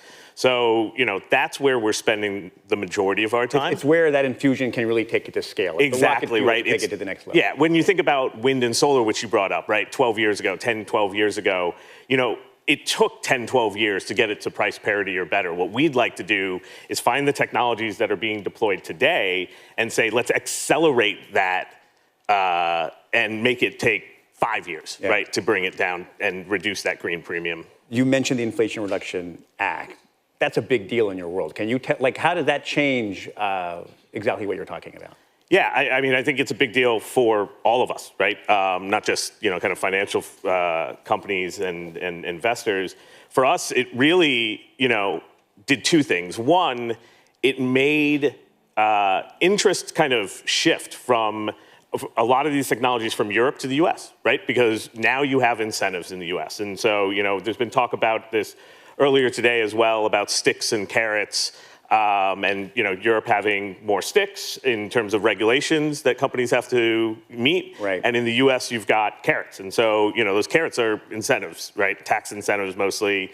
There's some grants as well. And so what that means is it's accelerated capital deployment here in the US. And so now, when you look at something like hydrogen, for example, you brought up hydrogen, up to $3 production tax credit makes hydrogen, or clean or low carbon hydrogen, have almost cost parity or potentially cost parity with traditional hydrogen. So now all of a sudden, there isn't this impediment. Before, customers who used hydrogen in their businesses would say, yeah, that's great, we'd love to lower our emissions, but it's an economic decision. Still a bottom line conversation. It's an economic decision, right? And that needs to be taken into account when looking at all. When you change that bottom line decision, how much can you accelerate the time? I think a lot of this becomes very theoretical. Now that we're looking at the implementation of this, how much do you see the needle being moved?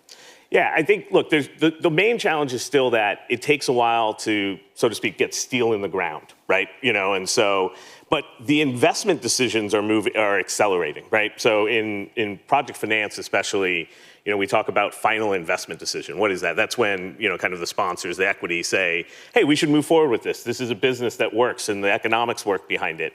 And we're seeing that accelerate multiple years, right? The second part of your question is, how quickly can we scale to a point that cost premium comes down, right? And I think that's harder to predict, but I think, the first step is, okay, we're deploying capital. Right. What are the technologies now that get you excited? Now that we've, the IRA is entering the implementation phases, are there technologies that are going to be spurred by this that are, you have gee whiz moments in your job? Yeah, look, there are, I don't want to pick winners and losers. I'll give you an example of something that I think. Pick some winners. Just pick winners then. I think there's something that is really interesting to me, which is, let's think about the EV transportation space, and most of us think of it as consumers, but there's also, commercial vehicles, industrial vehicles.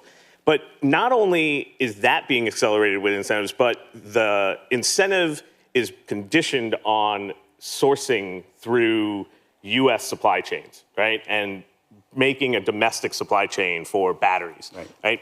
For example, not only is it the Inflation Reduction Act, but the Bipartisan Infrastructure Law had incentives for this. And last fall, we saw the first of those grants go out, close to $3 billion. And now all of a sudden, you have an entire, supply chain around electrification, and it has knock-on effects too, right? So that same supply chain is going to help with battery storage in the US, right? That same supply chain will help with the electrifying of homes, right? So you really are seeing that while the intention might have been around one specific sector, right, you have, an improvement to multiple sectors and multiple. So like the gee whiz exciting moment isn't some individual thing. It's more like now that we're creating a structure that will lift all of these. Exactly, right? Because I think that's the nice thing about the incentives that are there, which is it creates an ecosystem and it creates momentum and it creates a piling in of private capital.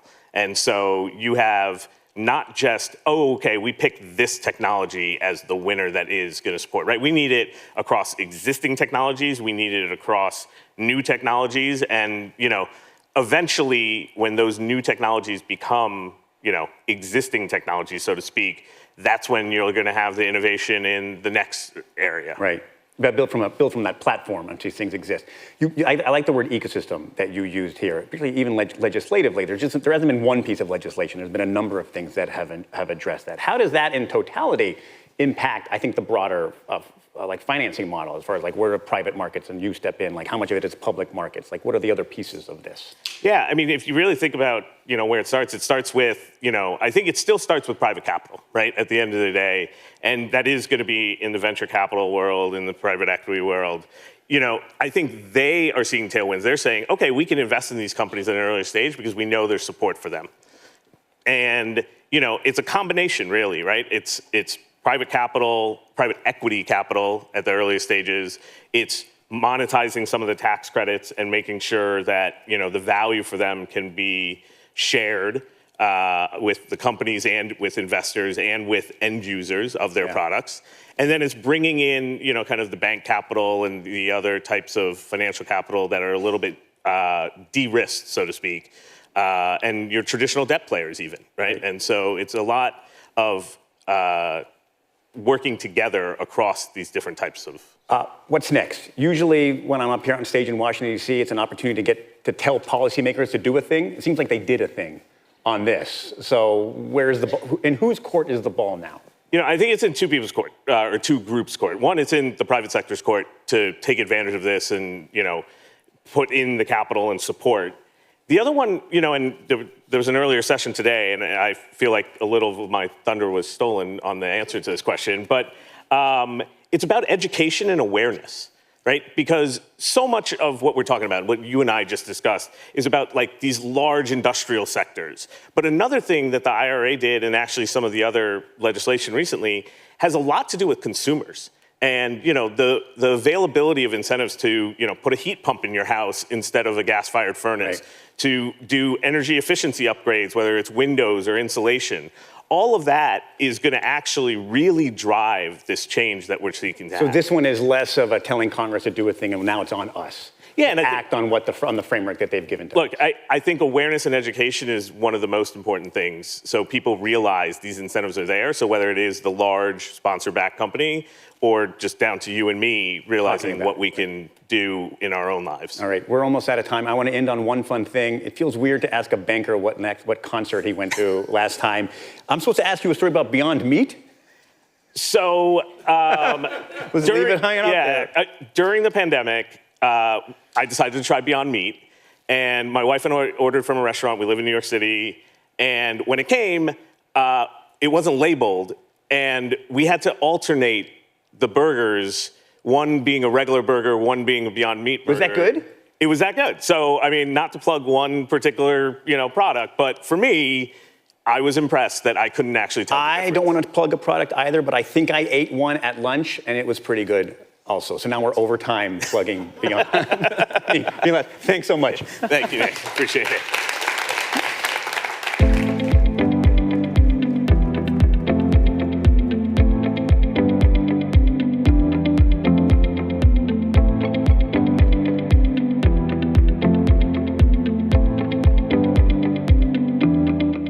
Please welcome to the stage Axios senior media reporter Sarah Fisher.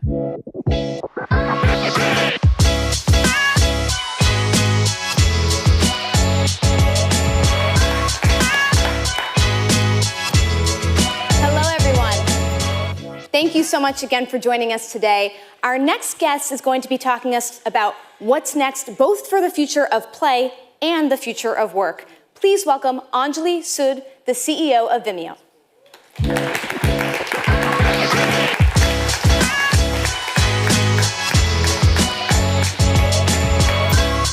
Sarah. Hi, thank you so much for doing this. Of course, it's great to be here. Great to be in DC. Yes, and we've been wanting to have this conversation forever, ever since Vimeo went public. It was an extraordinary time, the highs of the pandemic. Things are a little bit different now, but I wanted to start with news of the day. Vimeo has partnered with TikTok to do a lot of the creation around ads for their creators, but TikTok's under a lot of pressure right now. What is Vimeo's take on that? Do you think they should be banned? How would that impact your business if they were? So Vimeo's approach is we're kind of platform neutral. We partner with all the social media platforms, so TikTok, Instagram, LinkedIn, Twitter. And our perspective is we want to help the creators of video and the marketers and all of you who are trying to use video more at work. We want to help you get your content where your audience is. And if your audience is spending all of their hours of a day on TikTok, then we absolutely need to partner with a platform like TikTok. So, our perspective is fairly neutral. We like to think of ourselves as like the Switzerland for creators when everyone else is battling for eyeballs and ad dollars.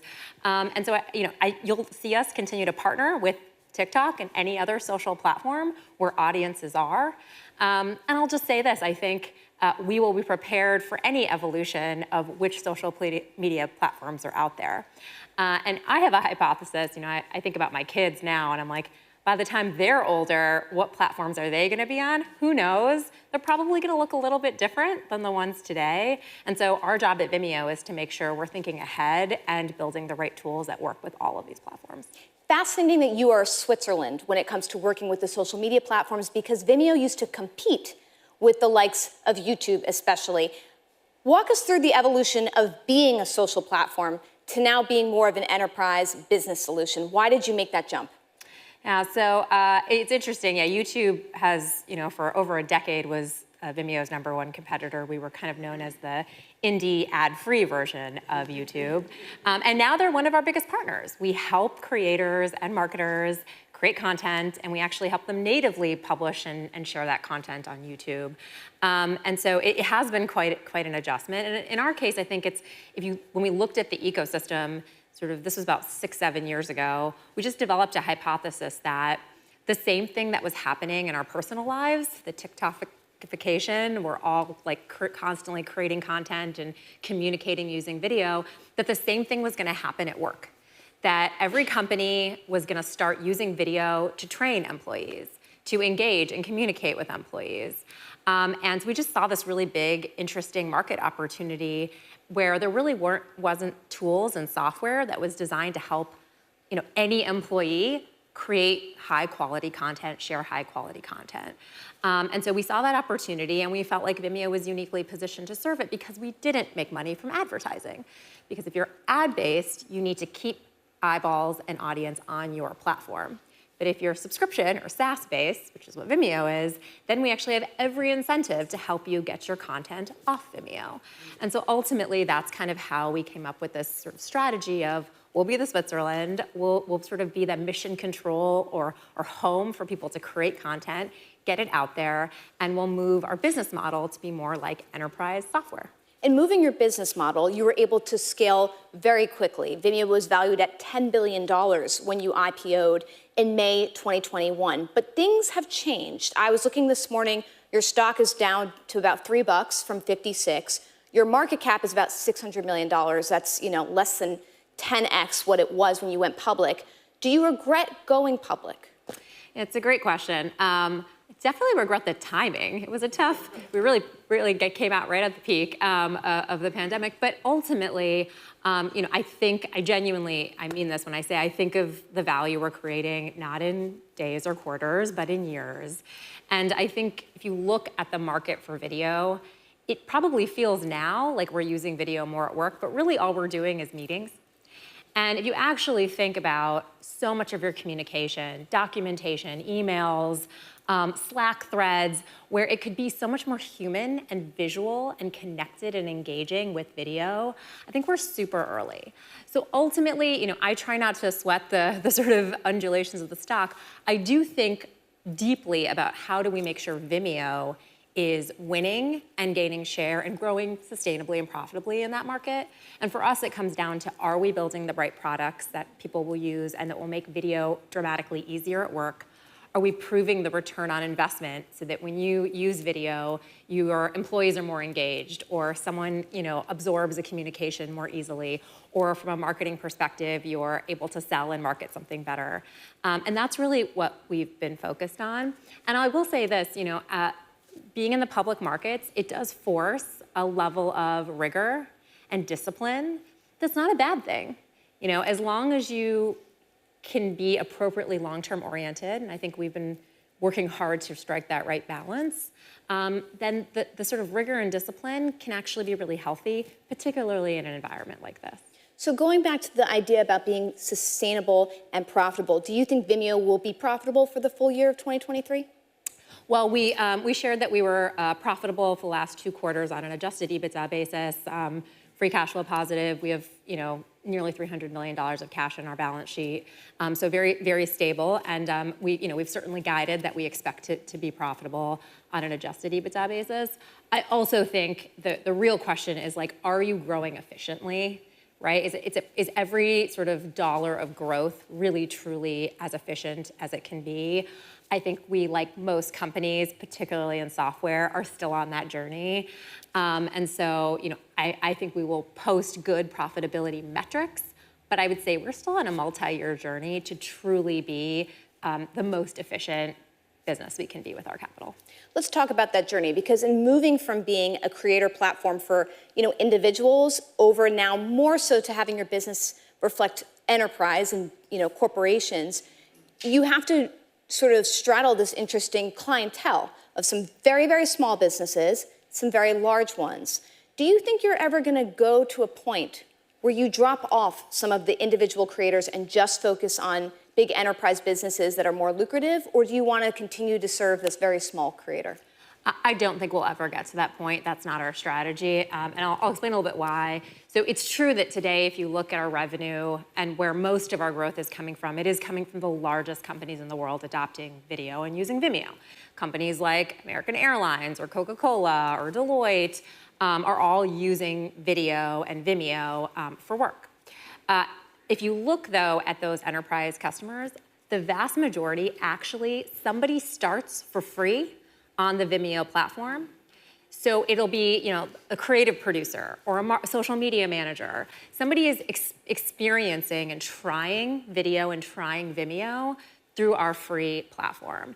And so we have sort of, our perspective is the way you use our tools, no matter whether you're a large company or you're a small company or you're an individual, the user experience should be simple, right? It should be easy and simple. And it's really going to be about what value you get and your willingness to pay. And so we love our freemium model. We think it's one of our long-term advantages. And over time, we think it will allow us to acquire and attract demand and customers more efficiently than if you actually had to have a salesperson go out and sort of find that customer. So we think it's a great differentiator. And actually this year, of course, we're very focused on near-term kind of monetization. We're also putting a lot of our roadmap and attention on improving our free product and improving our user experience so that anyone, regardless of their budget, expertise, or sophistication, can use our tools. But just to push back on that a little bit, there was some pushback from creators last year who argued, well, Vimeo is starting to charge me now for bandwidth. That's not something I can afford. That's something a big corporation can afford. Why did you make that decision knowing that it could alienate some of the smaller customers? Yeah, that's it's interesting when you pivot a platform that has 300 million users and has been around a long time, and you shift a business model, you are inevitably forced to make trade-offs. And in that case, what I will say is, really, we charge for bandwidth because there are companies that effectively are streaming so much content, they're monetizing their content, and their alternative would actually be like an AWS, which is far more expensive. And if you look at the bandwidth revenue we drive, it's a large business. It's one of our stickiest, meaning customers actually find a lot of value and satisfaction when they're on there. I do think, when you think about that instance, and it's a great lesson, is when you are pivoting your business model, being transparent and proactive in communicating what you're doing and why, for sure, is a lesson for us. Because if we, I think, had been clear about what that offering was for, we wouldn't have had that confusion from our creators. There are creators, by the way, who do see value and use bandwidth as an option, but it's not designed for them. And ultimately, I think that was something that we have taken a lesson from. And we've certainly been much more proactive about changes in the last year. And I think it's helped us continue to make that pivot in a way that's less alienating. You talked about improving the freemium product as well as improving some of the enterprise product. How are you doing that? Like, what are the new features that you're adding that are showing signs of traction? Yeah, so most everything we do is just about radically simplifying how quickly and easily you can create great video content. Doing it in your browser, doing it in a matter of clicks, versus if you think about in the past where you had to have a huge budget, you had to hire a set of professionals, you had to write a script, you had to shoot something, you had to have someone edit it in an editing bay. And that we're effectively trying to take all of that and keep boiling it down so that people can start creating great content in a matter of minutes. And so you'll see from us some of the things we've invested in.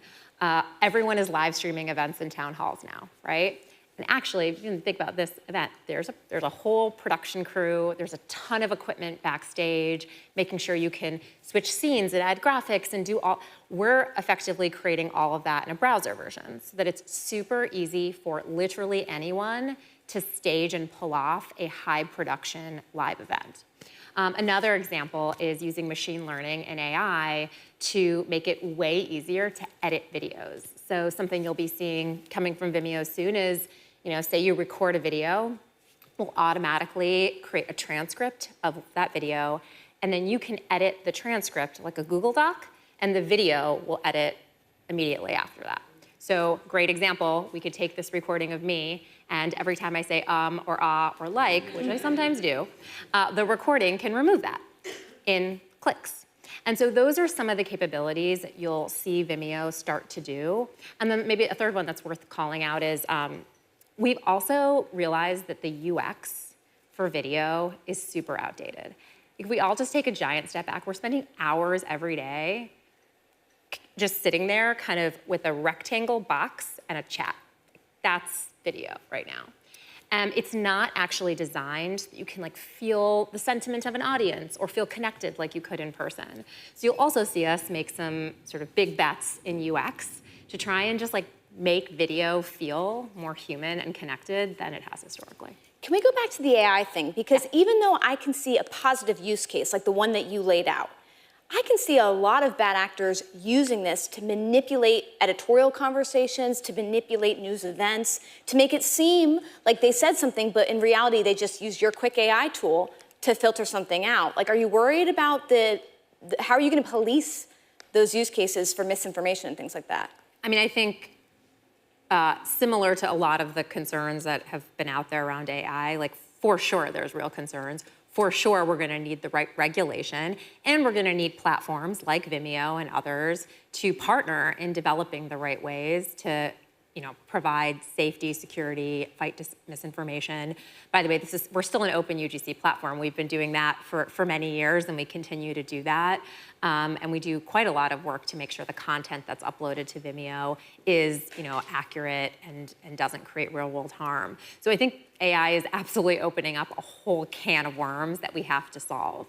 At the same time, I think the way to solve it and the right way for platforms like Vimeo to engage is we need to be proactive. We need to be part of this, not afraid of it. And I will say, one of the things we obviously hear a lot from our creators is a concern of is AI gonna limit creativity? Is it gonna prevent people from being able to tell their stories? And we're obviously taking the approach, it's on us to make sure that the potential of AI is that it accelerates creativity, right? It has to make it easier so that if you have an idea, you don't have to find a piece of stock footage that represents that idea, you can just generate it. And how that could actually help us with storytelling and help us with creativity.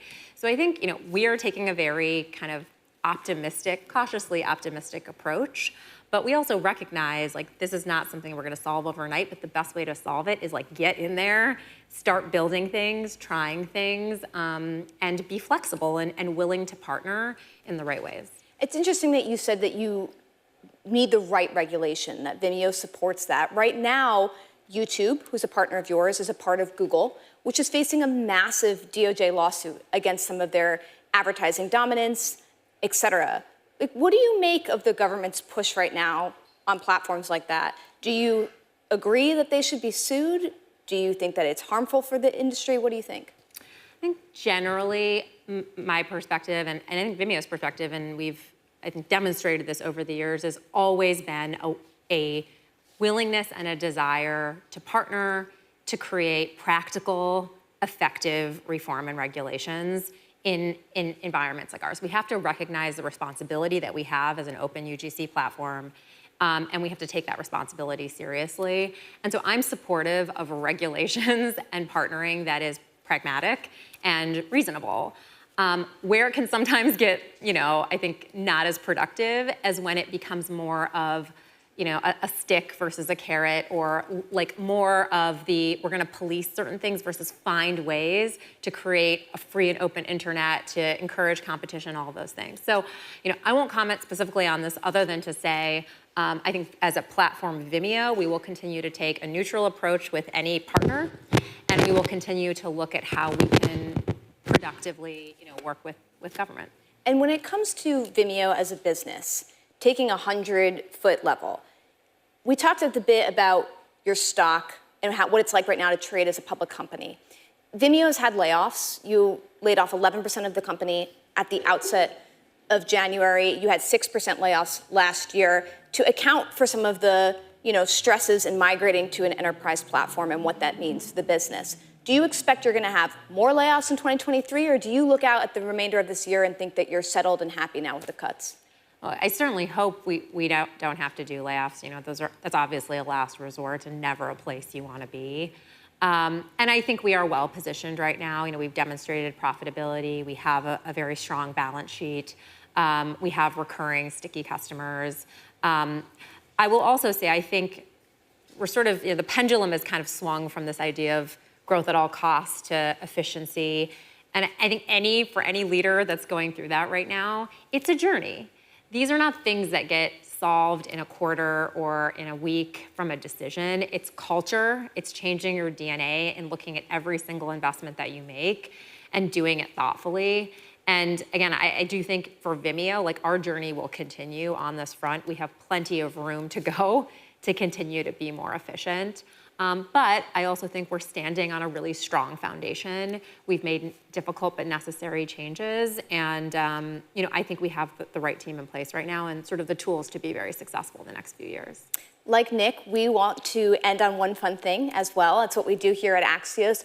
What is one video use case that you're finding in the workforce that is completely unexpected, but it's become the norm?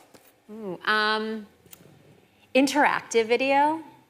So it's really interesting. We launched this interactive video capability. So you can just drag and drop clickable hotspots in a video. You can make something. What's a hotspot? It's like a little plus sign in a video that you can click on. Let's say I'm oh, well, there's a video of you, and I really want to buy that really cute suit you're wearing. I can link out, make it shoppable, right? And we launched this thinking that actually shoppable video and e-commerce would be the main use case. Interestingly, in the last 6 to 9 months, it's been employee training. Companies are now saying that when they try and train an employee on the job, I use a great example. When was the last time you bought something at Amazon that needed an instruction manual and actually read the instruction manual? No, you searched on YouTube and you watched what to do. This idea that the way we're going to learn on the job is going to be from just watching is, I think, really taking off. And what we're finding is the next generation of employees don't have the attention spans, nor do they learn in a way that's lean back. They don't just sit and absorb something. They want to click and interact and take a poll, and they want to do things, and they want to have a personalized sort of choose your own adventure journey to learn. And so our interactive tools are being adopted very quickly and in a way that definitely exceeded our expectations by companies that are using it to train their younger workforces. And I think that is going to be the norm. I think in a couple years, we're all going to be what? I had to read a Word document? That's insane. So, that's hopefully a place Vimeo will be well positioned in. I wish I had that when I had to figure out how to set up my printer. It's those types of things, right? Anjali Sood, this is an incredible conversation. Thank you so much for your time, and thank you for joining What's Next. Thank you.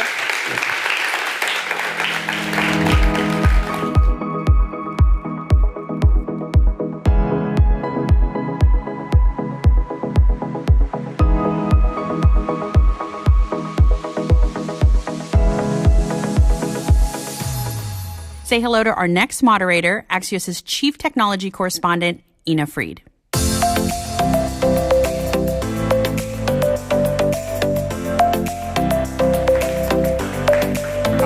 It's great to be back in our nation's capital in person with all of you. Thank you so much for being here. Just a reminder that to stick around after the programming is done, as we have our One Fun Thing reception in the main hall when the show concludes, which I'm told is happening at 4:20, but I'm also told that has no specific meaning.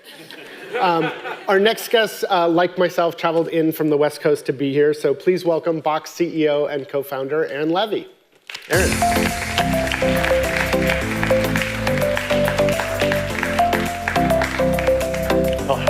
Great to see you. Good to see you. I understand you're fresh from a lobbying trip with TechNet. Yeah, we're trying to change all regulation in tech, so. Excellent. Well, I'm sure it didn't work, by the way. Oh, okay. So all right. It will take a little bit more time. Well, I'm sure we will get there, and probably in conjunction with the main reason I love talking with Aaron about everything, because he's really smart about tech and been doing this a little while. But we're having a moment right now, it seems like, with AI. Yeah. We've had moments before. If I'd have said that last year, I hopefully would not have said we're having a moment, and it's the metaverse. But this is a real one? This is, I mean, I don't want to offend any metaverse people, but I would say this one is more real than the metaverse phase, so. And one of the things I think is really helpful in a moment like this. Everybody's quiet, so like, is this like a metaverse conference? So did I really like screw this one up? Okay. If you look underneath your sets, you're going to need your headset for the rest of the presentation. I mean, there was some talk, because, you know, Box does all this like office stuff. There was like a moment where there were some folks, I'm not going to name names, trying to convince us that we would be sitting at our keyboard, putting on a headset just so we could have 3 monitors. Yeah. That didn't happen, right? Not yet. The problem is the monitors actually are lower resolution than your computer, and so you have to give up a lot, and then also like you literally can't see what's going on around you. So I'm super excited by the prospect of VR, but I think a lot of the vision of unfortunately living in a metaverse is probably either dystopian or impractical. But the AI wave that we're in right now is definitely the real deal. And basically, I'm sure everybody kind of has studied up on the latest, but these large language models are just like 100 times more performant, general purpose, more effective than anything we've seen previously in AI. And so it means that you can bring it to so many more use cases than what we could have previously done just even literally a year ago. And I think one of the things that can be really helpful is understanding what they can do, what they can't do. Yeah. What are the issues that we can and should be paying attention to and worried about, and what are some of the things that actually we don't need to worry about. So that's some of the ground I'm hoping to cover. Yep. In terms of the things they can do, what maybe to start with one, what are you excited? What is AI going to let you do, is going to let the industry do, your customers do, that really wasn't possible without these kinds of language models? Yeah, so I mean, for us, it's incredibly exciting because so at Box, we help companies store their data and specifically their content. And what's inside of content are contracts and movie scripts and financial documents and press releases and project plans. It's all of this written information. And previously, you could never really query that data. You couldn't understand what was inside of it. You really couldn't generate it in any kind of automatic way. You could for all of your structured data. So anything goes into a database, you can really quickly run calculations on. You can find out how much inventory you have. You can find out what your financial reports are or how the supply chain is doing. You couldn't do that for all of this unstructured data. And 80% of the world. 80% of the world's data is unstructured. So that means 80% of the data that we've ever produced is actually stuff that you can't really query. You can't really mine for intelligence. You can't understand what's inside of it. And so the latest breakthroughs with AI, it's actually right in the name, large language model. And so language is what these things are very good at. It's very good at reasoning through information, synthesizing text, and obviously multimedia. And that is, we have tens of billions of files. So we imagine a lot of use cases where you'd be able to understand what's inside of your documents. You could ask them questions. You could generate new content on demand. And so we're extremely excited because we've been in this space now 7 or 8 years on the AI side. And previously what would happen is any customer that had an AI use case, they had to bring their own pre-trained AI model for just their use case. And so if you wanted to do something where you understood contracts in the UK, you had to have an AI model for contracts in the UK. And now with these large language models, you don't really have to come with any of the AI. It sort of happens freely for you. So it's the broad-based impact and usability that has made this moment so profound with whether it's GPT 3.5 with ChatGPT or GPT-4 that we've just seen. And I want to put it in kind of like even more basic like English. Like there was a once upon a time where I think you and I both remember, me more than you because you're a little younger than I am, where literally you had to remember anything you wanted to know about the document, you had to fit in the 8 characters that could fit in the name because that was the only thing you were going to be easily able to find. Yep. Open up BASIC or whatever, you'd have a list of files. You better remember what's in that document. Then it became really cool because you could search any keyword in the document. Yep. What AI, one of the things it brings a ton of things, but one of the things it brings that's really great is you don't have to think of one keyword. It'll generate great summaries. Yep. It'll help you. You don't even have to open the document Yep. to get a sense of what's in it. And the cool thing with these large language models is because they've been trained on literally everything, figuratively everything ever written online that they have access to, they've seen every single earnings script ever created, every single movie script ever created, every single Wikipedia article. And so not only is it really good at understanding language, and so it can do something like, okay, read this document and summarize it for me. It could say, read this document and give me example questions that a financial analyst would ask about this earnings script. So all of a sudden, it's far more than just looking at that document and only using its reasoning skills on just that document. It gets access to the world's information, the world's knowledge, to then go and apply to whatever business process you're doing. So, famously, GitHub Copilot is a great example of this. You're writing code, and it has access to literally everything that has ever been created on GitHub, and it's going to be an accelerant to writing any kind of code. Imagine that for literally every single aspect of our work. And that's, obviously in the near term that can be jarring for certain kind of use cases, but ultimately that's incredibly exciting from just a pure productivity and where we can go spend our time as knowledge workers or employees of these organizations. And it's great for a range of tasks from you could turn that, earnings script into, a haiku or Old English, and that's kind of fun. Yeah. But you could also turn your earnings thing pretty quickly into a press release and a series of tweets, and that's kind of exciting but scary for people whose job it is to create press release or a series of tweets.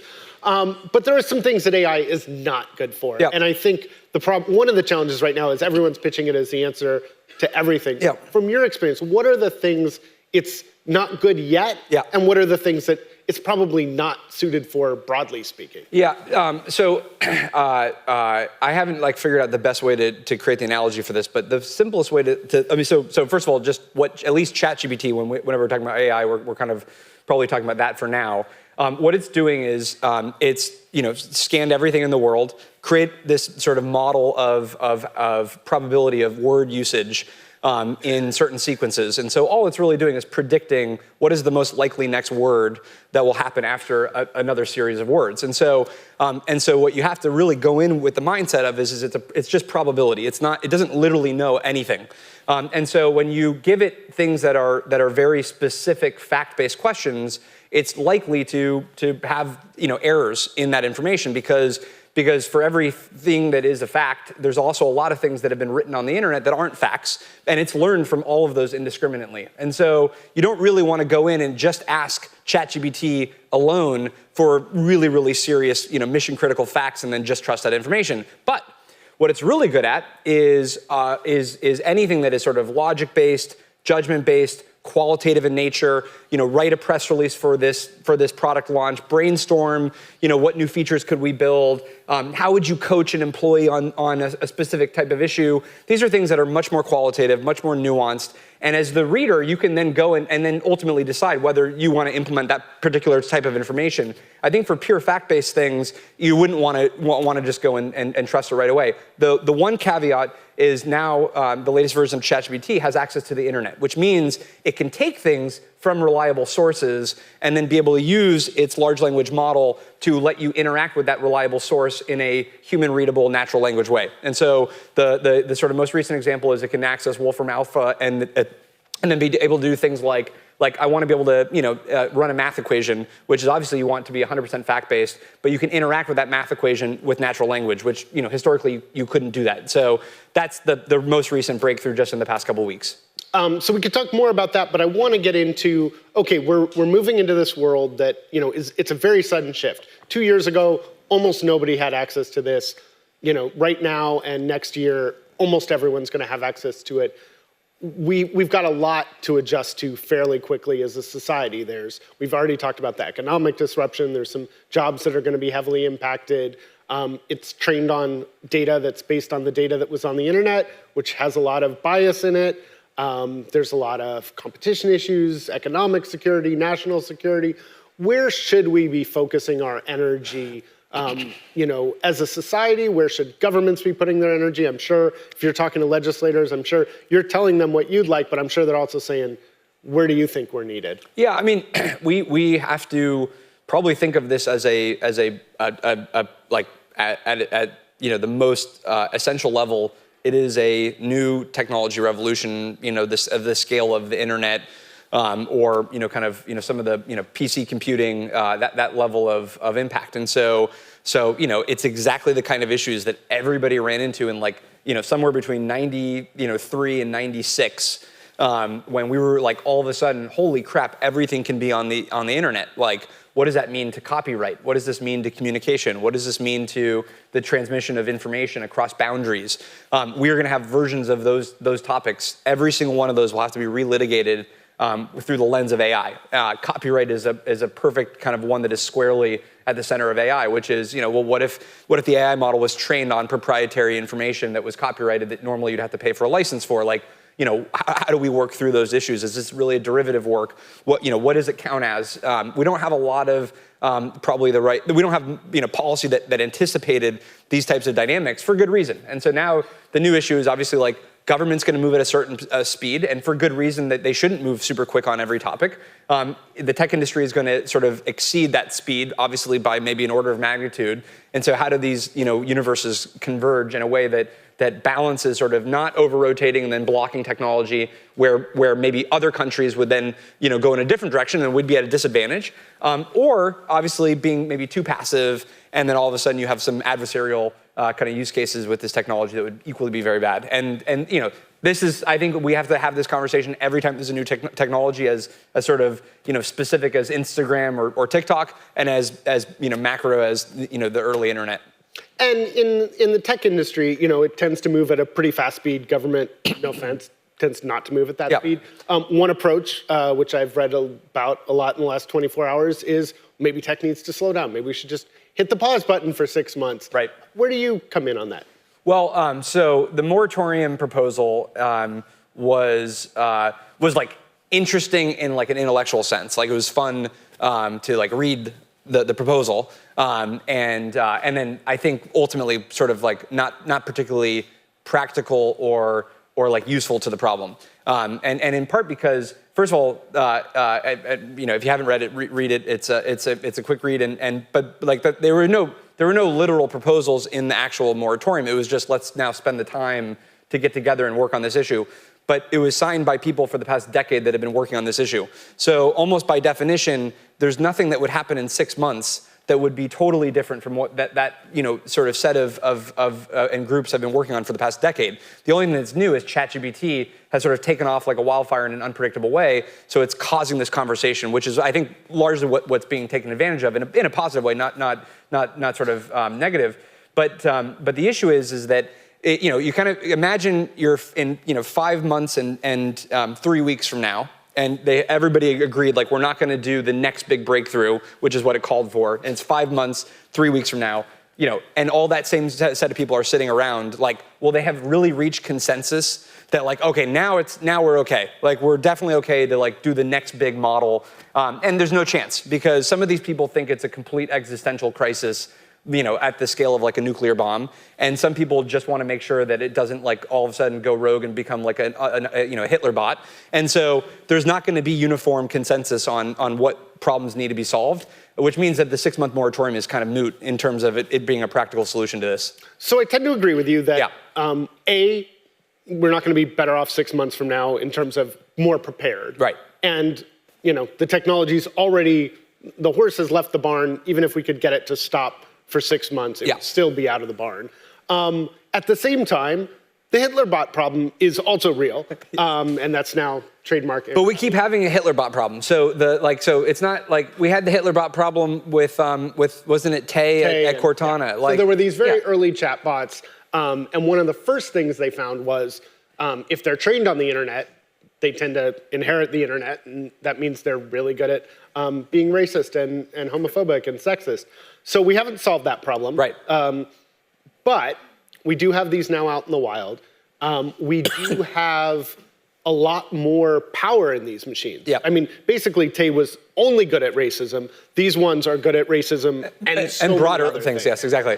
But I am much more comprehensive. I am curious. To me, as someone who works in the information industry, it has seemed to me that one of the reasons we struggle so much as a society has been this massive amount of information. It was basically as much as humans were able to handle, and we were struggling with misinformation. Am I wrong in thinking that just the power of these machines, these language models, their ability to generate more content, accurate, not accurate, malicious, not malicious, is just going to make that misinformation problem so much worse? And in the 4 minutes we have remaining, just solve that for us. Yeah, exactly. I would say that I think I just see it as raising the water level of everything. It raises the water level of misinformation. It also raises the tools that we have to fight that. So if you have, one simple example is it's sort of a field from the Hitler bot piece. But if you imagine security as one of the use cases, on one hand you have adversaries where you could now create a bot farm that could go phish people to try and get credentials. So that's really bad because now I have 100x the capacity or 1,000x or 1,000,000x the capacity to send emails to everybody here, pretending to be your colleague. And you could do it at a scale that now all you need to do is get the 1 in 1,000, people that will fall for that, whereas previously it was cost prohibitive. So that's really scary. In the reverse, though, now on the defense side, all you would need to do is implement one really, really well-trained AI bot to be on the receiving end that says, hey, wait a second, no, this actually doesn't look like your colleague because of a bunch of signals that we as humans never end up factoring in when we go and give our credentials to an outside system. And so on one hand, you have massive leverage for the adversary. On the other hand, you have incredible leverage on the defense side. And I think we're going to see use cases across any of the areas that have some negative kind of aspect to. You're going to have the ability to see the reverse as well due to AI. And so the problem is it's just really, really hard to block the negative use cases at a technical level. We don't really know how to do that. And so it's not that we want to see these types of use cases in the wild, it's that it doesn't really end up being easy to implement. So there's two things I want to pick up on. Yeah. One is we are going to need good bots to fight bad bots. Great, I can sort of see that. We're already seeing that. Academics were some of the first to be worried about ChatGPT and the like. We have AI that can help detect what's written by AI. I will say right now, not great. Not so good at detecting it. But let's assume the bots get better. Am I wrong to worry about the fact that in the middle of those warring bots is a human being that's already struggling? If you look at where America is as a society, we're already struggling to process accurate information from facts. Things have become opinions that should be facts. Yeah. I just worry that the humans aren't evolving at anywhere near the speed of the good bots, the bad bots, any of the bots. That we're just going to really struggle with the fact that these output, not that they're better than humans, not that they're smarter than humans, but they can do a lot more, and our brains aren't moving any faster. Am I wrong to be worried about that? No. You definitely are. And for the low price of $8, Elon Musk is going to solve that problem because everybody will be verified, and we won't have this problem. But I think I would say the social media misinformation phenomenon is a very specific real threat. AI enhances that. There's no question. If you look at the broader impact, though, and we just kind of look at we as people that go into work and we type on computers and we connect information and we email people and we write things. The question would be, what would a lever of, where you had a 2x, a 3x, a 5x impact of performance and speed and productivity be to go and do the things that are actually not the things that are easy to replace, but the things that are uniquely human, the parts where you do get to go and actually like work on a really interesting problem and brainstorm with other people and create a product and get that product in the hands of customers, get rid of all of the sort of drudgery that we have to do to be able to do the real interesting stuff. Let the computer do the stuff that really doesn't matter as much. It's not really differentiated work, so we can go and do the differentiated part. That's, I think, the ultimate value proposition of AI, and I think we're going to get that as a result of this new wave in a way that was sort of promised 10 years ago, but we just ran into the reality of like the models were too narrow, it was too expensive, we didn't have the underlying architectures ready, and I think we've solved a bunch of those problems. Well, I would love to keep talking with you. The good news is I already had a conversation with Aaron Bott, and Aaron Bott has agreed to come back next year, and we can see where we are next year. Okay, we'll be talking about metaverse, so. Before our next segment, we're going to take a break, so don't go too far, but do enjoy a refreshment or two, and be sure to send either yourself back in the room or an AI of your choice. Right. Thank you so much. See you soon. Thanks, Aaron.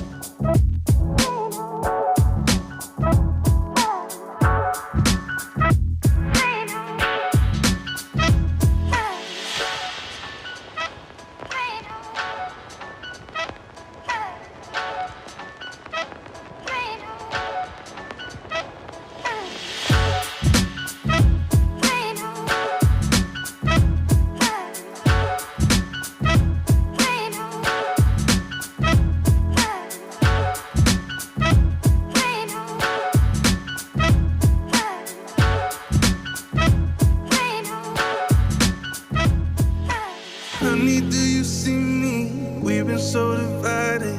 Loving you comes easy without even trying. Sometimes I just wanna hold you. I try to divulge it. Ways I'm feeling for you, bottled up inside it. Now the feeling's cold, lost in my emotions, frozen like the Arctic Ocean. Baby, tell me where you going. Ooh, I don't say it enough. Ooh, I don't say it enough. Never meant to make you run away with your love. Never wanna lose you, I don't say it enough.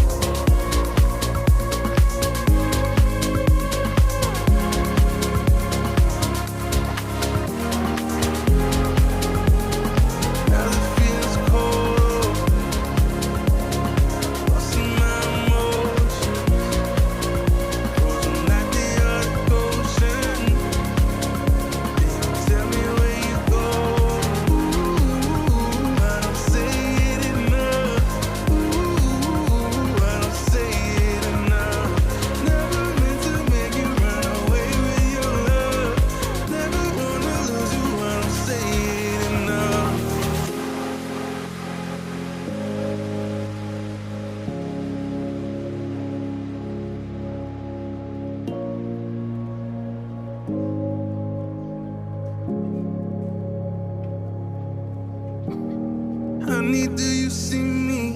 We've been so divided. Loving you comes easy without even trying. Sometimes I just wanna hold you. I try to divulge it. Ways I'm feeling for you, bottled up inside it. Now the feeling's cold, lost in my emotions, frozen at the Arctic Ocean.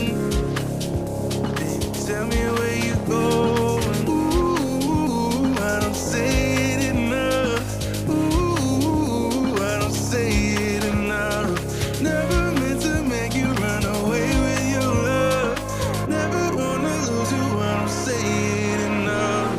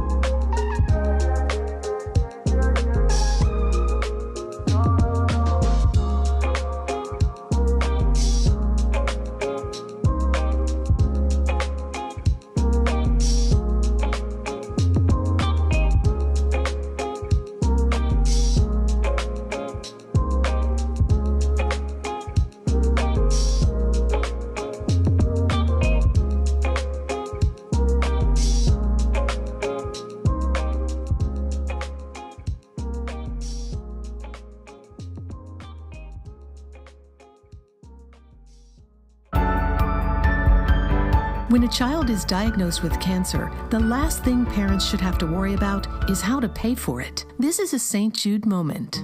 Imani wouldn't be here if it wasn't for St. Jude, and I can't imagine a better place to be. You know, it's a cliche thing to say, but I feel like my faith in humanity has been restored. The second we arrived here, we had food, housing, transportation, treatment, you name it, it was taken care of by St. Jude Children's Research Hospital. There was not a single other care in the world except for Imani, because St. Jude made that happen. The best way I can really describe it is this is heaven on earth. To the people who donate to St. Jude, you know, I just want them to know that I don't think anyone in this world or anything in this world has given me a greater gift. We came as two desperate parents, and they saved our daughter's life. Finding cures, saving children. Learn more at stjude.org. Pillow talk, glitter walls, simple minds want it all. Take it off, 5 o'clock. What come the rocks? What come the rocks? Dirty socks, kitchen sink, bring it on. Drink a drink, drink it off, take it off, take it off, take it off. Rhythm and blues, sipping on gin and juice. Drinking, drinking, drinking, drinking, drinking, drinking. Straight out of her comfort zone, yeah. Daddy, mama got it going on. Actions, explicit content, yeah. Doing what we wanna all night long. Video from red button, kids are gone, lights are on, lights are on now. Party in the box. Party in the box. Night is young, we are not feeling something now. Feeling us too, just like rhythm and blues. Drinking, drinking, drinking, drinking, drinking, drinking. Feeling us too, just like rhythm and blues. Straight out of her comfort zone, yeah. Daddy, mama got it going on. Actions, explicit content, yeah. Doing what we wanna all night long. Look on the rocks, look on the rocks, look on the rocks. Party in the box, just like rhythm and blues. Look on the rocks, look on the rocks, look on the rocks, just like rhythm and blues. Rhythm and rhythm and rhythm and rhythm. Straight out of her comfort zone, yeah. Daddy, mama got it going on. Actions, explicit content, yeah. Doing what we wanna all night long. Straight out of her comfort zone, yeah. Daddy, mama got it going on. Actions, explicit content, yeah. Doing what we wanna all night long.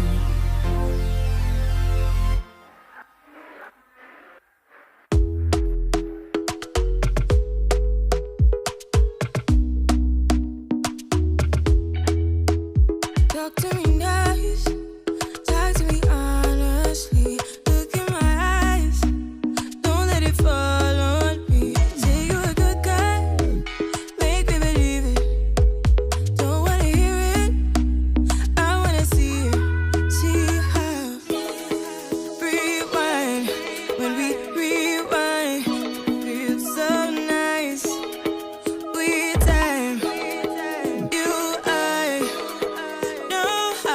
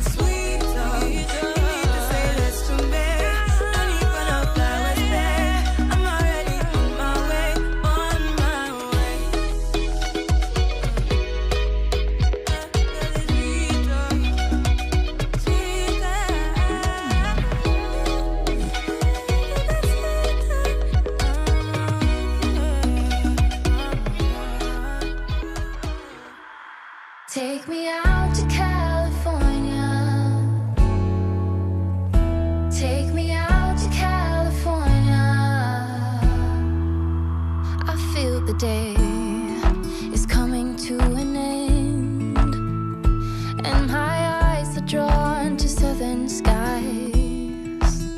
And all the while I was trying to pretend the promised land was there beyond the great divide. But I'll be coming home soon. Yeah, I'll be coming home soon. So take me out to California, where the sun is always high, where the streets are paved with gold and no one ever gets old. I'll be longing for that day till you come and take me home. California, California, here I come. I've seen it all upon the silver screen, the happy faces and a sign upon a hill. The wine is flowing and the fields forever green, and all your hopes and dreams will always be fulfilled. So I'll be coming real soon. Yeah, I'll be coming real soon. So take me out to California, where the sun is always high, where the streets are paved with gold and no one ever gets old. I'll be longing for that day till you come and take me home. California, California, here I come.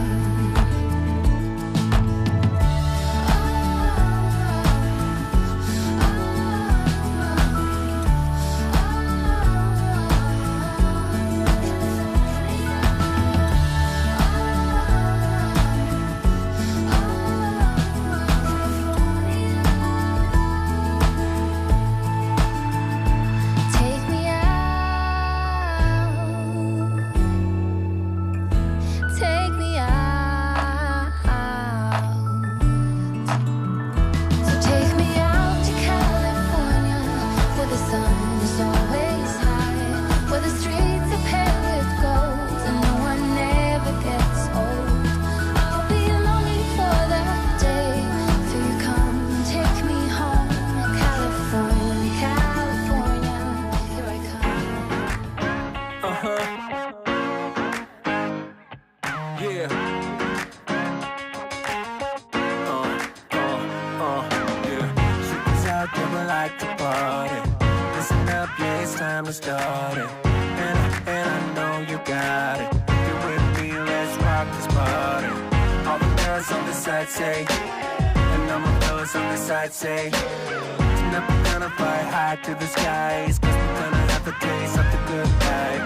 Here we go, here we go, here we go up. We're gonna rock this club till it goes up.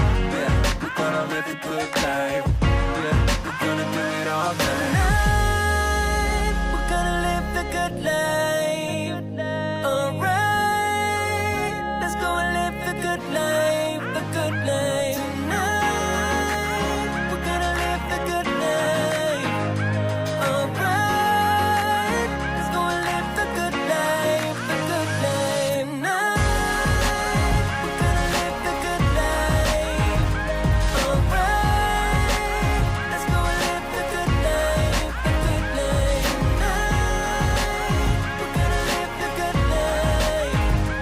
Alright, let's go and live the good life, the good life. I saw you when you passed me by, girl.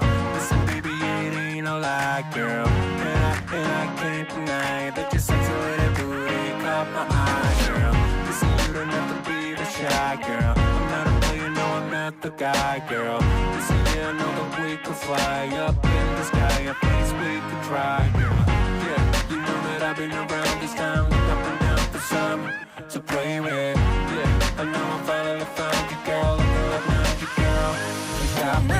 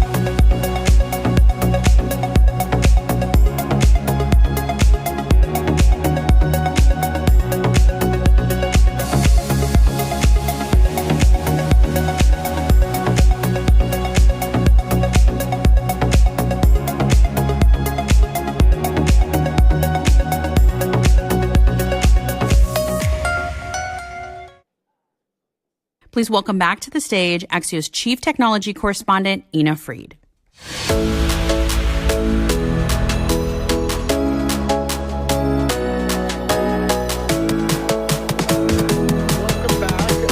hope everyone is still excited about the reception, which starts at what time, anyone? 4:20. Right. And before that, though, we have some really great speakers.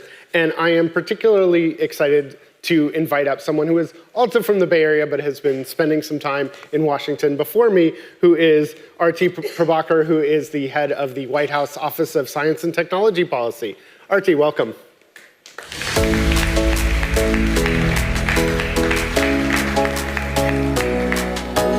Hello. Hi, everyone. Thanks so much for being here. Great to see you, Ina.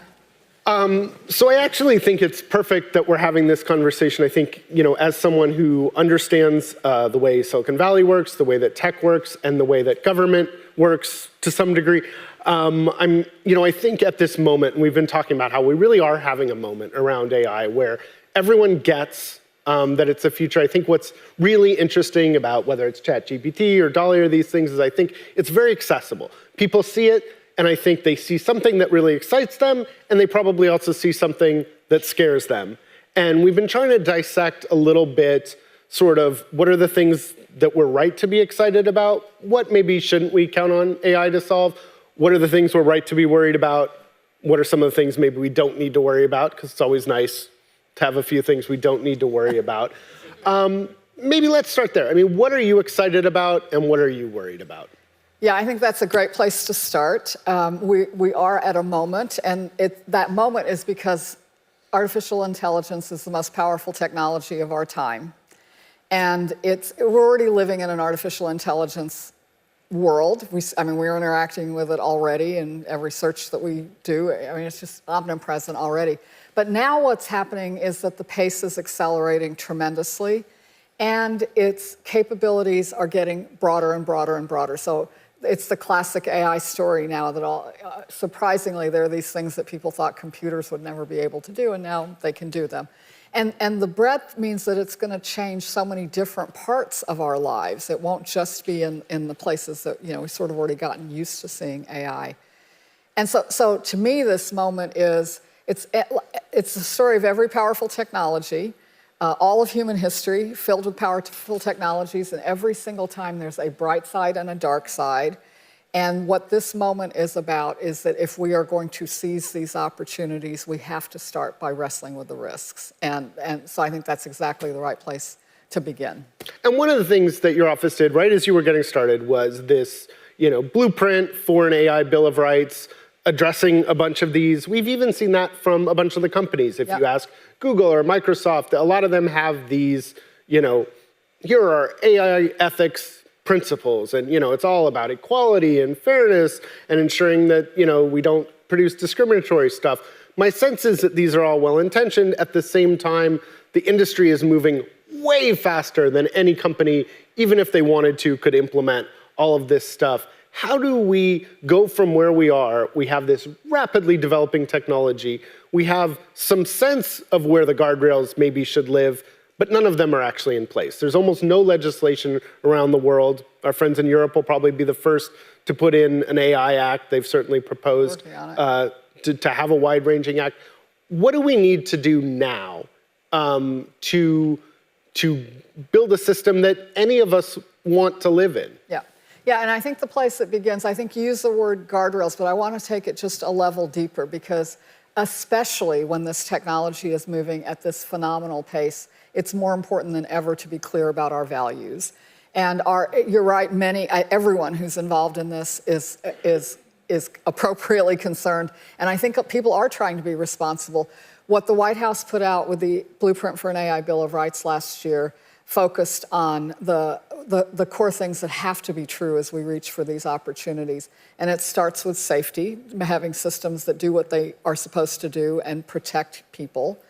It continues to making sure that we're not exacerbating bias and distilling all of human bias into AI systems and wielding them inappropriately. It gets to privacy. It gets to all the different dimensions. And this is one of the things that I think is hard and confusing is, yes, we have to deal with the fact that AI systems today are being used in ways that exacerbate bias, and we have to deal with that. And it's not an option to just do that, because we also have to wrestle with the threats of reality distortion as chatbots become ever more realistic and draw people into these psychological voids. So all of these things are happening simultaneously. They represent many different aspects of this multi-pronged, powerful technology, and that's what now has to get wrestled and turned from values and a clear understanding of principles into actions, and that's going to call. I mean, that's our job in government. It is definitely the job and the responsibility of the companies that are driving these technologies, and it's a responsibility for all of us as users as well. And I want to get into how we might start to do that and start to translate that into real action. But there was a proposal today that one of the things we need, it's just moving all too fast. Let's hit the pause button and stop everything for 6 months. Is that realistic, and is that a solution to anything? I thought the letter with so many signatories was a great. I mean, that is the moment we're in, right? Is so many people are expressing really the same set of concerns from different vantage points. Different people have different takes on it. But I think it really does reflect the moment that we're in. And, to me, this is a continuation, an important continuation, and with broader participation of the values that we've laid out and the work that we're very engaged in. I must say, I'm a huge sports fan. I'm a huge tech fan. In sports, everyone gets some timeouts. In hockey, they get one. In basketball, they get a bunch more. I've never known the tech industry to take a timeout. Is it at all realistic that the industry is going to take a timeout and say, you know what, this is moving really too fast. Let's take a few minutes to just appreciate what we have and make sure we're going on the right path before we build anything new? I think figuring out how this technology and its myriad applications, the pace at which they progress, that's not going to be a simple thing. But again, that has to be guided by the values that we've been very clear about and that I think are largely broadly shared. And the question is implementation. So I think we're on the same page that we have to translate the values and the principles into action. What I'm not clear on is how we get there. My sense is we're not going to get there via timeout. I'm not clear. Do you think a timeout's realistic or not realistic? I think there are a lot of factors for that, and I don't know. Okay. I don't know how to answer that cleanly because I think it's a very complex thing. Let's back up for a minute. I mean, let's talk about what what is actually driving this technology? The components that we're talking about, of course, one is massive AI supercompute capability, more or less available widely around the world. The second is massive data, the internet's data, everything human beings have regurgitated out into the internet. It's everything from the Bible to tweets, all these images. And then it's algorithms that are very widely available.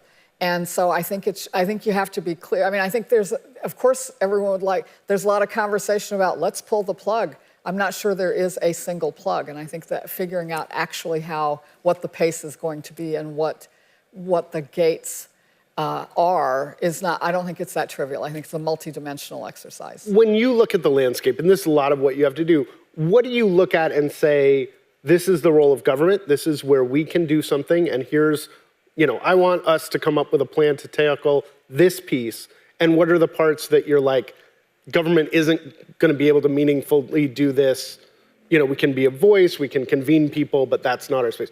Let's start with, what are a couple things you think government could do, and does it require new legislation? Yeah, so let me tell you, the first thing that's obvious is we are looking across government at what is currently going on with artificial intelligence, and what you will find, not surprisingly, is many, many different parts, many different public purposes for which AI is being put to use. Think about our military, think about intelligence, think about the way we use data to make policies better and to make sure that they're deployed equitably. So those are places where there's active work across government. In doing that, we have a tremendous opportunity and a responsibility to do that in a way that expresses our values and is true to the things that that we're all clear have to happen. So the Office of Management and Budget, for example, has guidance on how agencies implement AI systems. And that's how government makes use of AI. And this is our internal use. Sure. So that's one dimension of it. So when you look across that, I think you will see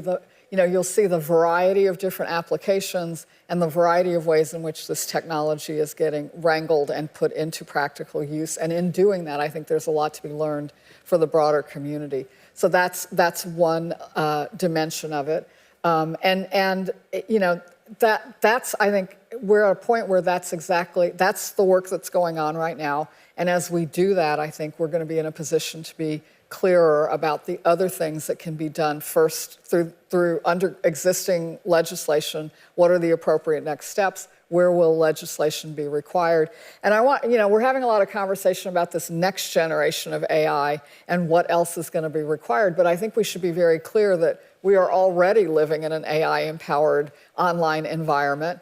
And the president has been extremely clear on calling on Congress to take action where we know we've got real problems and we have really practical solutions that we could make progress on. Privacy is a great example where many proposals have surfaced. We haven't yet gotten a bill across the finish line, but it's a place where the president's been very clear and has called on Congress. And I think they're protecting children in the online environment, making sure we have robust competition. These are places where we already know that there are practical things that can be done, and we need to get started on those while we think about the additional things that have to come as well. And if I'm going to give you the Axios magic wand. It's our AI product that we've been developing. Oh, delightful. You get to wave it and have, one piece of legislation that doesn't exist, not just enforcing existing laws with the technology. What's one piece of legislation to address the new reality of AI that you would like to see manifest into reality? And then you have to give back the wand for whoever's on stage. That's too bad. I like this wand.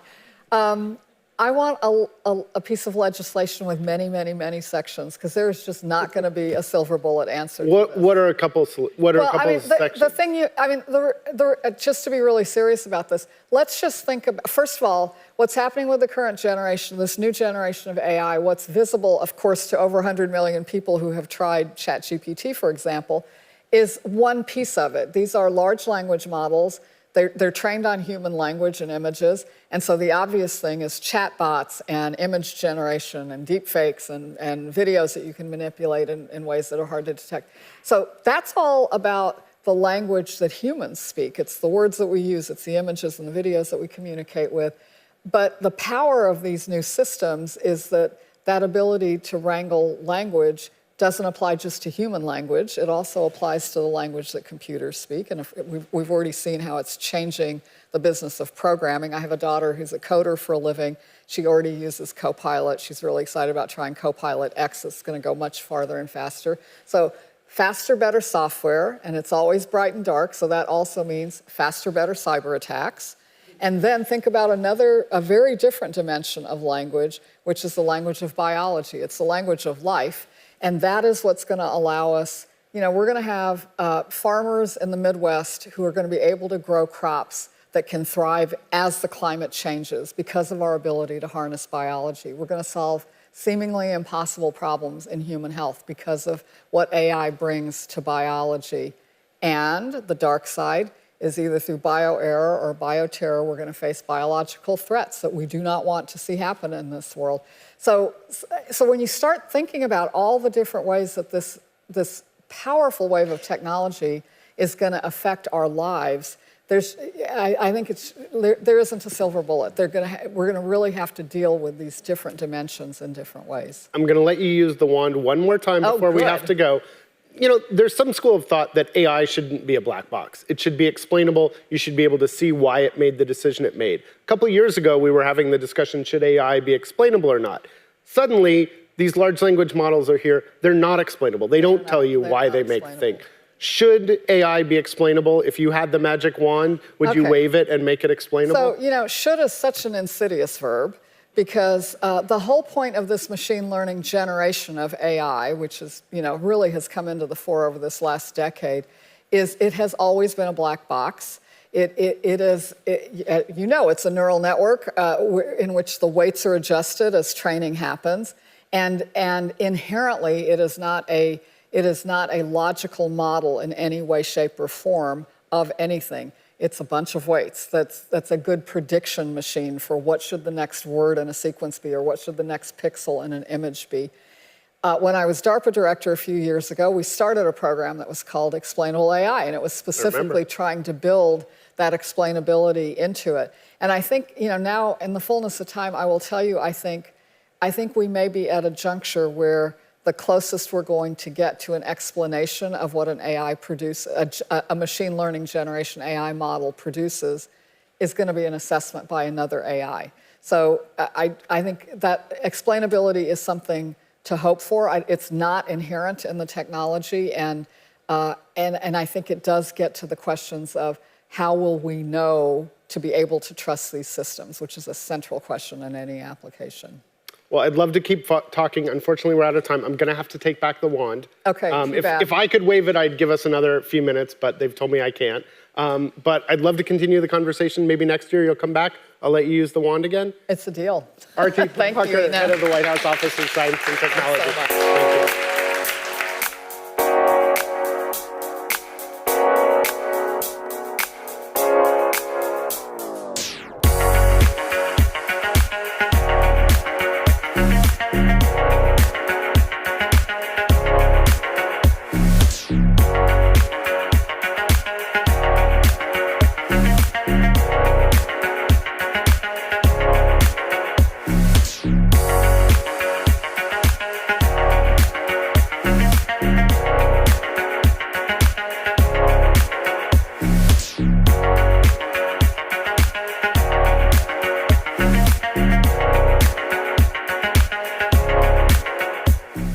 Up next, please welcome back Axios senior business reporter Hope King.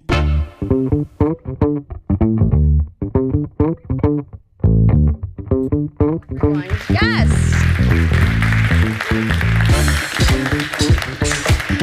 If you were here in the morning, you know that I've taken my blazer off and I changed my shoes and I put on some funky jewelry because we are going to have a lot of fun with our next panel. And I am so excited because we're talking about the future of music production. We're talking about world building. We're talking about the metaverse and NFTs and so much more. So many topics. And so I need more than one guest. And that's why I have the distinct privilege of introducing our panel.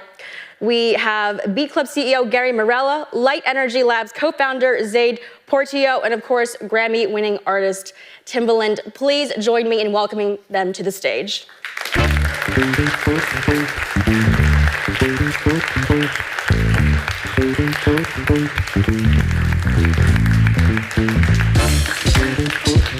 Thank you so much for being here. Thank you, Gary. Good to see you, Zaid. It's a bit challenging to come up with walk-on music for this group. I mean, No. you know, I mean, I don't know. If you had your choice, what song would you have wanted to walk out to? That was perfect. That was perfect? You like the beats there? Dirt off your shoulder. I had some dirt on my shoulders earlier. I was You like gonna that? say, Nah, I didn't want that. It felt that music was chill. It like gets me, music sets the atmosphere of what you're about to do. Well, that's why we were stressing about making sure we had the right one for you. But when it's that type of chill with a nice bounce, it makes me relax. And Good. Events team. if it had energy, I feel wonderful like I'd like selection. to do a Good music. I love it. Well, thank you all for traveling from all corners of the country just to be with us this afternoon.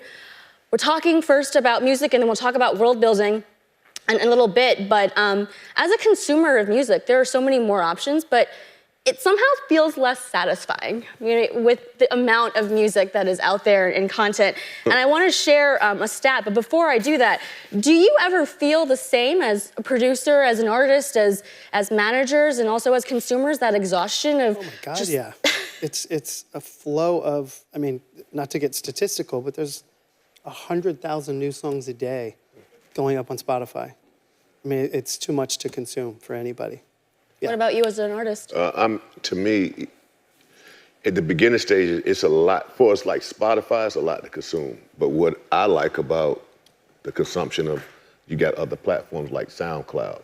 So to me, it's never enough because you're finding, it's the art of discovery. So on one hand, it's too much music. Then on the other hand, it's not too much music for me because for us, when it comes to discovery, SoundCloud and all these independents on YouTube helps me find new things. So it's kind of like a gift and a curse. So you relish the hunt and the discovery process. I'm a hunter. You are. It's too much to like I know it's a lot to consume just to listen, but it's better to hunt and listen. And Gary, for you? Too much. Too much? Zaid? I think it's overwhelming a lot. It can be, right? Yeah. So the stat that I wanted to share, just related to what you mentioned, there were approximately 38 million tracks on streaming services last year that got no play, 0. And in context, that number is about 1 out of every 4 tracks. That was a statistic shared last week with an audience at South by Southwest.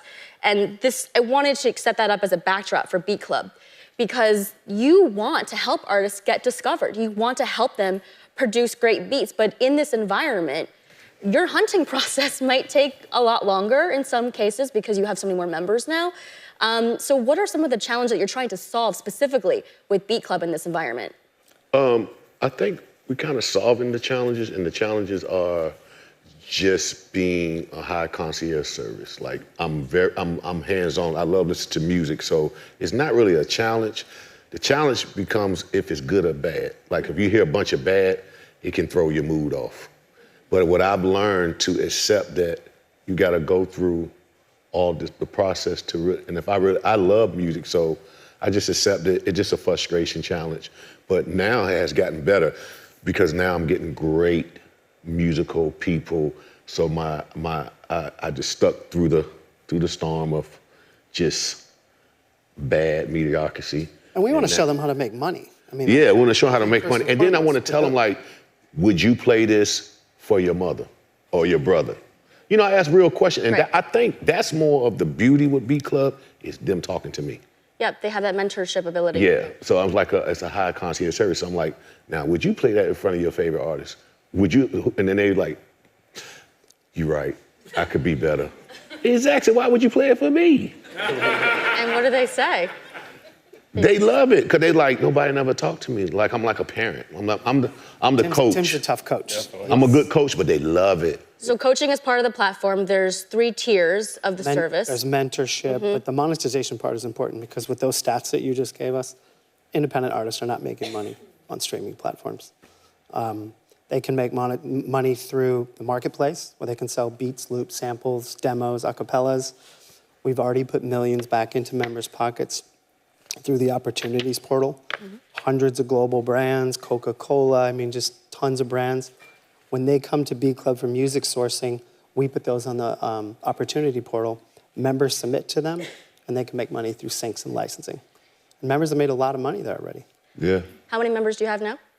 We're just early. It's under 100,000 members. We were invite only. We're in a beta. And then about 8 weeks ago, we started to unveil the annual and monthly membership model. That's a lot of mentees for you. I mean, to me, it's not enough, but it's like, It's not enough. No, because it's actually therapy for me. How You so? know, because it's me having a conversation instead of having a conversation with myself. You know, it's like me talking to another person and seeing that other person smile, because I was doing an interview earlier. You don't know what these kids go through. Most creators are introverts like myself. I just now begin to be comfortable by, this guy said, you never really speak. I said, well, I think God put me in a position where I have to speak. And I found a lot of blessings coming through that. And I touched a lot of people's lives, whether it's not about them making money, but a lot of people told me, say, yo, by your talk, my ear has gotten better. I hear music different. And for me, that gives me a joy. And it's not just Tim being a mentor now. Justin Timberlake, J. Cole, I mean, massive people that are a part of B Club, and equity holders in the platform. Right, and Hypnosis also just invested, Yes. which Good old gives, Merc, yes. which gives the creators access to many more songs where they could sample, and so Yes. how pivotal is that for the next phase of B Club? It's huge. I mean, arguably the best producer in the world right here who's really showed the industry on sampling. The model now is to show high-level creators on B Club. If you want to sample from L.A. Reid's catalog or Jimmy Iovine's catalog or Justin Bieber's catalog, you have the ability, when you go in the studio, to know that Hypnosis has 95% or higher ownership of the publishing and master. So the approval process is easy. And why is it so important for artists to own their music at this stage? Because that's another problem you're trying to solve with the platform.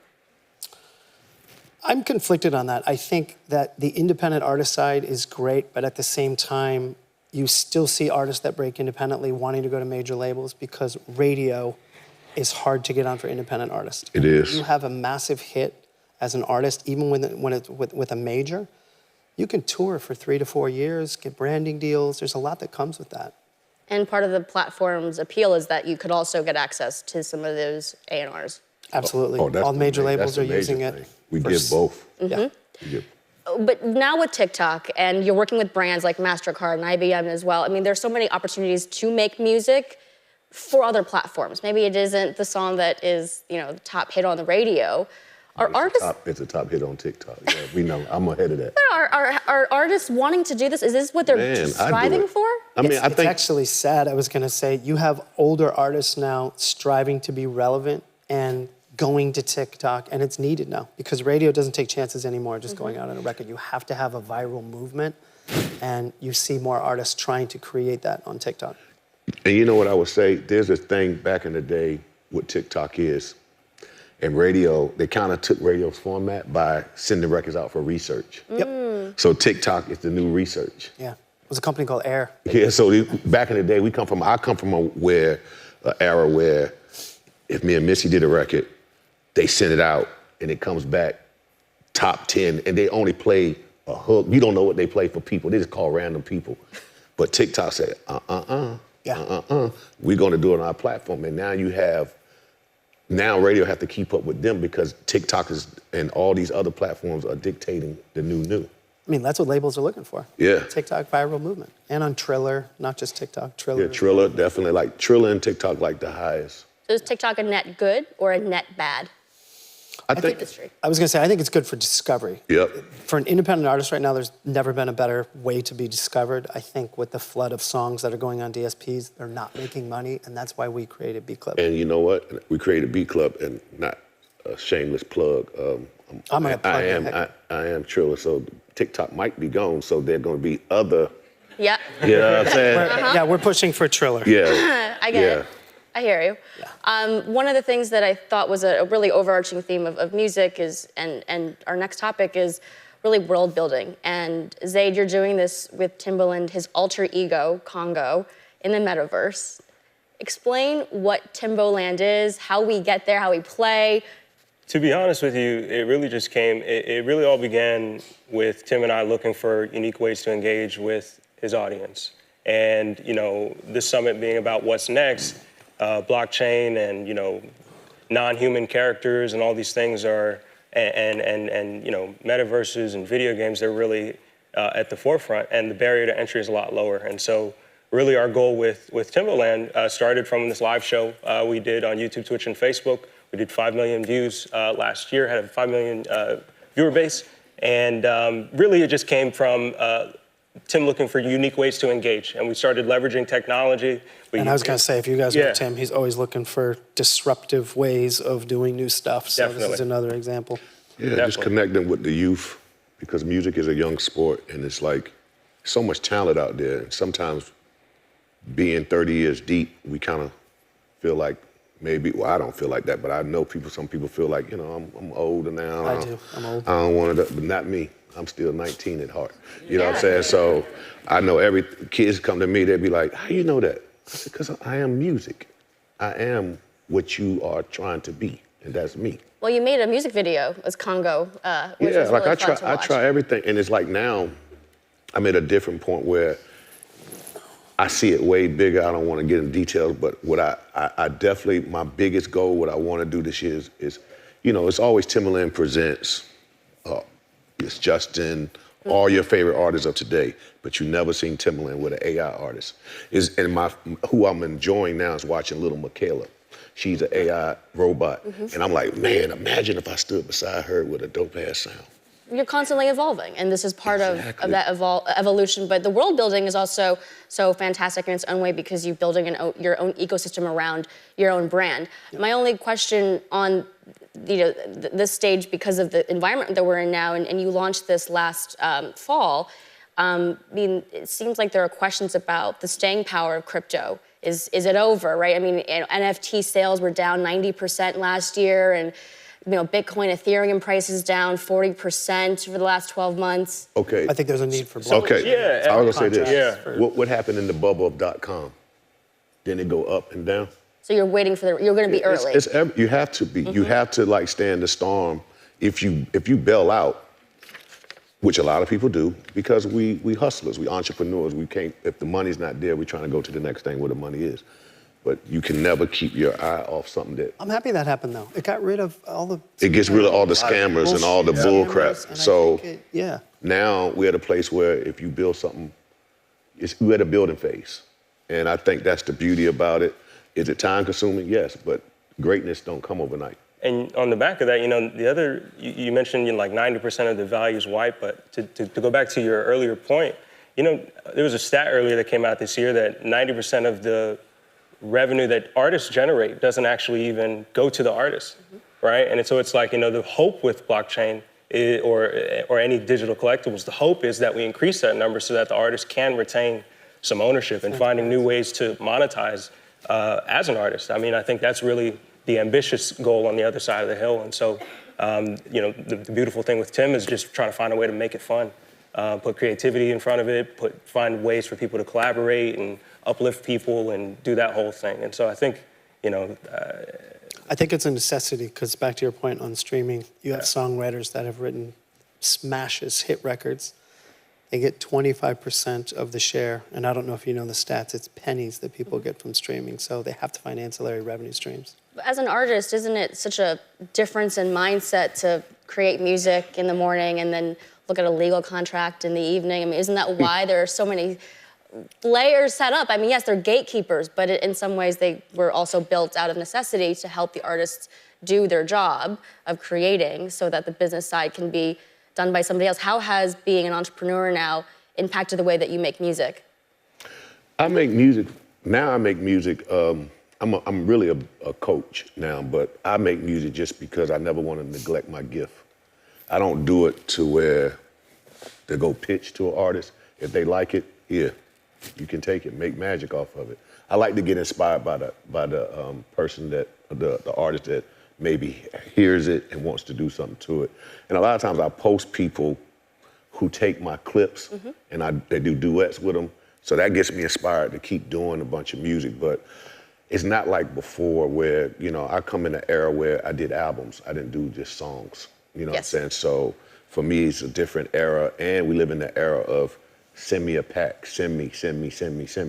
So it's not, I'm used to come to me, we in the room. That doesn't happen anymore. So I had to learn how to become Amazon of beats, and that's why I created Beat Club. That's another shameless Beat Club plug. Yeah, you mentioned it. That's how I had to do it. So I had to become, I had to create the Amazon of beats. And I'm like, well, wait a minute. If the world is about sin, I told Gary, it's like, do you realize nobody gets in the room anymore? They just said, send me. Sinful songs. We have artists saying sinful songs. Sinful song. I said, so why not I be a hub of all that creativity? So we came up with Beat Club, and I said, I want to be the Amazon for beats and songs and songwriters. You mentioned on a podcast recently you wanted to be the greatest producer, and one way to do that is to be this vehicle for other artists. Exactly. You don't become great by just thinking about yourself. Teamwork makes the dream work, and helping others makes you a legacy. Speaking of teamwork, you have Zaid, who you've been working with for 3 years, and then you have Gary, who you've been working with for over a decade. Yes. How do you balance being co-founders and also with somebody who is building a character and universe off you? Okay, well, let me talk about this guy, Mr. Morella. Mr. Morella, to me, I was mentored by Jimmy Iovine. So, and I thank God for sending me a splitting image of what I see in Jimmy. Jimmy is a person who don't give up through hard times and bad times. And when you have a CEO of a company, you need somebody that's breathes, eat, sleep your product, and have the vision. Gary is a guy who breathes it, sleep it, always on calls, and we're a perfect match. We always been a perfect match since day one, just doing production when we first met, like first year. I saw the hunger in him, and he came under the same boat as me, which was Jimmy Iovine. And we just been a perfect fit. Everything we've done, we've been straight up.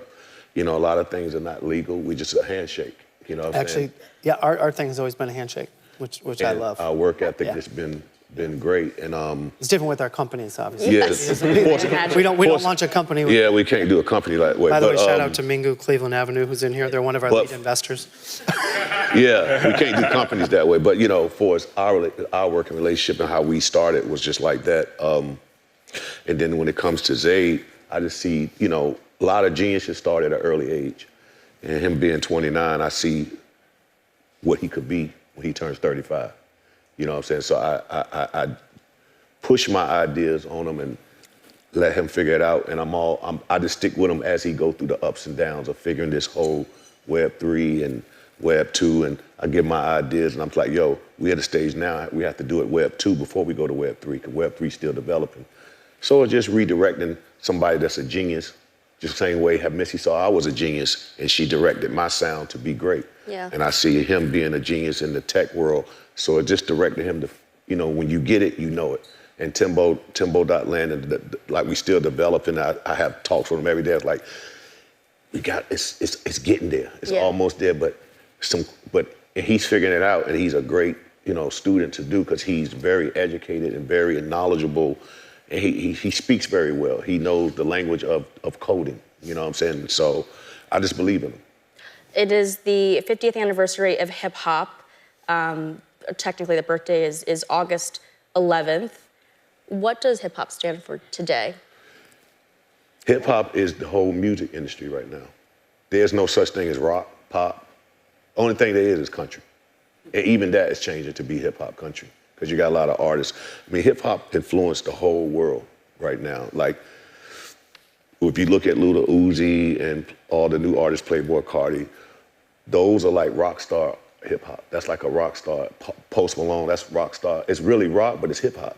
Hip hop has influenced every genre to this day. So I think brands and culture. yeah, because brands didn't never really want to involve with hip hop. They was always scared of hip hop. Oh, it's too this, but now it's mainstream. It kind of pissed me off. I'm like, well, why y'all ain't do that when I was? Yeah. That's kind of effed up. You know what I'm saying? Right. I'm looking at people like, you know how long it would have took us to get us a Coca-Cola commercial, and I see, I ain't gonna tag, but you know, you see the new ones, and you'd be like, rapper. Yeah. Dang, how they do that off of one record? Yeah. It took us 2 albums to get, like, you know what I'm saying? Like, think about when you first saw Beyonce on Super Bowl. She should have been on Super Bowl. Yeah. Bruno Mars already up there. It's like, man, he ain't been out, like, you know. We have to wrap it. One last question. You hear and you see music in color, and you hear rhythm wherever you walk. What is the rhythm of the world right now with all the chaos going on? I don't know if we can. I almost said a curse word. I didn't mean to, but I've witnessed it in the studio with him. he said, she said, what's the world with all the music? Yeah. Oh man, What's the rhythm of the world? It feels like. You remember when what's that rock? They're like, yeah, it's that. I don't know what heavy is. It metal? That's the rhythm of the world. It's not hip hop. I don't know what. It's a bunch of loudness, noise, and people screaming. It's all of that. Thank you, Timberland. Oh, Barry, Zay, I was just getting started. I know. I wish we had more time. But you have flights to catch. I'm so sorry. But next time, thank you so much. Thank you. Great to be with you. Thanks. Kicking us off? Yeah, we Yeah, you gotta get out, man. That's too bad.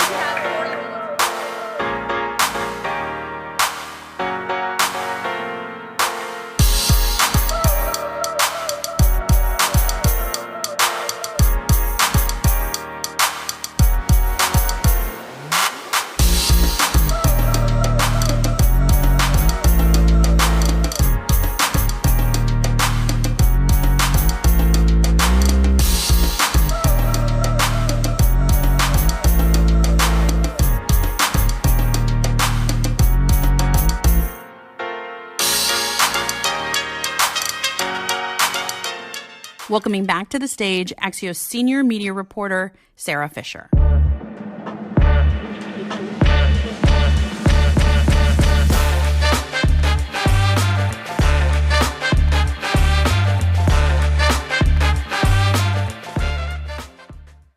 Amazing.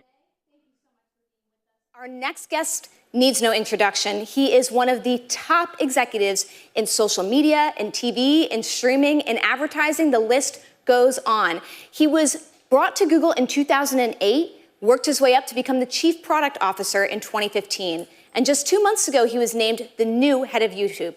Please welcome Neil Mohan.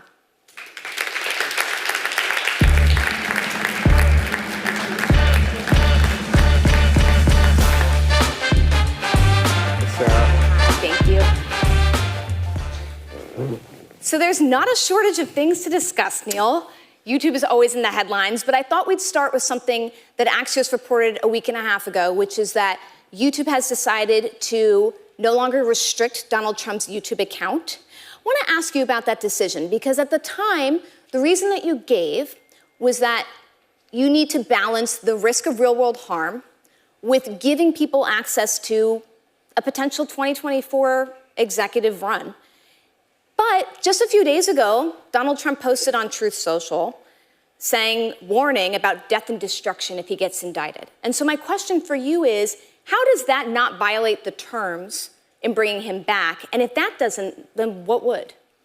Yeah, I'm glad you asked, Sarah. And just to take a step back in terms of how that decision, and broadly how decisions like that are made at YouTube, is we're a video platform. And what I mean by that is we're a place where people consume content that's within the four corners of the video on YouTube.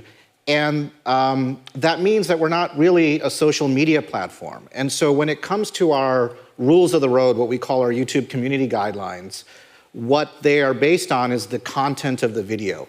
It has to be about the content of the video or other posts on YouTube, like comments, et cetera. And so when there's a violation of those, we take action. We have those community guidelines and we take action. And what it also means is that we don't make decisions based on who the speaker is. It's really about the content on YouTube. And so in the case of the former president's channel, that channel was suspended when there was a violation of our community guidelines. And just balancing the need for a potential, as you said, presidential candidate and the risk of real-world violence coming down, that's when we allowed that channel to come back. Now that it's back, it's subject to the same rules and community guidelines that have always governed YouTube, whether it's around incitement to violence or graphic violence or all of our other sort of policy verticals. And that channel will not be treated any differently than any other channel. And so to the extent that there's a new video or a new post that violates our community guidelines, then based on our principles, we would take action in that case. So let me just clarify. If Donald Trump called for violence off of YouTube, let's say he did it in a television interview or on Twitter, that would not play into your consideration of whether or not you would restrict him again? We really try to base the decisions on YouTube based on the content of YouTube. The way that our platform is used is different than the way other platforms are used. And so if you go and look at the Trump campaign channel on YouTube today, it consists of clips of news interviews or clips from a political speech or what have you, and it's used in a different way than the campaign uses other channels. And so I think it's really important to take that context into account and how the channel on YouTube is actually used when it comes to enforcing our community guidelines and how we approach those types of decisions. In terms of your community guidelines, when Meta announced that it was bringing Trump back, it introduced a new set of policies that they would apply to public figures. Do you have new policies that you're going to use moving forward, seeing how public figures could be sometimes a threat to society, or are you still using the same rules since before 2021? Again, the way our platform works, because we are a video platform as opposed to a social media platform that's tied to a social graph, connections between people, we really do base the decisions on the nature of the content. We have clear rules of the road in terms of what's allowed on YouTube, what should come down, and based on the rules of the road, if a video violates that, we take action. And the key tenet there, the key principle, what sort of makes all of this work, is that we treat everyone the same. So you and I are subject to the same rules as a head of state, whether it's the former president, whether it's the head of state of any other country. And I think that that's a really important clarifying principle when content creators are uploading content to YouTube, that everybody will be treated equally no matter what their station is. Can I just push back on the idea that you're not a social platform? You can like and comment on people's content that they're posting on YouTube. So why is that different from any other social media platform at this point? Yeah, we're a platform, think about your own behavior. Everybody, think about your own behavior in terms of how you think about YouTube. It's a place where you come to consume all things video, whether it's on your mobile phone, tablet, desktop, increasingly our largest and fastest growing screen are living room screens. And so when you are looking to connect with content through video, YouTube is the place you come to do that. And that's fundamentally what the core use case of our platform is. Now, you can comment, obviously, on videos, you can like videos, but you're really there to connect with your favorite content creators, to really connect with the content that's in the video, or audio in the case, obviously, of musicians and creators of that form. So that's really what YouTube is, as opposed to trying to connect with your friends or sharing, content with your friends. It's a place where you come and really connect with creators, and that's fundamentally what the magic of YouTube is. It sounds a lot like how TikTok describes itself, as sort of an entertainment video platform, not a social media platform. I'd like to get your take on the threat to ban TikTok right now. Do you think that TikTok should be banned if it doesn't sell to a US company? I mean, honestly, Sarah, what I know about that is what reporters like you write about, and that's when I think about our business and when I have conversations with creators, it's really focused on the products and features that we should be building for our creators, our viewers.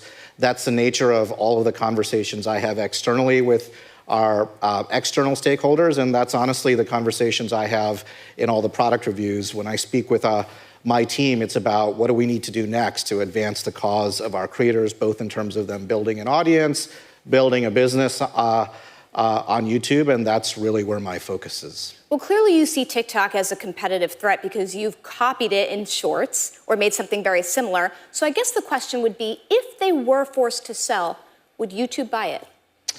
I mean, I think the way I would think about your comment around Shorts is going back to what I just said, which is YouTube is a place for all things video. It should be a place where if you want to consume or create a 15-second video, a YouTube short, you can do that on your mobile phone.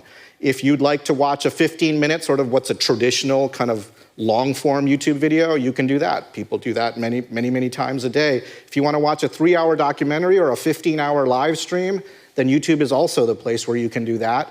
And so you should think about YouTube Shorts in the context of this broader portfolio, this multi-format journey that both creators and viewers go through when they open up the app. When you open up the YouTube app, you have lots of directions you can go in. You can watch shorts. We have a shorts feed that's dedicated to that.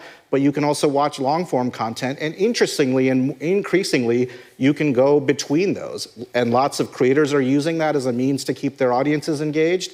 And our audiences love it because they can go from a 15-second short about a song that they love to the full 5-minute music video with the tap of their finger. I appreciate the clarification, but just to repeat, would YouTube buy TikTok? I mean, I honestly, I don't really even think about that. I really do focus on our products and our features, and we have a great product with YouTube Shorts. It's got, we just announced something on the order of 50 billion views a day, 1.5 billion monthly active users on our platform, and so I'm super excited about the momentum in Shorts, but again, it's not just about YouTube Shorts. It's really more about that broader multi-format journey that both viewers and creators experience on the app.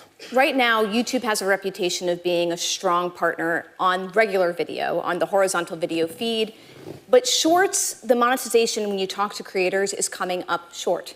What are you doing to make sure that they can actually make money on Shorts? Yeah, so you might recall, Sarah, we had an event a few months ago where we announced the extension of our monetization program, which is called the YouTube Partner Program, from long-form video to Shorts.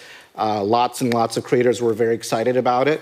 We have worked really hard, and we actually rolled it out just, I think, really less than 2 months ago to creators. And it's a full-fledged monetization program for Shorts. We are in parallel working on building out ad products for advertisers so that they can get the performance that they know and love on the rest of YouTube on Shorts as well. So whether you have a brand objective, whether you have a direct response objective. And so building up both the advertiser side and the creator monetization program has been a big priority of mine. Our team's been working super hard on it. It's super, super early days, but I am very excited about not just the audience building potential of Shorts for creators, but also the revenue potential.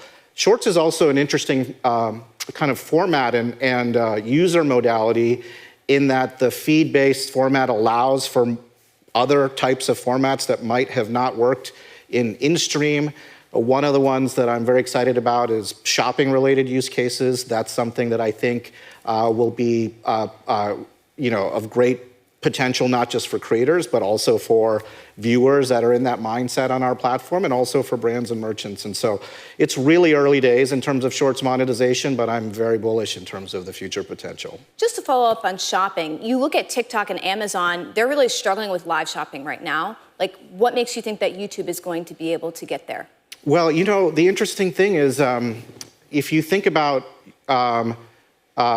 shopping journeys in general, lots of them actually start on YouTube. When people are buying a product, whether it's a car, when they're thinking about, a new outfit or what have you, lots of people come to YouTube to do research.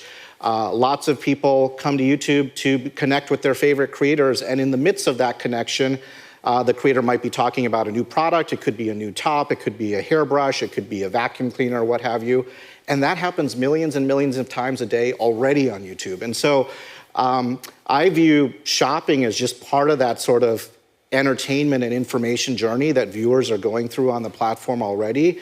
And so if you think about it from a user standpoint, really sort of it's incumbent on YouTube to actually help those users complete that journey. We have sort of the first part of that journey in terms of generating the interest, generating the knowledge around products and services. So why don't we take that one step further and actually create an opportunity for that transaction to happen? And that's obviously great for users, but it's also great for creators. Just in the last few months, 100,000 channels have been connected with their stores to actually live up to that promise of a fulfilled journey on the platform. And so again, shopping is an area of investment for us at YouTube. We're very early days there, but just this latent demand exists because of all the behavior that we see amongst our viewers. Quickly, just want to go back to the advertising conversation. YouTube has always had this 45 to 55% split with the creators. Now that there's a lot more competition from platforms like TikTok, et cetera, do you ever foresee or are you considering moving that percentage? I think, launching the YouTube Partner Program, we've got over 2 million channels in that program. In retrospect, I think was one of the best decisions we made at YouTube because it really fulfills on our mission of giving everyone a voice, showing them the world. It allows creators to build an audience all over the world, but then actually to turn what they're doing on YouTube, what they love to do, into an actual business, a way to earn a living. And the rev share that you mentioned is a big part of it. That's why you see it in long form content on YouTube, and that's the reason why you saw us porting that model over to Shorts as well. And so I think that that's going to be a bedrock of the creator economy on YouTube. Just in the last 3 years, we paid out over $50 billion to creators on the platform, and we think that that's kind of one of the core expectations. It's a reason why the home of creators is YouTube, because not only do they build an audience, they can actually build big businesses.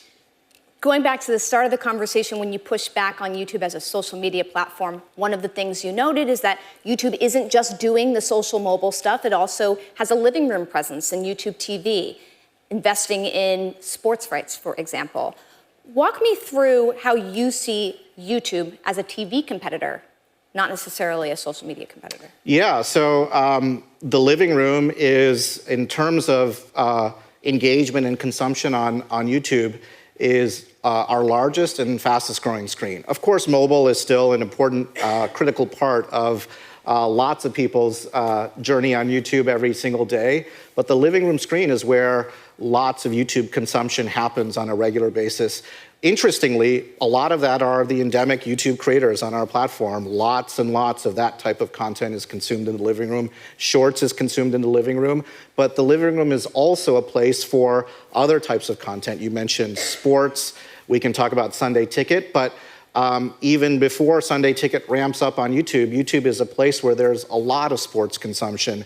I have a 15-year-old. He watches a lot of sports content. A lot of his highlights are consumed on YouTube, whether it's his mobile phone or on the television screen.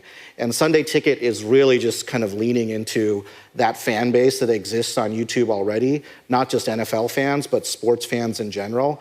And so I'm super excited to build it up as a subscription business on our platform and really super serve that segment of our user base. So it sounds like the reason you leaned into Sunday Ticket is because there's an endemic sports audience there. Would you consider NBA rights or other sports? Are you in the mix for those? Well, we got to get Sunday Ticket up and running first, and there's a lot of work that needs to happen in order to do that. Right now, my focus is to make it so that that experience feels like the best of YouTube. And so just to give you an example, one of the features that I'm super excited about that we want to bring to Sunday Ticket is multi-view. And so you might have noticed that last week during March Madness for YouTube TV subscribers, we launched a feature that allows you to watch all of those games simultaneously, regardless of device, regardless of where you are.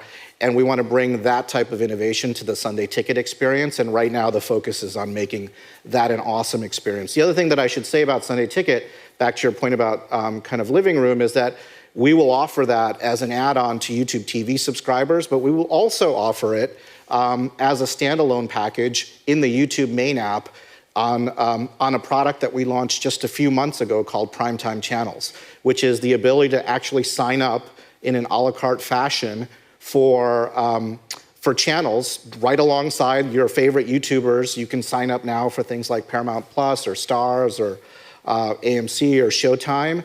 And we have over 40 plus channels now in that offering. It's growing nicely, and Sunday Ticket will be a nice addition to that as well. So we'll give a lot of consumer choice to our fans in terms of how they'd like to consume football on Sunday afternoons. But just to confirm, you have not had any conversations with the NBA or Adam Silver about those rights?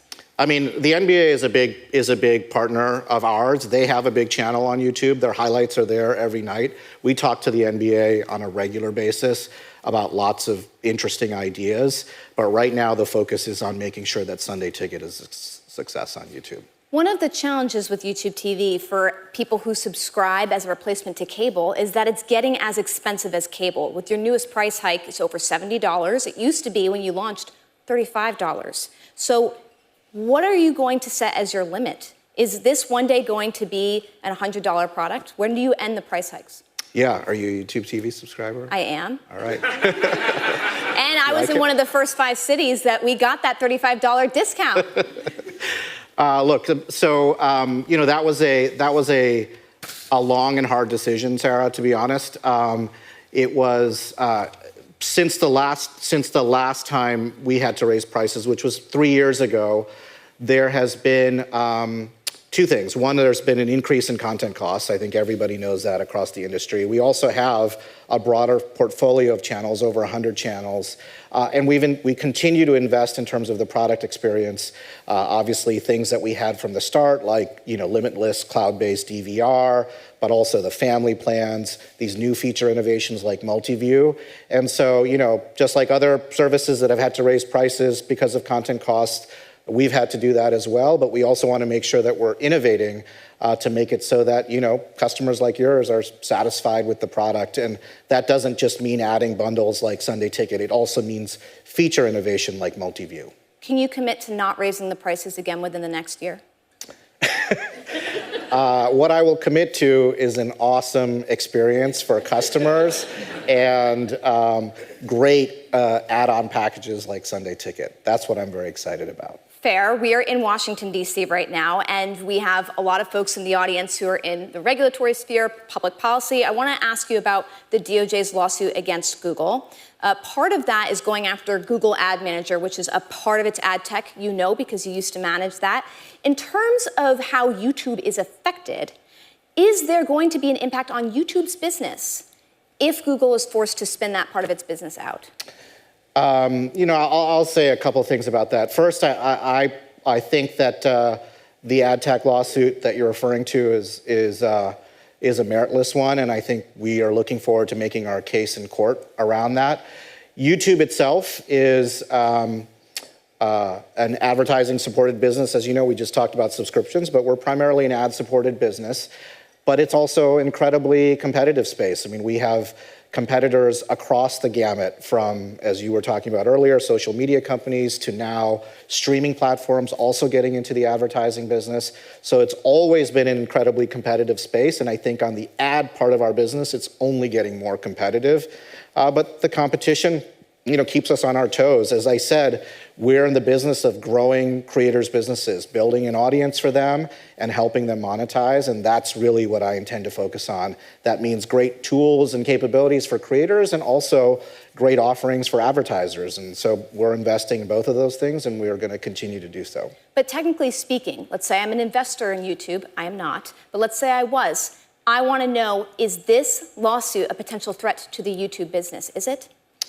I think it's really focused on the ad tech side of our business, as I understand it, and it's not really about the YouTube part of our business at all. The YouTube part of the business was really competitive before this lawsuit and is going to remain very competitive after this lawsuit. So that means that we need to stay on our toes from a product innovation standpoint, new ad products, new ways for advertisers to measure the efficacy of their campaigns on YouTube, new ways for advertisers to connect with creators. When I speak with advertising partners, whether they're agencies or brands themselves, a lot of it is about what are the new ideas you have for us to connect, to be in that conversation between creators and their audiences. That's where brands get the returns that they're looking for. That's where they build up value, and that's what we're going to focus on. Jumping to a different policy issue, you heard it a lot last week during the TikTok hearing. There's a lot of angst around child safety online, mental health online. One of the big debates right now is age verification. There's a couple different things being floated. One would be that potentially YouTube is responsible for verifying whether or not somebody is above 13 and would then not be subject to certain restrictions. Or would the phone company be responsible? And they already collect a lot of biometric data, et cetera. Who do you think should be responsible for verifying the age of your users? Well, I guess I approach it just taking a step back. I think that ultimately YouTube is responsible for making sure that we are doing everything to keep young people on our platform safe.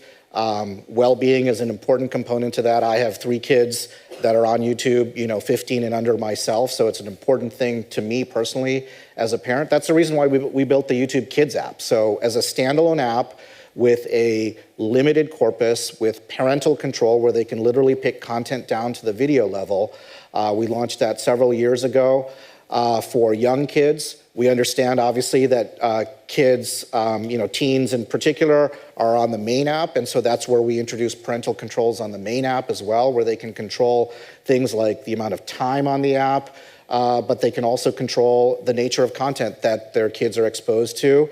And that can vary. It can be different for a 13-year-old child versus a 16-year-old child. And so our approach is to really build a lot of those controls in there for parents in a way that they can easily use, and also just have, and just really making it so that privacy is sort of top of that list. It is across all of YouTube, but particularly for young people. And so that means that when it is a supervised account like that, there are no personalized ads. A lot of the features of YouTube are actually limited for accounts of that nature. So things like comments, et cetera. And so that's our approach. That's what we can control, is what the YouTube experience is like. And so when we have a user that is in that setting, that's really how we go about managing it. Quick follow-up on the privacy aspect of this. In Utah, there's been a bill that's been introduced that basically says that parents have total access to everything that their kids would do online, including a platform like YouTube. What is your response to that? Yeah, I mean, I'm aware of the bill. I think it's really too early to say sort of what the implications of it are. I think that will be something that we'll explore with our partners in the government to figure out the best way to comply with that. Again, I would just take a step back that we have always recognized that we're a platform that has lots of young people. We have, young creators, viewers, et cetera.